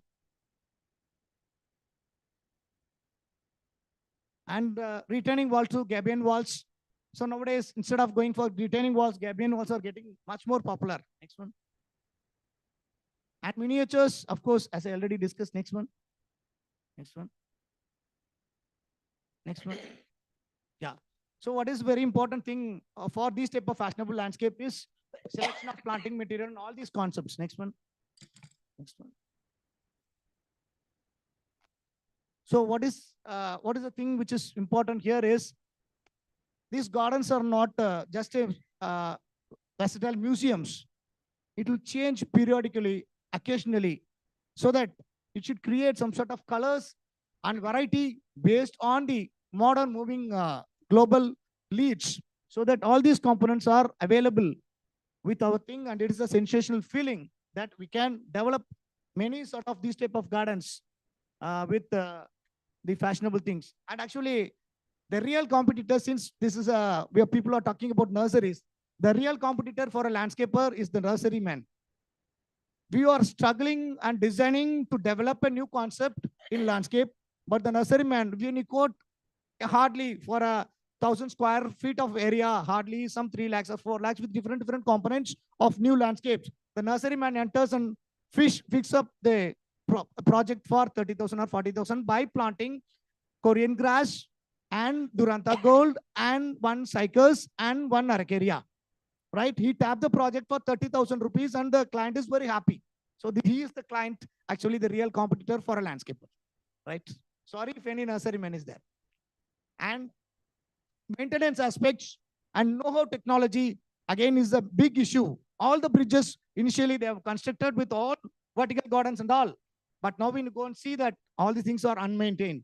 So know-how technology is again a question mark. Now the people are throwing away all the vertical parts and it's uncared now. Next one. Urban intelligence. When you go and speak with a city man who is working with the IT industry, I want hydroponic leafy vegetables. I have this technology.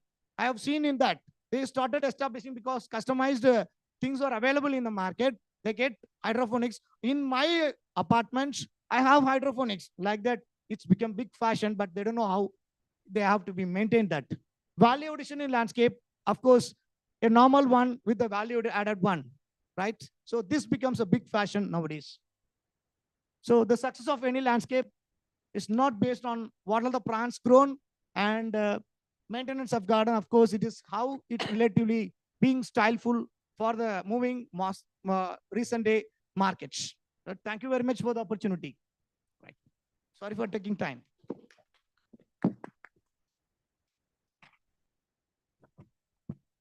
Really, it's a outstanding presentation, Dr. Dhanashekaran. I think we all know floriculture itself is a fashion. So I think you have brought many points, particularly the use of lighting. There is a lot of, interventions are made. Then even the water sticks, we go to any malls these days, this kind of things are created. And even wall mountains, very interesting. I think you have not only given the theoretical, presentation, but from the presentation, I know you are a practical fashion garden designer also. For that, really congratulations. You have really made into practicality. And only thing, I think we need to have the startups. You have to work in, creating the startups in this line, because urban a lot of people are interested in this kind of interventions. Even earlier, we used to boast of having landline, telephone connection.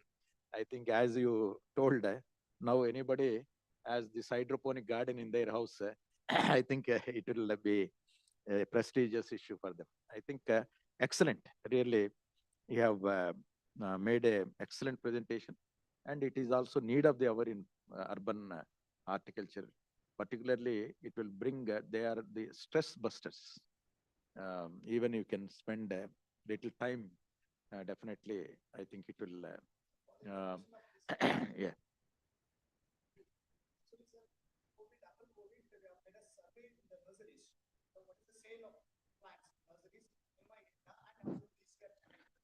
Sale percentage was enhanced to 30% to 73% after COVID, because people started loving small plants, household plants. They want to grow in their garden. Sale potential has been enhanced to 25 to 30% to 73% over a period of 1 year, sir.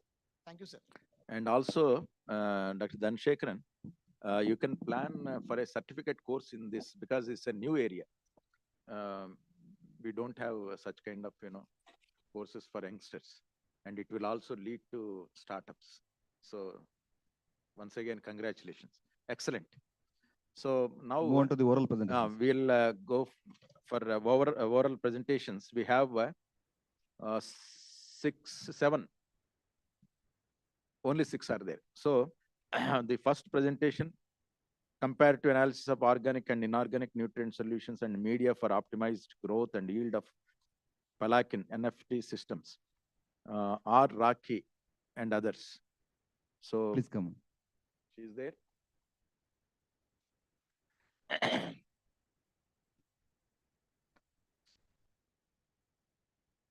So, madam, you just go to your recommendation, highlight.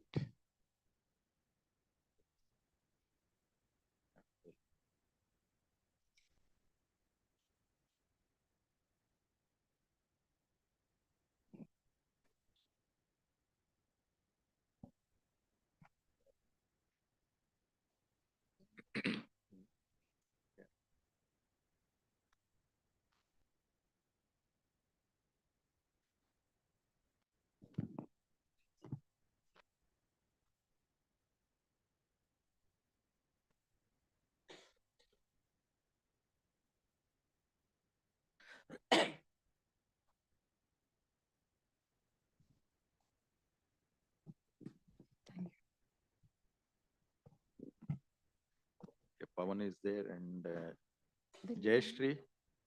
Jayashree is there. CH Sai Ratna, Manohar. 1, 2.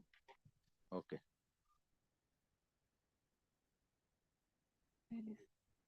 So I can't, I'm afraid of standing in front of sir. Huh? Yeah. I'm afraid of, scared of standing in front of sir. No, you should. You should scare us. No, nothing. Go ahead. Good evening, sir. It was a wonderful presentation by sir. but I will take some time because I'm talking about hydroponics. That's a good, interesting topic. Yes, I'm Rakia from College of Agriculture, Velani.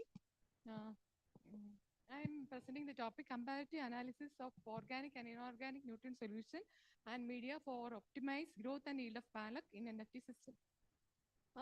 In the morning, we had pointed out that horticulture has updated to 4.6. That we are in 5, we are in an era of smart agriculture.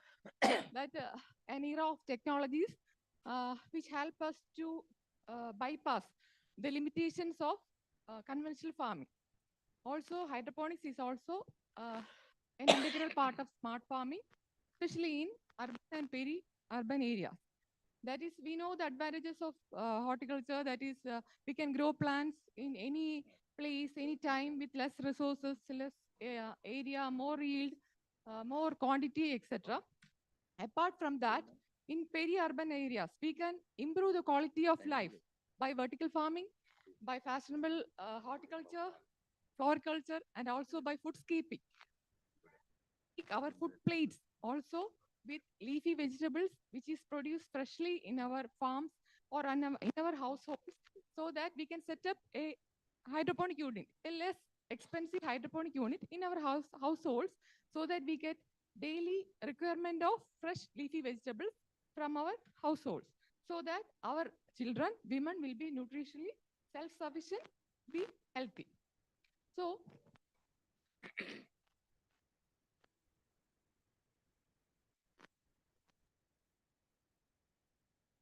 the objective of the study is to assess the performance of different nutrient solution and media on the growth response and yield of palak in soilless culture.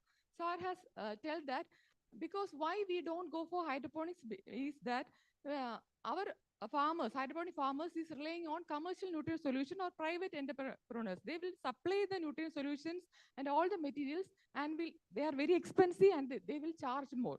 And whenever we need again, we will go. We want to go to that. That is the problem. So we need a less expensive nutrient solution which we can make in our households and also media. And also our farmers or our individuals in urban areas do not know the technology, how we can go for hydroponic studies. Materials, research is done in the Department of Vegetable Science, College of Agriculture, Vellani.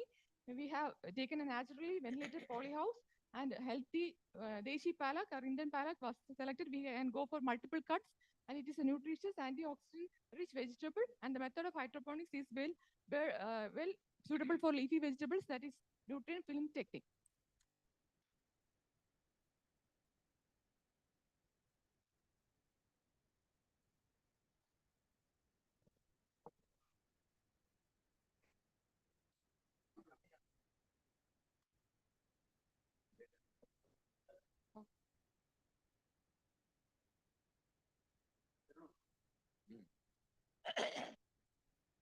This nutrient film technique, okay. These are the nutrient solution which we are taken for study. That is Ogland solution which we can easily prepare in our household, which is cheap also. And Cooper solution somewhat similar to Ogland solution. And Arca NutriGrow solution which was released by IHR Bangalore for soilless vegetable cultivation. It is a mixture of A, B micronutrients and macronutrients. And we have selected an organic solution also. That is a vermicompost leachate. It is also known as vermicompost tea. Is also included in our study, and we have taken control also. These are the analysis of the nutrient solution, Ogland solution, Cooper solution, the vermicompost leachate. Next slide. Media, we have selected 5 media: cocopeat, vermiculite, perlite, leca, and gravel. And from this study, we have found that Ogland solution in cocopeat media was found the best treatment, followed by Cooper solution in cocopeat media was found the next solution. Among the factor A, that is, we have factor A and factor B. Factor A, Ogland solution was the better solution, and in factor B, cocopeat was the better solution. And also the treatment combination also, Ogland solution and cocopeat was found the best media, best treatment. Next slide. Next slide. So when we compare the inorganic solution or organic solution, we can see there is a lot of difference in yield. But when we go for natural field condition, there is 100 gram per yield per plant. But in hydroponic solution, we get about 200 grams. And in organic solution, we get 3.24 gram. That is about 50 gram of leafy vegetables we get from one plant. In a NFT system, when we raise in an NFT system, in our household, one plant will give 50, and if we have 50 or 10 plants, we can get enough leafy vegetables. Also, organic solution in a urban and peri-urban area, there is problem of biocompost waste disposal. So we can go for a biocompost plant, and vermicompost plant should be there, and we get vermicompost, and from the vermicompost leachate, we can have we can run these hydroponic systems also. Even though there is a difference, when we go for not economic point of view, when we go for in COVID scenario, we know that we should be self-sufficient and we should be nutritious in our leafy vegetable. We should make our food. How much we can make, we should make our own food material. So it can be done in urban and peri-urban areas. Next. These are the treatment differences of different plants. The first one is hogland with coco peat. Second one is hogland with Cooper with coco peat. And third one is the vermicompost leachate. Now we conclude that the best treatment combination for growth and quality parameters was hogland solution with coco peat medium. And the second was Cooper solution with coco peat medium. And next slide. Next slide. One more. One more. Even though inorganic solution were significant with respect to parameters of palak, we need more organic liquid solutions. We have to standardize and characterize more liquid solutions for organic sustainable hydroponic cultivation in urban and peri-urban areas. Thank you. Thank you very much, Dr. Raki, for that very practical presentation. And it is a very useful study that you have made, which is very much useful for urban, peri-urban areas. And I think you must have this as a package from your research results. Make it a viable, portable unit, which can serve for at least 4 family members, which they can keep it in their balconies and harvest the fresh vegetable. Because nowadays, lot of these particularly leafy vegetables are grown near urban areas where they are using this, not potable water, which has a lot of heavy metals, and that creates a lot of problems in very diseases. So I think your study can lead to a very practical purpose, and excellent presentation. And I will connect you to the Kitchen Garden Association members. For them, you can make a practical, presentation. Dr. Bagalkot will connect you. Okay. Good luck. Okay. Thank you. Thank you for next presentation, Dr. Pawan Kumar Patil and other authors, revolutionizing horticulture through agri-drone technology. Is there?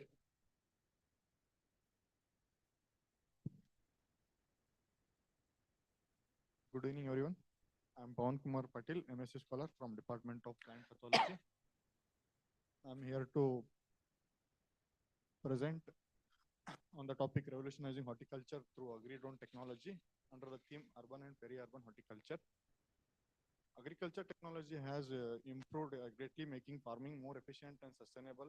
Among different new innovations, one major innovation in precision farming is the use of drones for protection, in which has advanced sensors. They monitor crop and apply pesticides accurately. Drones are changing farming and supporting and sustainable agriculture. So let us know what is drone.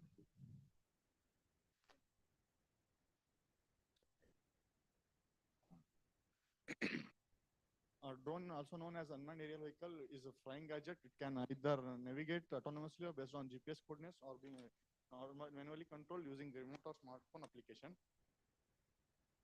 These are different kinds of drones, like fixed wing drones, fixed wing hybrid drones, multi-rotor drones, single rotor helicopter drone. Benefits of using unmanned aerial vehicle in agriculture are improved efficiency and productivity, enhanced management, environmental benefits, and cost effectiveness. In improved efficiency, they can cover large area within no time. It ensures uniform spraying and minimize the waste. Enhance crop management by providing real-time data on plant health, soil condition, and disease and pest infestation. Environmental benefits, it will reduce chemical waste, minimal usage of what agri drones avoid human interventions to harmful chemicals such as pesticides by lowering health risks. And lastly, cost effectiveness. Agri drones are cost effective as they reduce labor cost and minimize the use of pesticides and fertilizers by about 30 to 40%. Application of drones in agriculture in different fields like land surveying, soil and field analysis, planting and seed broadcasting, disease detection, pesticide spraying with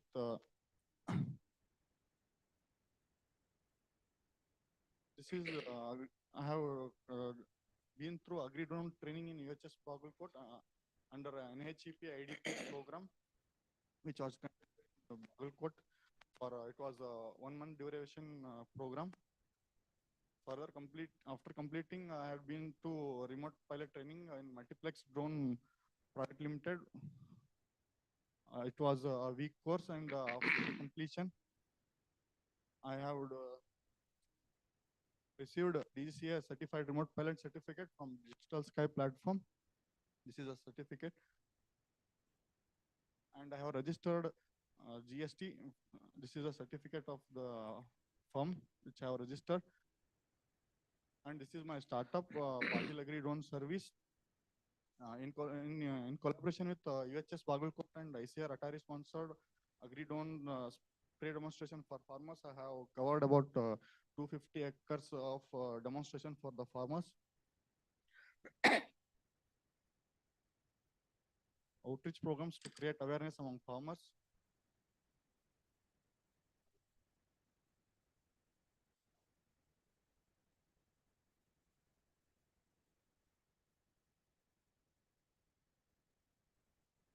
Yeah.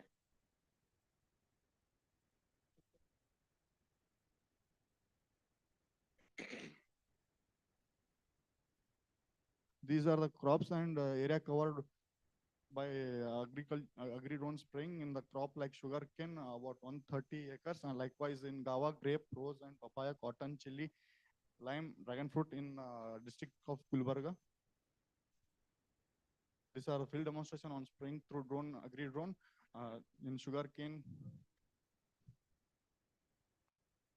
grapes, rose, papaya, chili, and lime, dragon fruit.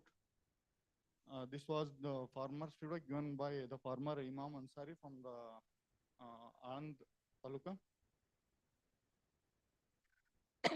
Agri drone demo for farmers in S. Nilingappa Sugar Institute in Badkundri from Belgavi.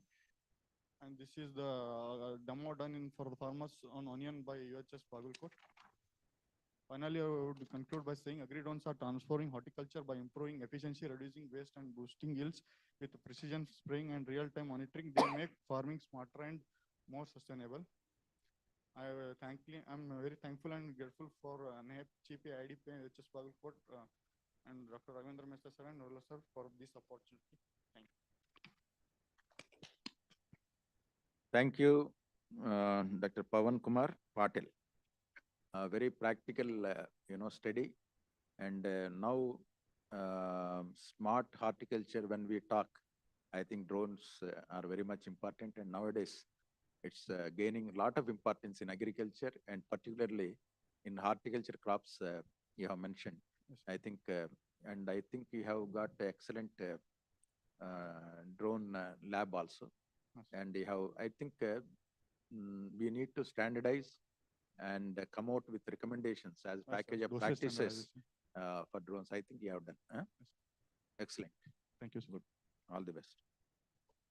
Next, we have rooftop vegetable garden, a boon for urban agriculture. She's okay.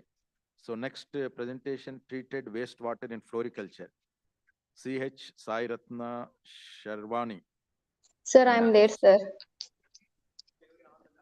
Online, okay. Yes, sir. Go ahead. Sir, shall I share my screen, sir? Yeah, please.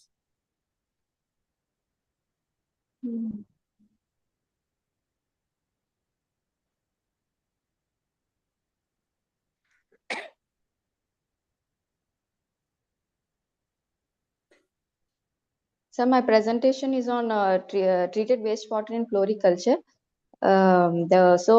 Sewage water contributes a major problem to the at global level, and its management has become very difficult.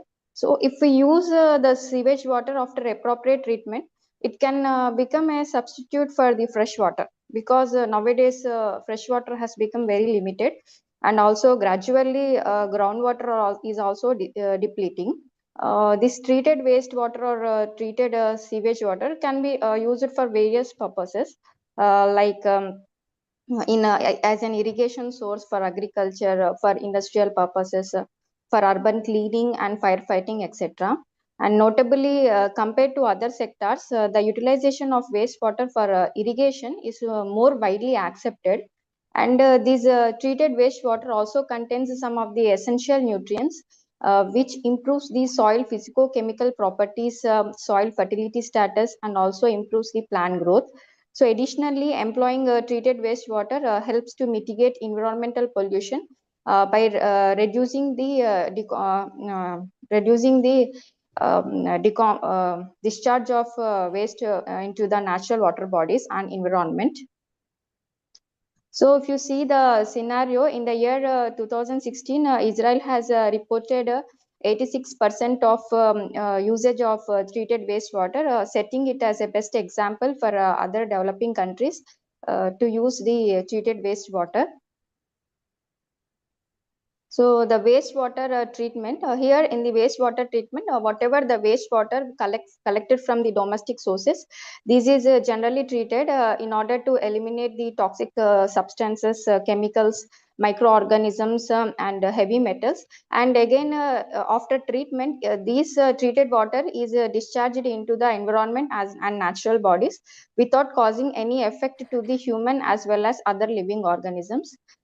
Coming to wastewater, generally we can divide the wastewater into three categories: black, gray, and yellow.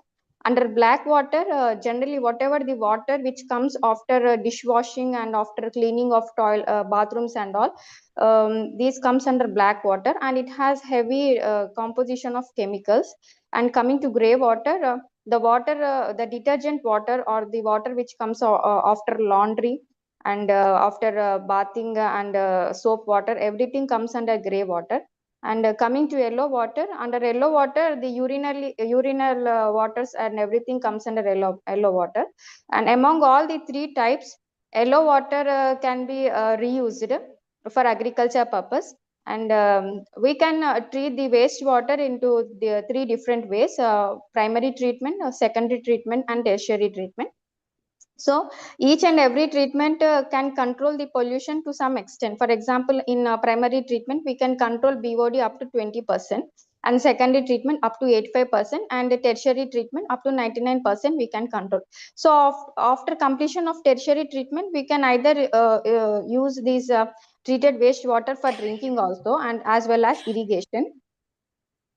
So this is the schematic diagram which showing the different treatment process, where whatever the water, that sewage water coming from various sources is generally collected near the sewage water treatment plant, where whatever the floating suspension particles or floating colloids will get will get accumulated near the filter screens.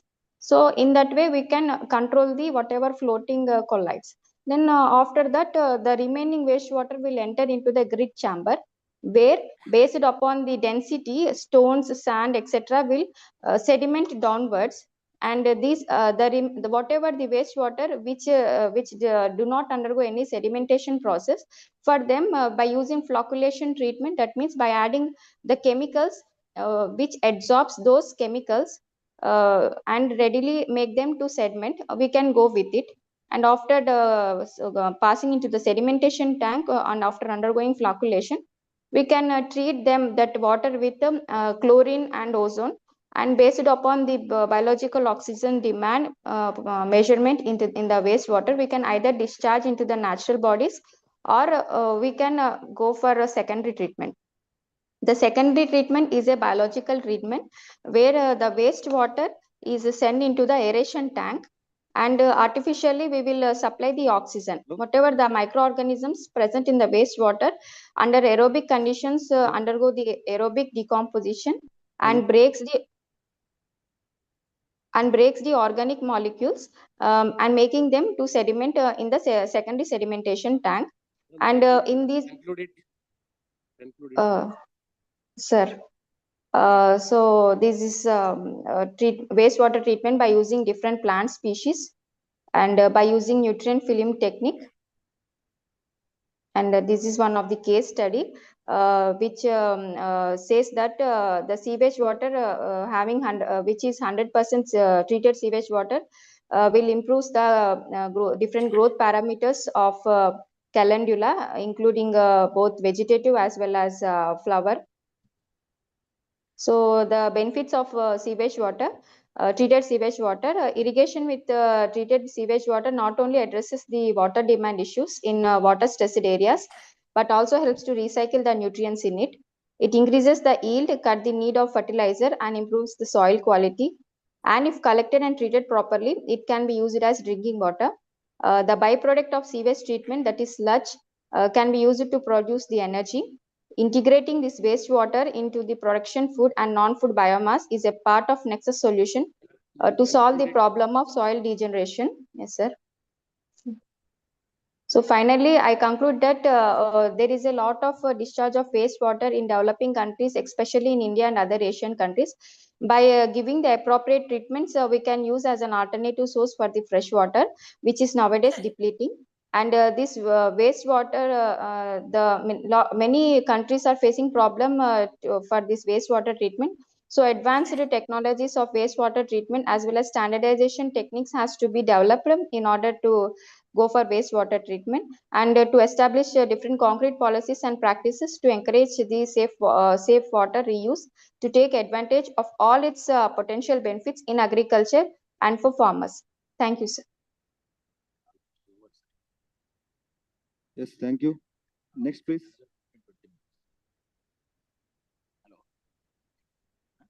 Next. This session.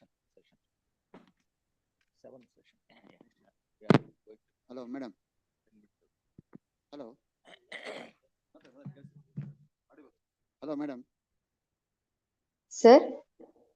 Madam, it is a need of the hour to use the sewage treated water for the agriculture purpose. Particularly now it's for floriculture, you can use it. But now our observation is that are there any research findings from your end, madam? Sir, only I found in a pot marigold calendula, sir, and in rose also they are doing rose and pot marigold. Still more research has to be done, sir, in this because these flower crops are non-edible.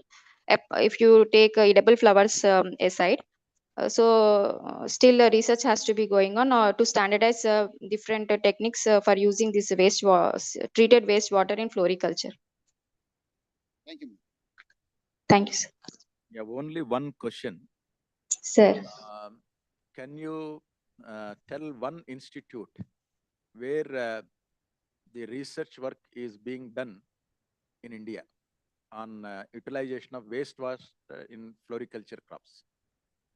Sir, Exactly, I can't tell, but sir, in Sri Kondalakshman, Telangana State Horticulture University, one of my friend has did this experiment that using the carted and waste polluted water in ornamental crops, sir.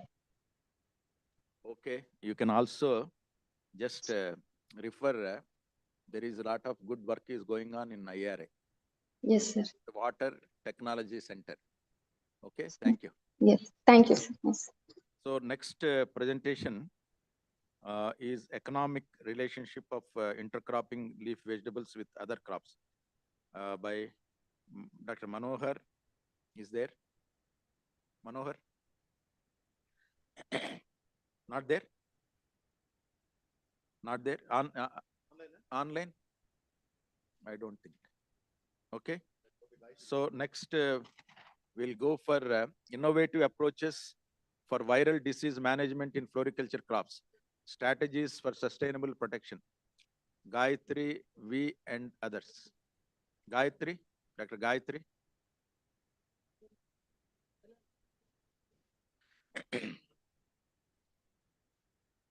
Yeah, go ahead.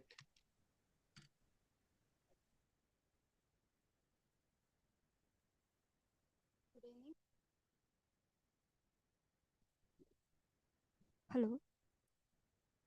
Good evening, one and all present here. Myself Gayatri from Department of Plant Pathology, UHS Bagalkot. I thank Chairman, co-chairman, and rapporteurs, moderators, and all the present and all the dignitaries present over here. And today I am presenting.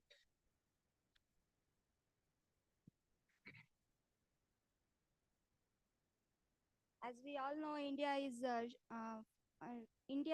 growing. India's population is growing day by day, but there is a shortage of food supply. And also, if we see in floriculture, also there is a lots of viral diseases, what we call as biotic and abiotic stresses.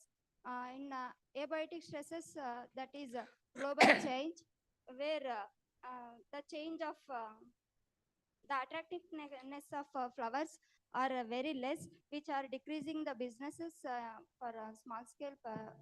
And then in biotic stresses, where bacterium, fungi, nematodes, and viruses are causing major diseases. Coming to the nematode.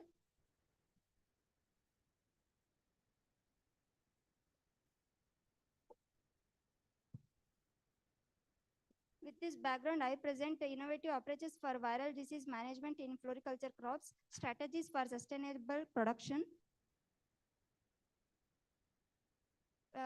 Coming to the virus, it is the obligatory intracellular parasite which only multiplies in the living host, and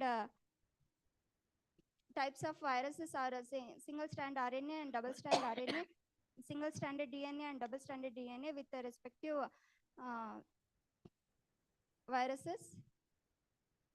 And here anthurium, it is having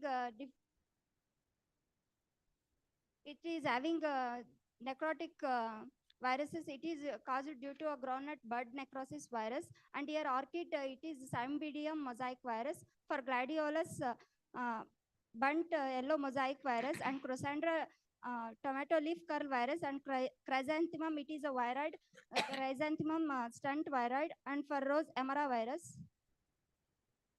And it is what is the cause of these diseases is it combination of many things, that is introduction of foreign weeds and crop debris and residues, tools, and propagating materials. So we have to manage that, incorporating integrated disease management and pest management. Coming to one is regulatory measurements, where we have to stop diseases by its entry itself, with the state ports and sea ports and all. And coming to cultural methods, that is meristem tip culture. Meristem tip culture means there we don't have vascular tissues, where the viruses is no space for multiplying, the causing the diseases. And coming to a mechanical methods of management, thermotherapy and chemotherapy. In thermotherapy, we have to expose the planting materials for a higher time, that is 37 degrees Celsius. For example, in potato tubers, 37 degrees Celsius, 25 days, if we expose means we can eliminate the potato leaf curl virus.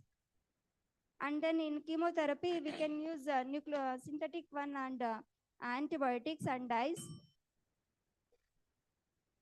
And cryopreservation, that is mild strains of same viruses are used. And then in case study, Kumar and workers worked on the topic elimination of mixed infection of CMV and tomato asperme virus in Chrysanthemum morifolium ramat cultivar puja. Here they used naturally infected Chrysanthemum morifolium, which are having a temperature of 25 degrees Celsius. There in Doc Elisa, they used separate specific CMV strains and TAV strains. There it is showed RT-PCR products of 657 base pairs. And then in MS media, they grown the Chrysanthemum leaflets. That is figure 2A is having a mild callus, which is growing good.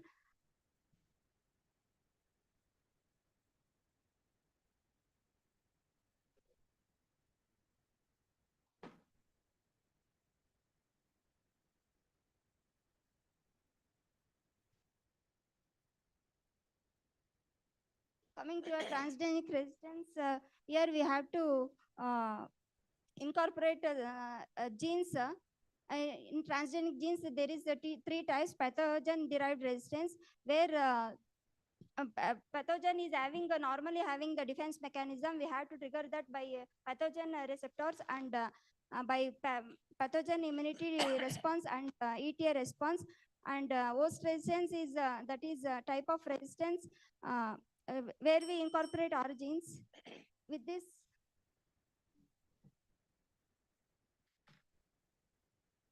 in floriculture, we also have the, even though it is a mosaic or a virus infected, we can use as aesthetic purposes. With this, I conclude use of integrated pest management like cultural methods and cultural methods, mechanical methods and chemical methods, biological methods, we can manage the viral diseases. Thank you. Thank you, Gayatri.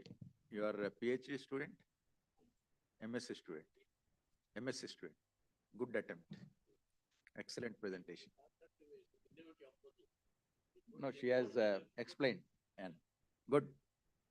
And I just wanted to ask you about TBV. TBV. What is the TBV?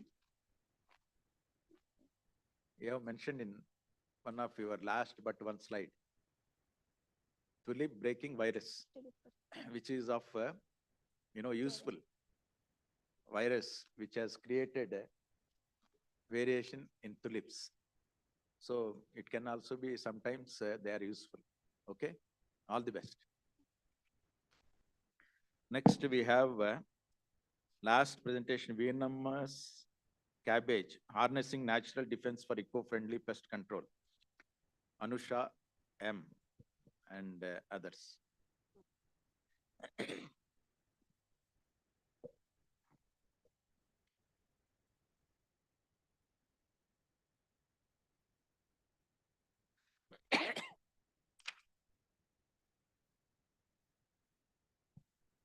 Yes, go ahead.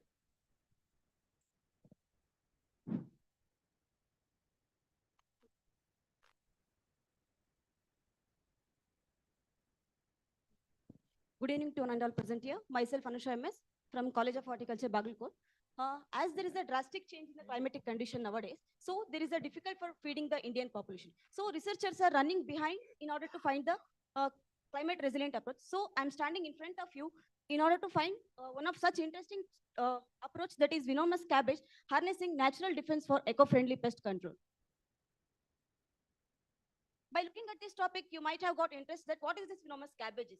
This venomous cabbages refers to genetically modified cabbage which contain scorpion poison in each of its cells. So this scorpion poison is a neurotoxin, nerve poison, which also paralyzes them and stop them from feeding and increases the infection. Researchers have isolated and inserted the gene from scorpion toxin, that is AIT, into the cabbage. This presence of this gene in the new venomous cabbage, which can help to kill the insects but not the human cells. What this AIT refers to? This Anthoctonus australis hector insect toxin, which is a neurotoxin which is produced by the scorpions, which is having 70 long chain amino acid, which can causes paralysis by stimulating the repetitive firing of the neurons. How can this venomous cabbage can be made? This will be made firstly by synthesizing the gene. Then once the gene is synthesized, we'll going for the purification of this gene. Once it is purified, then they will going for the conformation of gene through N-acetyl sequencing. Then they will going for the biosis like contact insecticidal biosis and all. How will this venomous cabbage works? Since the gene is present in every cells of the cabbage, this will generate the toxins. So when the pest will inject these toxins, upon injecting these toxins into the pest, it will lead to the decrease in the pest controls. So here is the tail method where the E. coli strain is the DH5 and HP101, insect cell like SF9 and vector or PPV220. This table shows the results of contact insecticidal effect of assay.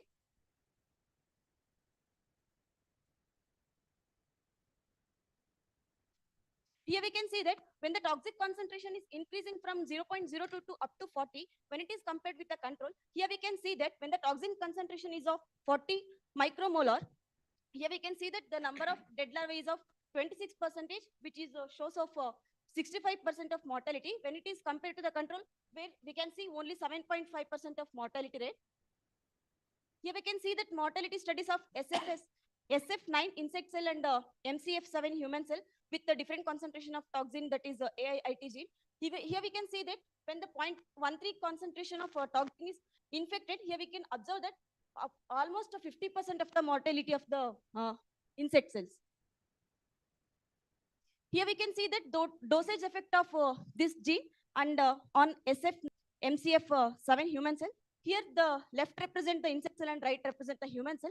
Here we can see that before infection, the cells were spherical. Upon infection, that is after feeding with the toxin gene, here we can see that the shape of the gene, that is cells has been changed. This is due to when this gene is infected, which is help for the accumulation of the sodium influx into the cells, so which can destruct the cell membrane body of the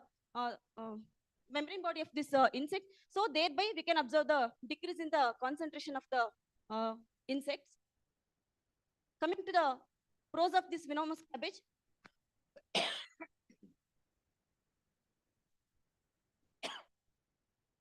Since this is completely from the free from pesticidal use, so here we will be not going to use any pesticides. Harms only insect but not the human. Would increase the cabbage yield, and this is one of the eco-friendly approach also. Coming to the cons of this approach, this AIT gene has only been tested on the MCF7 human cells, and but not on the other cells. AIT has not been tested for the lethality above the 1.3 micromolars.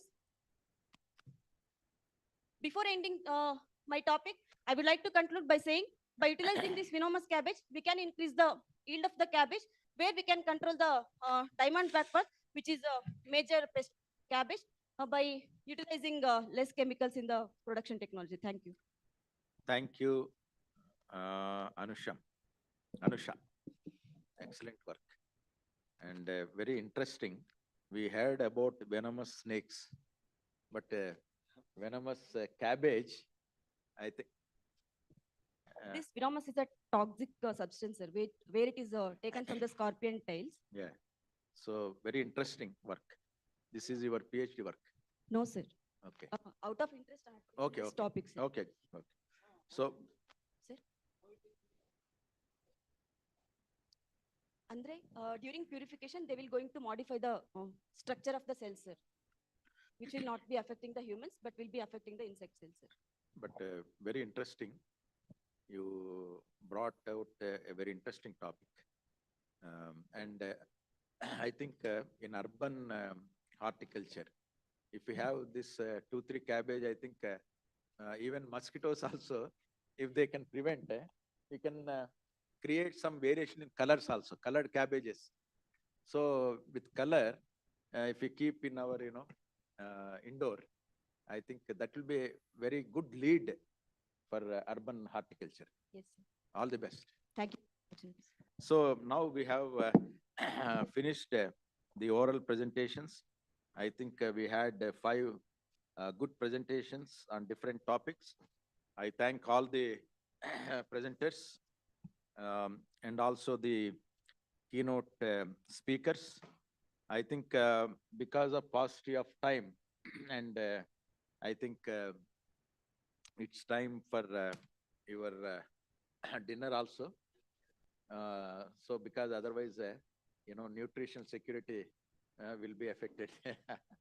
So, but I think very interesting, this theme, urban and peri-urban horticulture. And I think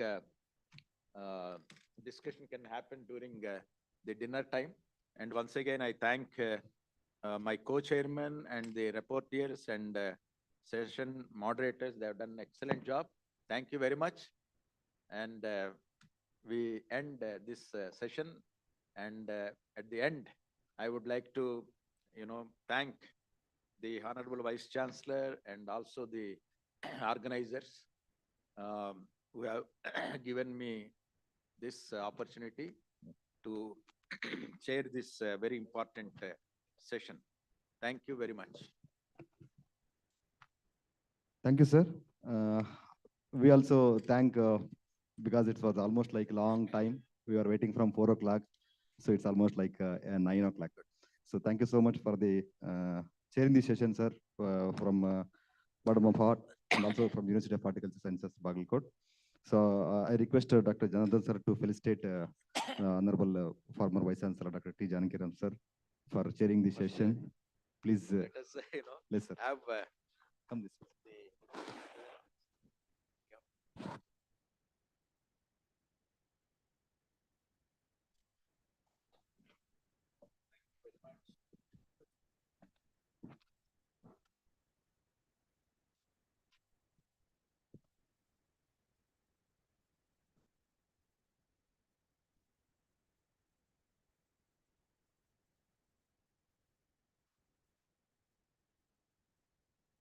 I request chairman to felicitate co-chairman sir also, sir.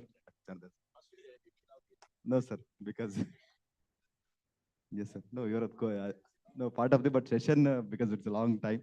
So thank you so much for Jadhav sir also. Thank you.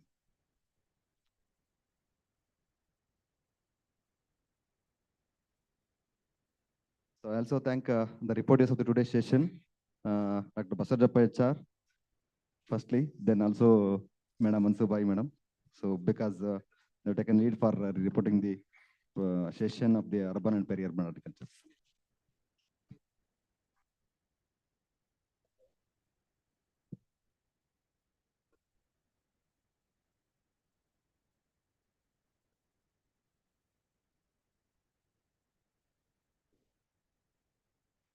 Madam Mansubai.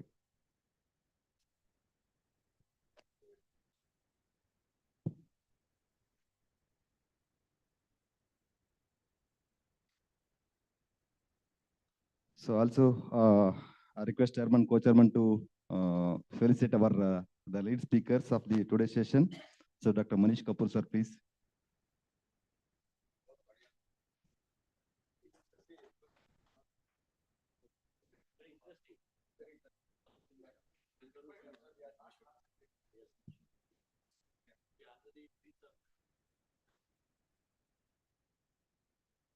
Also request Dr. Dhanashekaran, sir, again as the lead speaker.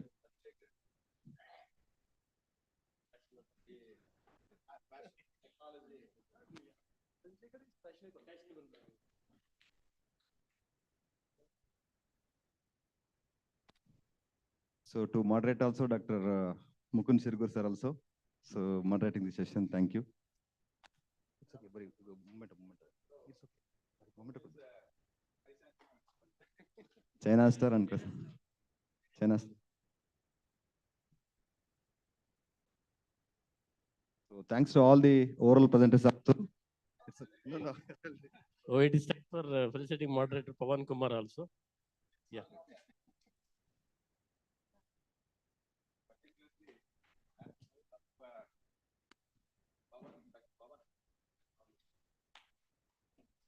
Earlier Bougainvillea man, now is a Nerium man. Bougainvillea repository. Yes, sir. That's guidelines.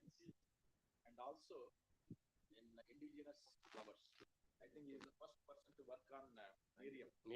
And I think first person to scientist to release varieties. Really very proud of. Brought all the bougainvilleas to Bagalkot, sir. All the avenues are to be bougainvilleas. Very good. Thank you. So thank you, one and all, sir. So it was a great pleasure here today. So she is on online. Through on. Thank you, sir. So we thank Dr. Samangala. Thank you, madam. sir. Oh, madam, she is on. I thought you were okay. We're traveling, madam. Thank you so thank much, you. madam. Yeah, I'm traveling. Thank On behalf you. of organizing secretary. Online. I'll bring Thank madam. you, sir. Thank you so Thank much, you. madam. Thank you, madam. Yeah, thank you. Thank you, one and all.